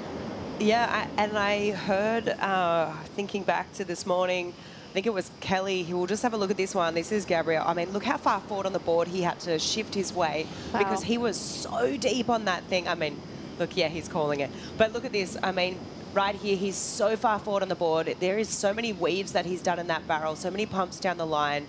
He rode the foam ball for so long. This thing was insane. I don't think he could have gotten much deeper. You saw how like he was on the foam ball for pretty much the whole wave until he came out. And that's what's so difficult about Teahupo'o is it just the foam ball really bucks you. You know, you saw Jake Marshall getting bucked off. But I don't know. In my opinion, it's got to go close to a 10 because honestly, the 8 was in comparison, you know, I think like there's 2 points extra there for sure. Yeah, I'd have to agree with that. I think that was just so well done. And I mean, yeah, wow. I mean, let's break down Jake here. So this was behind second wave of the set, behind Gabriel. He just got so caught up on this foam ball. Unfortunately, that little bit too deep. But oh my goodness. There we go. Had the 8 before. You guys knew it was going to be better. I guess we can't call it a perfect 10 because there was 1-9-8 thrown, but it is a 10-point ride when you throw out the high and the low. And that is Gabriel Medina's 5th 10-point ride in his career at Teahupo'o. Another excellent heat, 18-point combined total. And a 10 under priority. That's how dangerous this man is. That's why he's got the best streak of final appearances in the last decade. In his last 7 starts, 6 finals, 2 wins. And that is just unbelievable. Wow, look at this set. Ooh, that was almost not even paddleable. I mean, it was for Ameo and Matahi. Gosh. Yeah, watching the clips of the free surf sessions and the lead up to this event, the locals step it up every single year. But there was one wave of Ameo that just looked cartoonish. Yeah, honestly, talking about freaks of nature, you know. Gabriel, John Kelly, they do it with such ease, but these guys at this wave, it's a whole other level, you know. Like the drop, like the last swell that we were here for, the drops Ameo was making it just didn't look like you would survive, and he like pops up like nothing's wrong, you know. And it's just so impressive. And Matahi too, you know, he does it with such ease, such confidence, you know. This is their playground. This is what they grew up doing, period. And if for some reason all of a sudden you're getting super drained, super barreled, oh, let me just go switch really quick. And just, you know, ride the foam ball switch, make it out, look, you know. It's insane. Like that for me is like mind-boggling. And all the Tahitians, once they get to that point, they're like, okay, time to go switch in the barrel. And you're like, wait, what? It's so cool to watch. So much fun. So cool to watch this man in motion as well. Gabriel Medina looking for another major win here at the end of the road. An 8 to a 10-point ride. Strider, you saw it all. Wow. I mean, when Gabby comes out and he feels like he got a 10, you know it was an insane ride. And to be honest, we see a lot of theatrics from surfers, but out here, that was 100%, you know, valid.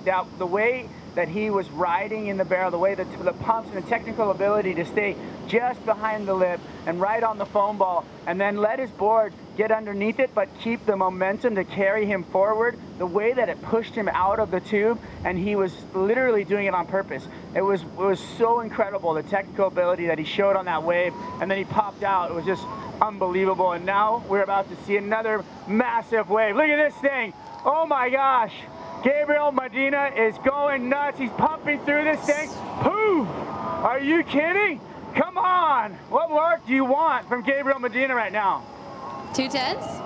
Let's go. Let's go. Let's see it. Gabriel Medina deserves it. Is it a perfect heat? He is unbelievable.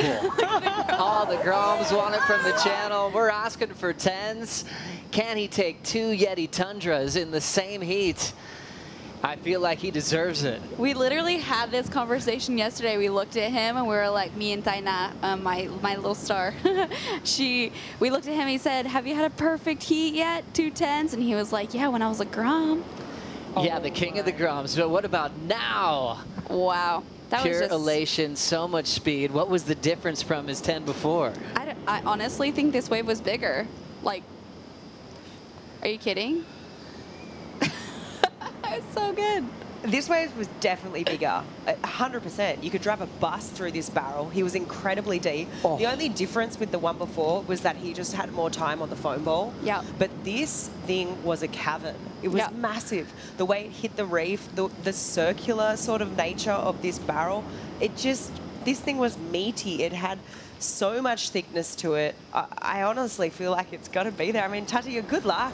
Get you in the booth. You got a 10 yesterday, and we're seeing him being thrown around already. I thought you were going to bring that magic, and look at this. I mean, we haven't seen any signs of a score. We're right there with all the viewers around the world, and I can't really sit still because I'm like, it's got to happen. For all he's accomplished out here, for the way he took off on that previous ride, I think it deserves perfection.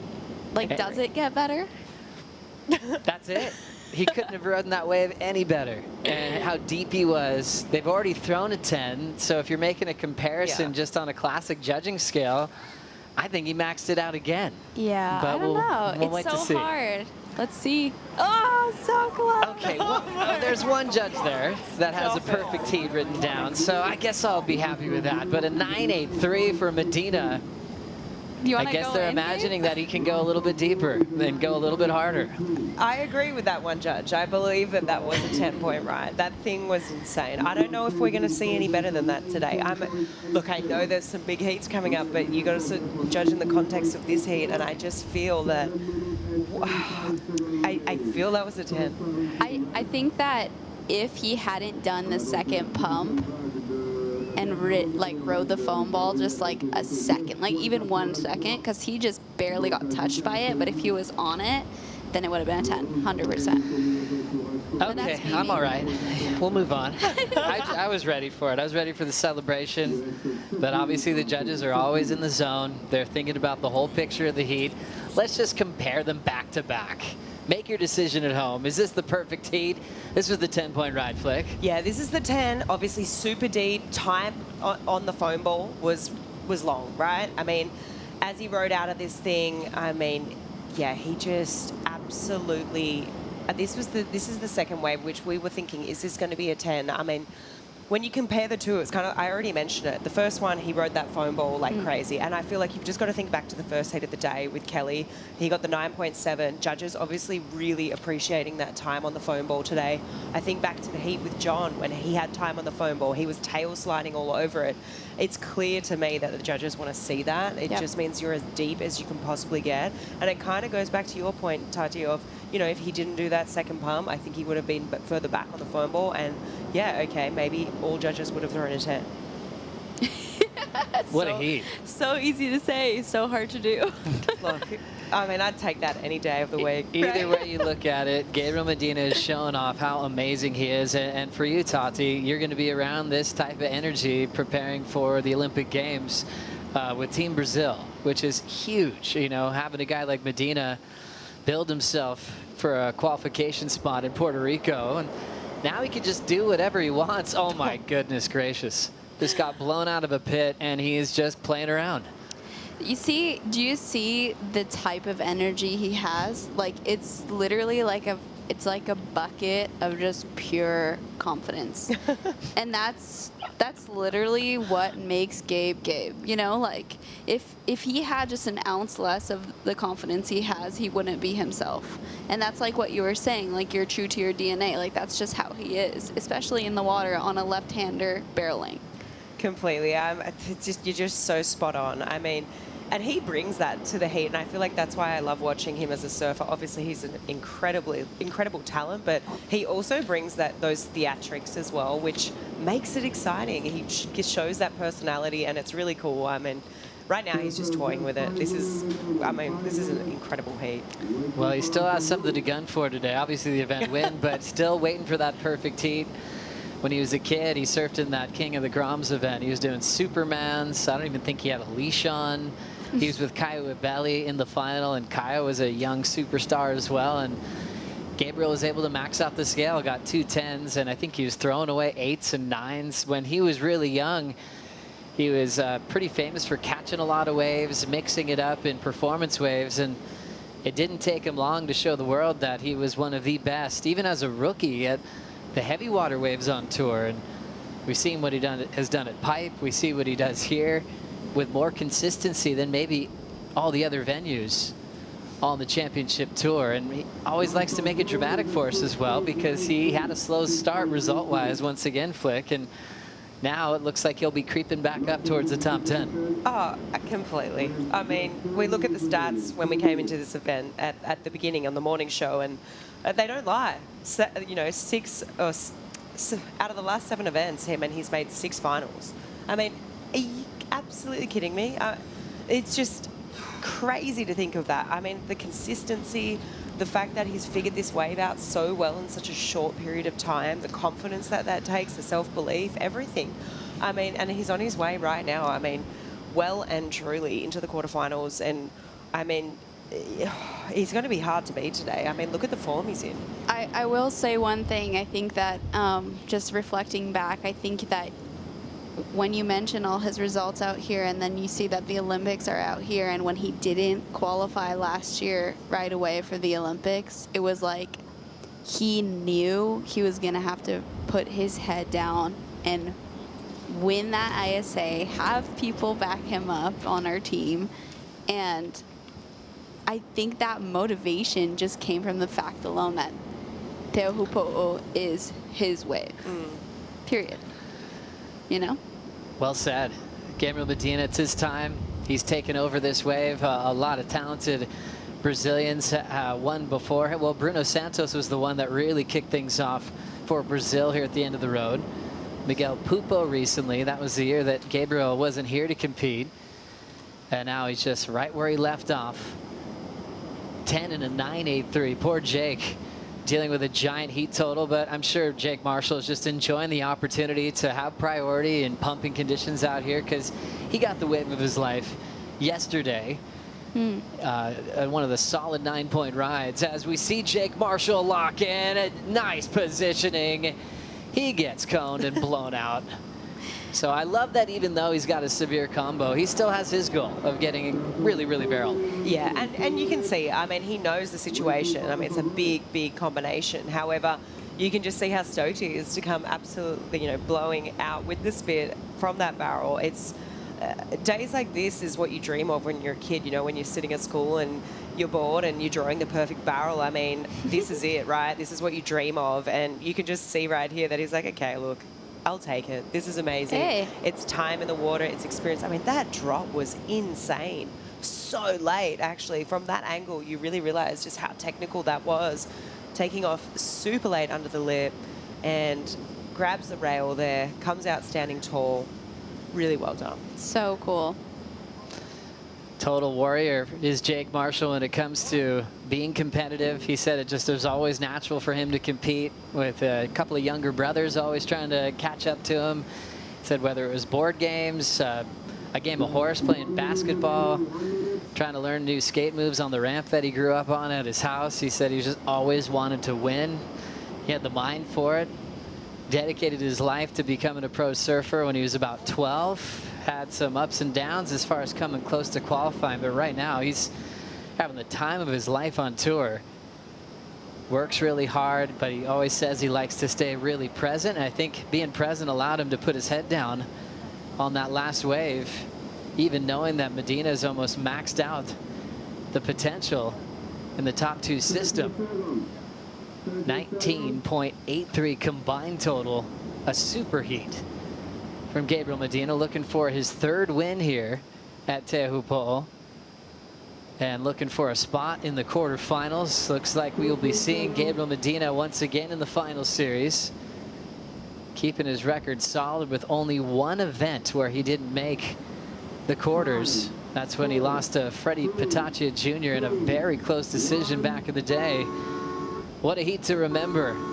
What an event to remember as Gabe moves on. Thanks for bringing in the 10 mojo to the booth, Tatiana. That was really cool, and always love catching up with you. You got to be super proud. I love that you're owning that Thanks for the show and for leading pro surfing in a really beautiful direction. Thank you. It's not just myself, it's the WSL giving us the platform and all the women pushing each other and encouraging each other. You know, what a time to be a part of women's surfing. Awesome. Thank you so much. We're going to take a bonsai brew break. When we come back, it's Ryan Kalinin versus Baron Mamiya. Bonsai brew break. Be right back.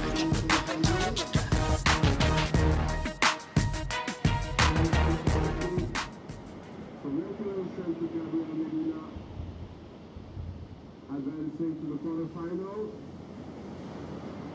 with the first 10 of the event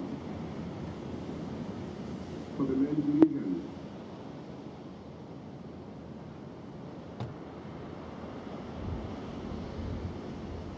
Voilà donc victoire de Gabriel Medina dans la série précédente avec le premier titre de la compétition du côté des hommes. Victoire donc au départ de Jeff Marshall. Et la série qui vient de démarrer oppose le Hawaïen Mamiya en rouge à Ryan Kalinin, l'Australien, en bleu.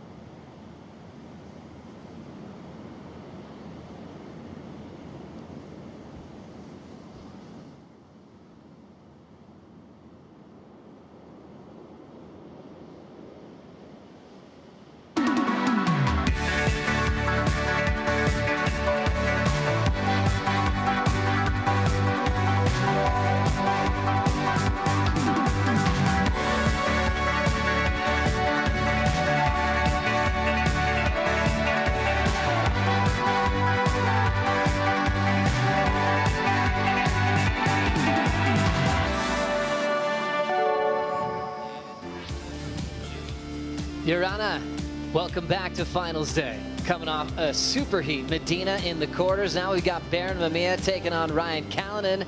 Joe Turpel, Jesse Mendez, and Michelle Perez now here for the call. Did you guys have a lot of heats together, or did you guys avoid each other on the championship tour? Well, I've only stayed on the championship tour for 2 years, and we did have a heat together at Karamas, which I got smoked. It was me, him, Willin. Sorry. Okay. Oh, that was one of your favorite events. Yeah. I'm you know, like that's the kind of way that I'm looking forward to. Yeah, high performance, right? Throwing a lot of power. Good memory pulling that one up on the spot. We came off a superheat, Michelle. Gabriel Medina almost maxed out the scale, 10-9-8-3 as he's moving on. I mean, how do you stop a guy with that kind of momentum here on this wave? Today, maybe 2 10s. Because obviously he couldn't get another 10, but like in my eyes, he got like 20 points. I gave him 2 10s, you know, in my head, and I feel like Medina, when in these kind of conditions, he's unstoppable, and it's going to be really hard to do better than him. Now we've got Baron Mamiya taking on Ryan Kalinin, North Shore of Oahu versus Meriwether Beach in Australia. Goofy versus regular. This is going to be a classic to watch. I mean, even the differences in their music choices. I was asking Connor O'Leary what Ryan Kalnin's been listening to a lot lately. He's like, yeah, a bit of Oasis, Queens of the Stone Age. I was asking Makana Pang and Sean Ward about Baron Mamiya, and Sean Ward's like Travis Scott, Future, Lil Baby, Gunna. Makana Pang was like, listen, he said he was listening to You Know Miles and Skrillex a lot in Australia. So totally different vibes there when it comes to music. But one thing we both know is they absolutely rip. This seems like it's the stage for Baron to pick up another win in a slamming wave like this. We'll start with Baron, and what makes his technique so special, Jesse? I think his ability of riding tiny boards and feel comfortable in this type of conditions. Like, he's able to take off, I would say at pipeline, probably under than anyone. Like, the way he positions himself, he would ride 10-foot days on 6'1", 6 shoes. It's incredible what he's capable of doing. And it translates to every type of wave that is similar to pipe, which this is one of them. So that's what makes him special in these conditions. Love the breakdown. Ryan Kalinin, Michelle, he's been around for a long time. One of the coolest guys on tour when it comes to just being a kind-hearted person, but absolutely charges, especially when the big ones come. Yeah, he's a quiet guy. He never like talk too much, and he just does his own thing. And I remember when he came a couple, like it was actually last year. He came with the Team Australia. You know, he wasn't big. He was probably like this size. And there was just a few of them, and I remember like him going after like some gnarly ones, him and Liam as well, you know. So to me, it was just incredible to watch those guys, knowing that they're gonna one day surf in those kind of conditions for a hit, and today's the day. Ryan Kalinin, talented junior from Australia, ended up having injuries early because of how many big airs he was landing, got some cover shots as well, but then everyone started to learn how to take care of themselves, especially with injury prevention and his training, and he's been really solid. He gets bigger and bigger every year. It's funny, you don't even talk about his airs too much, and that's a compliment because he's so well-rounded. Yes, 100%. He's, as far as goofy foots, he has to be top 3 in my mind competitors on rail, like best competitors on rail. Like the way he approaches the wave, his style, backhand as well is incredible. We've seen it at Sunset how good of a surfing he was doing. Some of the best surfing we've seen it on rail, backside at Sunset. So yeah, he's definitely one to watch in every condition. Michelle, I love talking to you about all things in Tahiti, and especially when we've got the Water Patrol on hand. It's pretty special to see them and how they work together so closely. A guy named Harehoe, did I say that right? Harehoe, yes. Arsen, a local legend, and a guy that you told me that Poto actually looked up to. Yeah, Arsen was the first guy that, how do you say, export himself. Like he went to like to other countries and kind of win the contest over there. When you go to Europe, when you go to France, like people ask me a lot about Arsen.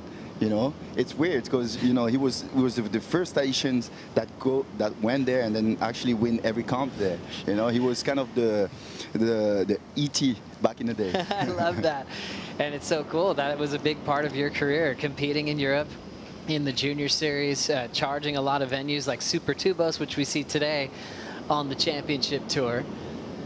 Let's now catch up to the man who almost maxed out the heat total, Gabriel Medina on the boat with Chris Cote.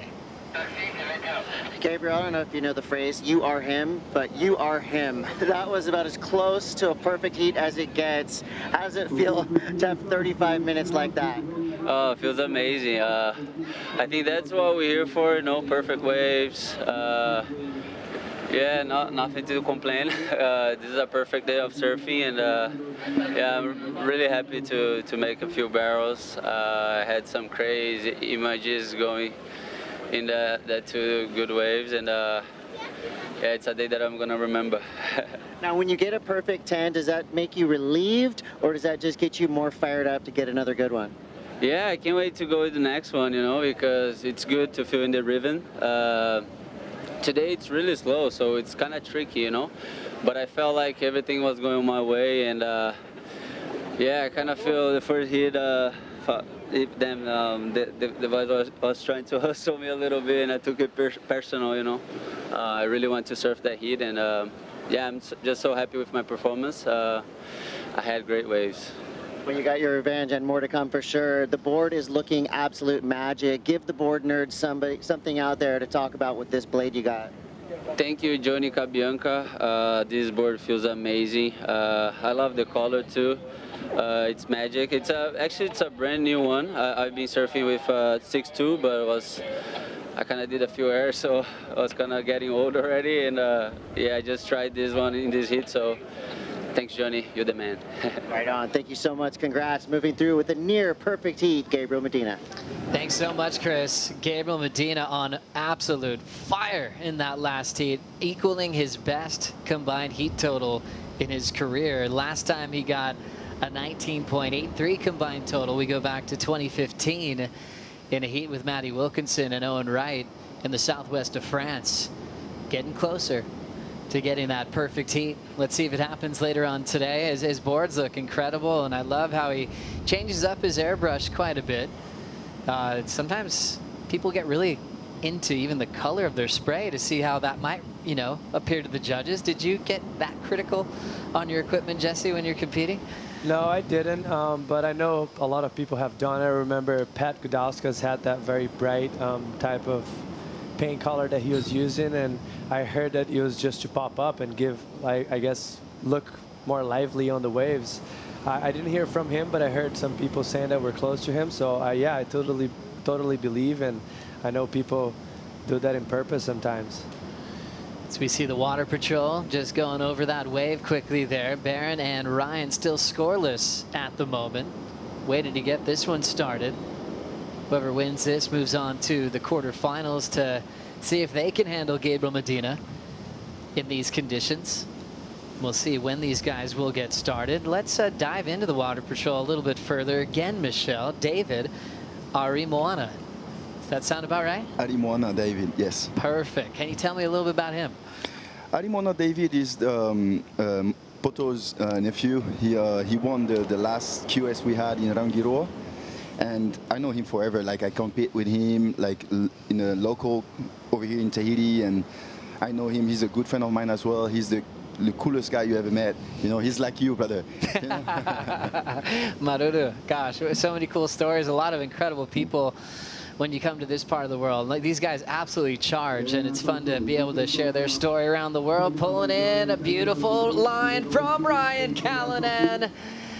Two hands towards the exit, just like Jerry Lopez always told everyone to do it, and that guided him to freedom. What a way to start against Barron Mamiya, Jesse. Yeah, that's not a bad start for Ryan. Barron was sitting deeper than him, but obviously you can see the difference of strategy right there. Barron's definitely waiting for one of those waves that Gabriel got in the previous heat, and this one was kind of that smaller running down the reef, a little bit of longer stretched out. As you can see right here, he gets very deep, goes through that whole barrel. Doesn't get as wide as Gabriel's wave, but just a very deep and technical ride. That was amazing from Ryan. Great read there. Spent some time right by the foam ball. What about the start of this wave, Michelle, in your mind? He made the right choice. He was backdooring the thing. He could visualize that the wave was going fast, and he was thinking about the second section, you know, when he was pumping, and he made the right choice, and I'm pretty sure it's going to go on the high 6 or even a 7. Well-read wave for Ryan Kalinin. He'll start off with the lead, going incredibly fast. This guy's still looking for his first championship tour win of his career. He's come close, featuring in 2 finals. The recent final was at Bell's, runner-up to Ethan Ewing, and then he was also in a final in France as a wild card, where he was runner-up to Julian Wilson. That was a wild final, if I remember correctly. The fog came in. They had to like put things on hold, got things started again. But that was actually the year that Ryan got on a roll. He won a QS in Japan, won in Ericeira. Back then, if you were doing that well, you'd get the call up sometimes to the CTs. Then he finaled in France. It kept going, won the pipe trials, and that's that hot streak that when an athlete gets on it, they're trying to figure out how not to break it and just keep living it, letting go, and enjoying the moment. And he's built on that since. 100%, and it's so hard to get in that streak. Like, it's hard to keep the momentum, keeping that high level for so long. And obviously that year of Ryan was special, and then he went through like a few bumps, roller coaster mode in between his career after that. But then now he finds in a very good spot again. Just looks mature, looks solid. Surfing is better than ever, and starting with a great score right there. I mean, there's no priority, but Barron was deeper, so he had to right away letting that one go, and Ryan taking advantage. It's funny how things just transition so quickly. You know, you get so used to looking at the heat draw over the years and seeing like Taj Burrow, Mick Fanning, Joel Parkinson, Kai Otten, all these just Australians that were charging forever, and then all of a sudden you're like, whoa, Ryan's leading the charge with Jack Robinson. Connor's now surfing for Japan. But you've got to live through multiple generations, Michelle, on tour, going back to the rookie days and be able to, you know, even go on surf trips with some of your teammates, you know, like Mick Fanning, and getting to know these world-class athletes. You know, when you look back on all those memories, what really stands out to you? We had a surf trip with Red Bull with all the teams, the Red Bull teams, and I remember Mick was in it as well, Adriano, and we had the perfect rags ride that you ever seen. We surf for the whole morning because obviously when it's low tide, you can't really surf it.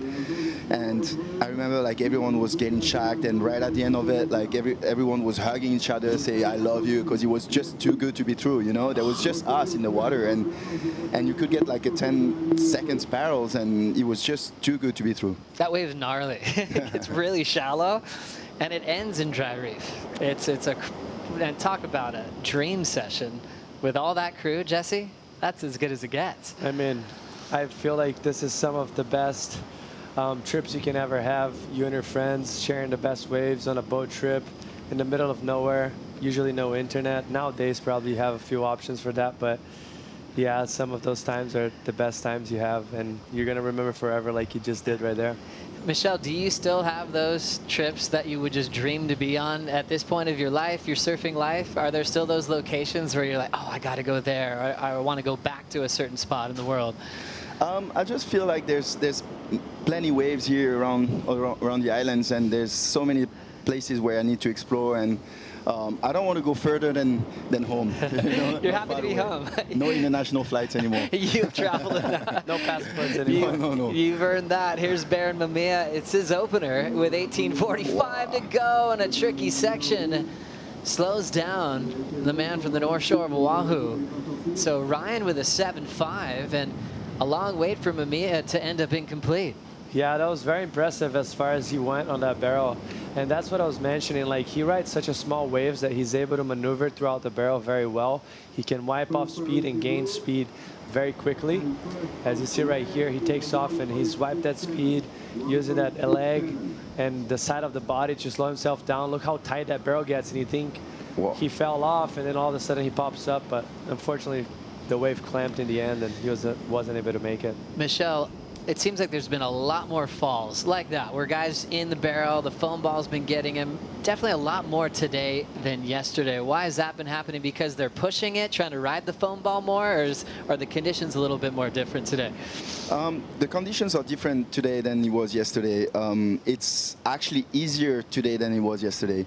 But you know, at this time of the comp, you have to push the limits. You have to start deeper. You have to stay longer in the barrels to make the difference. And we could see. That's the reason why Gabriel Medina got almost 2 10s. You know, he knows he has to push, and just to show the judges that I'm the guy. You know, remember me. I'm gonna be in the next one and the next one till the final. With now 17:20 on the clock, a great opportunity for the SHISEIDO Water Report with Strider. Interesting that Baron ended up incomplete on that last wave. Yeah, you know what? I think Ryan Kalinin did a great sell job on him. And, you know, you're sitting there, you got Ryan Kalinin sitting on a 7.5, and you don't want him to back up his score. So I feel like there was an exchange, and then bang, here we go. Look at this. Ryan Kalinin falling out of the sky, pulling it up. Beautiful work to hold that line, just epic. And Ryan doing the lean back. He's feeling so good. Gosh, that looks sensational. Thank you, Waz. Ryan Kalinin getting so shacked. And now it's Baron's turn, pulling up and under.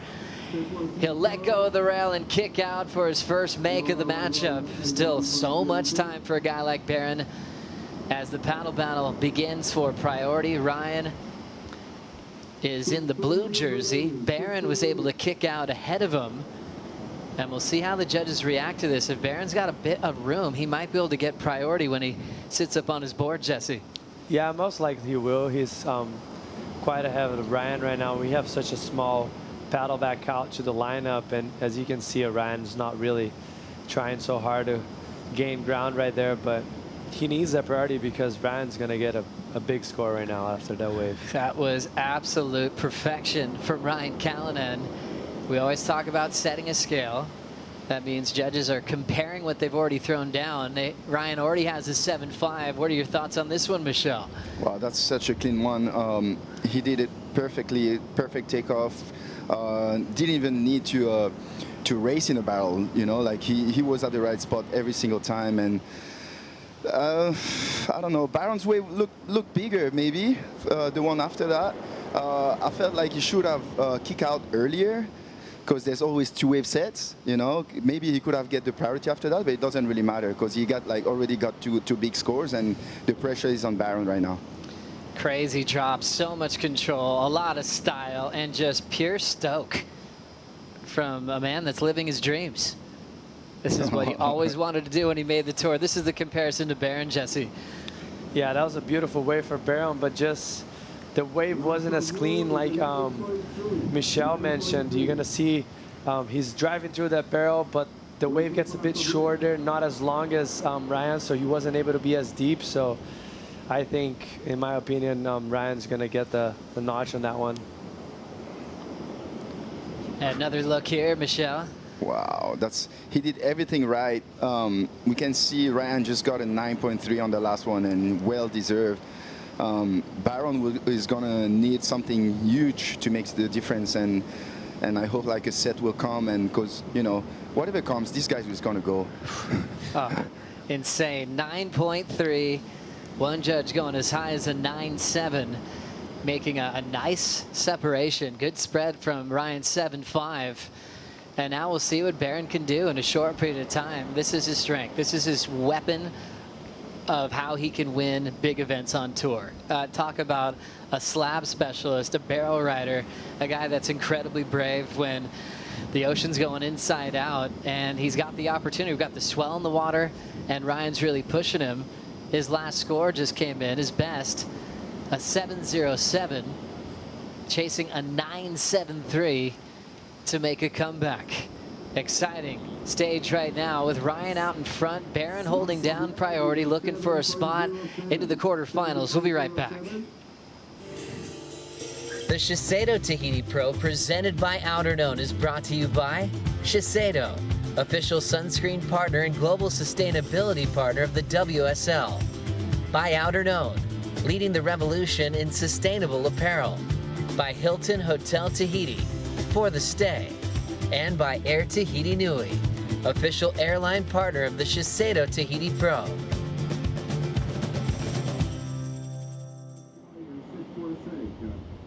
Baron Mamiya, qui vient d'avoir un 7.07, a besoin d'un 9.73 pour se qualifier. Et c'est Baron en rouge qui a la priorité.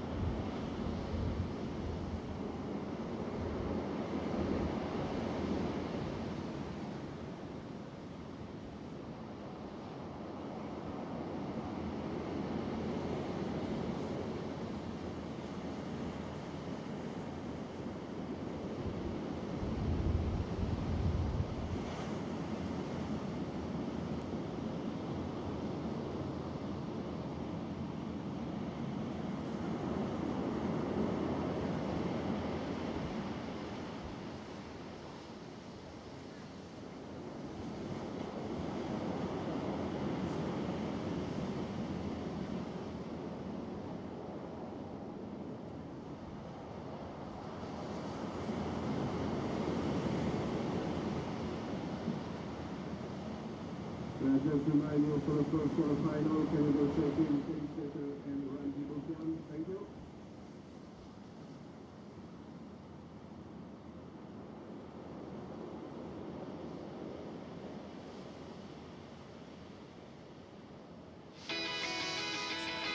Let's dive into the pulse. All the major highlights of the day. Good morning. Teahupo'o. Ethan Ewing put his head down, got an 8.5 while Kelly wore that on the head, but Slater answered back, almost maxed out the scale with a 9.73. Unbelievable ride there. He kept on swinging, both smashed some boards, lost some boards. Then all of a sudden, they're both getting laps around with the water patrol. 20 seconds on the clock. Kelly finds his backup board with his coach, Glenn Micro Hall, puts the leash on, paddles out, gets a 4.73 on the buzzer.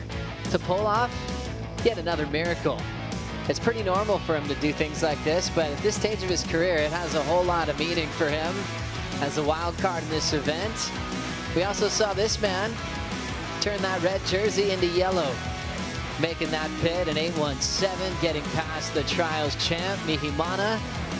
Coach was happy about that. He'll be world #1 in El Salvador. Then the heat we just had, Gabriel Medina Masterclass, equaling the best combined heat total of his career, 19.83, almost had a perfect heat. He did that back in 2015 in France, exact same combined total. 2015, getting the waves with or without priority, his 10 without priority. Also that 9.83 was unbelievable. Looking for his 3rd title here at the end of the road. He'll be in the quarters, waiting for either Ryan Kalinin or Baron Mamiya. Jesse Mendez told us when we just got here how calm that Gabriel feels when he comes to the island of Tahiti, where he doesn't really have too many distractions and he can really perform at his best. And we get to watch it, that calm act on land, to turn into a ferocious tube rider when he hits the lineup. Definitely, that's what he mentioned. There's not much spotlights going on. We're in the end of the road, a small little village, so it gives him a lot of freedom to just kind of cruise around. And not to mention, this wave fits him very well. He's one of the best tube riders in the world, and he's on his forehand, so he's lethal usually out here. There's something about getting on a roll, Michelle. We've seen Gabriel for a long time. Well, sometimes he's got to warm up into world title mode, where sometimes at the halfway mark he just eats everybody alive. And I think you can speak to that too when you won in Margaret River, won in Brazil. It's like once you start winning, sometimes it's actually, is it easier to repeat itself, or once you get that winning feeling, do you know you can do it again? You know you can do it again. It's addicted to win, you know. It's something that it's only the winners can say, you know, and Gabriel is one of the few that can say that he knows what to take to win an event. And I feel like Gabriel right now, like he needs a big result, and we all know what Gabriel is capable here. You know, like Teahupo'o was made for him, to tell you the truth. Like he's been like getting the best result out here, always making the finals, always either win or get seconds. And, you know, he almost got 210s. And just always so impressive with wave selection. We're not ever typically looking at videos of broken boards and him like going under a lot of bombs. It seems like he has such an impressive strike rate when it comes to picking the right wave, maxing out the scale, and holding his energy, especially on a day like today when you're going to have to surf a lot if you want to win this thing. I mean, he's the best competitor in the world in the past few years, and he knows exactly what he needs to do, and conserving energy is part of it. I was actually kind of surprised that he was riding a bunch of waves underneath, but it's just so perfect, and he's having such a good time that you can't really let a 6-foot barrel go by, you know, you just got to ride it. And probably hard to show up again, even on days like yesterday. For Baron, on social media around the world, there's the shot of him with his hands up. I just couldn't believe what he got to do for a living, and just getting spit out into the channel, having to go to bed when you peak that high and start all over again and try to get scores. Sometimes that connection day after day can be hard to reproduce. Yeah, especially when the conditions are different. When you have that peak the day before, and just for example, like today, there's the waves are slower, so you have to regroup, go back to zero and start again. You know, it's a new day, it's a new opportunity, new conditions, and it's a new you, so you have to deal with it. Can be hard to bottle all that up when you're so excited to go get barreled, especially for Baron. Still 6:30 to go. Needs a 9.73 to take the lead off Ryan Kalinin. Baron kicking off the season with a big win at Pipeline. He was always destined to do that in a classic final with John Florence. Picked up a win before that at Sunset Beach as a wild card, and basically was the reason why he got on tour. Kind of one of the maybe last stories of a wild card winning an event and then using that for qualification. For sure. I don't think we have that rule anymore. That rule doesn't apply, but he took advantage of that, and he's one of the best in Hawaii, so he can actually, like, he's deadly out there. So he took the chance, the opportunity he had in front of him and grabbed it with his hands and never let it go. And he's proven that he deserves to be there because the type of surfing he's capable of doing in the air and in very critical big conditions as far as tube riding is impressive. Guys, I guess want to check in on Chris Cote. He's out in the sun. I just want to see if he needs anything. Chris, you staying hydrated? Everything going okay out there? Everything is going great. Feeling very protected with Shiseido. It's basically as boundless as the ocean gets. And you know what? Let me just give you a quick explainer. It's really easy to protect yourself. Love it. Live application of the Shiseido Sun Care. I mean, does it get any easier than that? Thank you, Shiseido, and thank you for standing behind pro surfing. Hey, Chris, you're not done yet. You got to rub that in. Oh, okay, I will. Back Just to the got a little bit more. Shiseido Sun Care, the sun protection that's boundless as the ocean itself. It's got the new Expert Sun Protector Lotion, SPF 50+, environmentally conscious, including the packaging that consists of 90% plant-derived plastic. Kelly checking in. Preparing for a quarterfinal versus Ramzi Boukhiam, representing Morocco. Kelly is a wild card this time. Won as a wild card in 2000. Here he goes again. Sometimes there's a turning point when he wins. Remember the heat with Barron at pipe. 20 seconds on the clock. Barron was about to win. Kelly just switched on, and that motivated him all the way to a victory. Did that happen this morning with Ethan Ewing? Was it that kind of turning point type of moment where he can go all the way again, Michelle? Of course, you never doubt Kelly. You know, like he's been around forever. He's the reason why we're all here right now. And because of him, we all wanted to be Kelly Slater. We all wanted to surf like him. We all wanted to get barrel like him, but there's only one Kelly, right? So to see him like still be on top at what, 53, 52, you know, it's incredible. And I feel like he can do that like any days he wants. He can change the whole heat like 10 seconds before the end, and he can like improve his he can make a 4, he can turn a 4 into a 6. You know, that's what the champs does, and Kelly is like the best out of it, and thanks to him that everybody learned from him. I mean, it's the other day he's doing like heritage heats and surfing with all the legends, and next thing you know, he's about to, you know, surf a quarterfinal still on the best stage in the world. It's his relevance is through the roof. For now, all the fans that are watching on YouTube or Facebook Live, the streams will stop at the end of this heat, the end of the round of 16. A new live stream is going to start for the quarterfinals and beyond. For everyone in Brazil, coverage will continue exclusively on WorldSurfLeague.com, the WSL app, and Global Play. For fans in the U.S., coverage will continue exclusively on WorldSurfLeague.com, the WSL app, and ESPN+. So this is the last heat of the round. We're switching to the quarterfinals next. 2:10 on the clock, with Ryan Kalinin getting a little bit closer to making that quarterfinal heat, and a matchup with Gabriel Medina. Kelly versus Ramzi coming up next. Really fun to see a goofy footer like Ramzi show up. Michelle mentioned the other day how Ramzi's going to show the world that he's one of the best barrel riders, and Ramzi's been telling us too how he feels really at home here. He's been coming here for a very long time. Been going for little trips on the ski with Tikanui Smith, catching some fish. He looks right at home here. That's going to be a fun one to watch. 100%, and he's in a good row as well. Like, it seems like things went his way a few years back. He qualified, and then he had that big injury.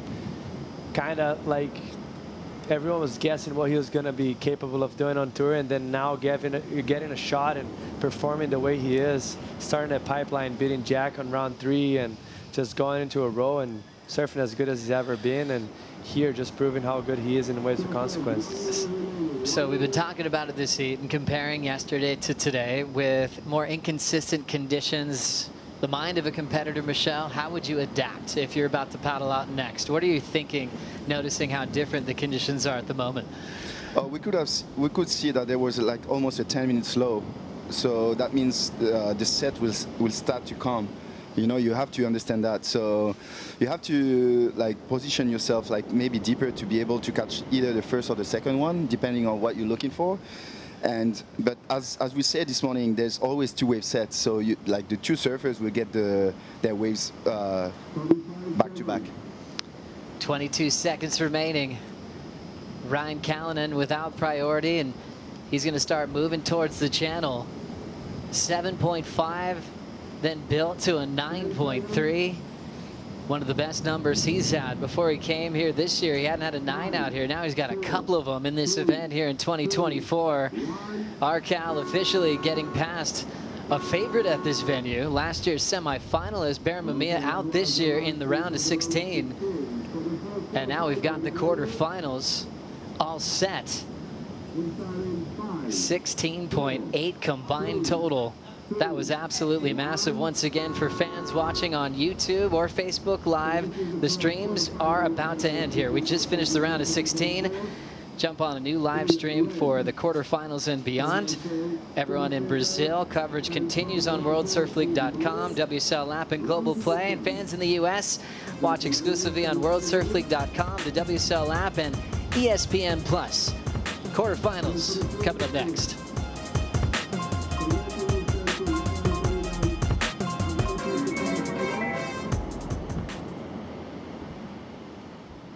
Voilà donc la série qui vient de se terminer. Voilà la victoire de Ryan Kalinin qui se qualifie pour les quarts de finale au départ de Mamiya.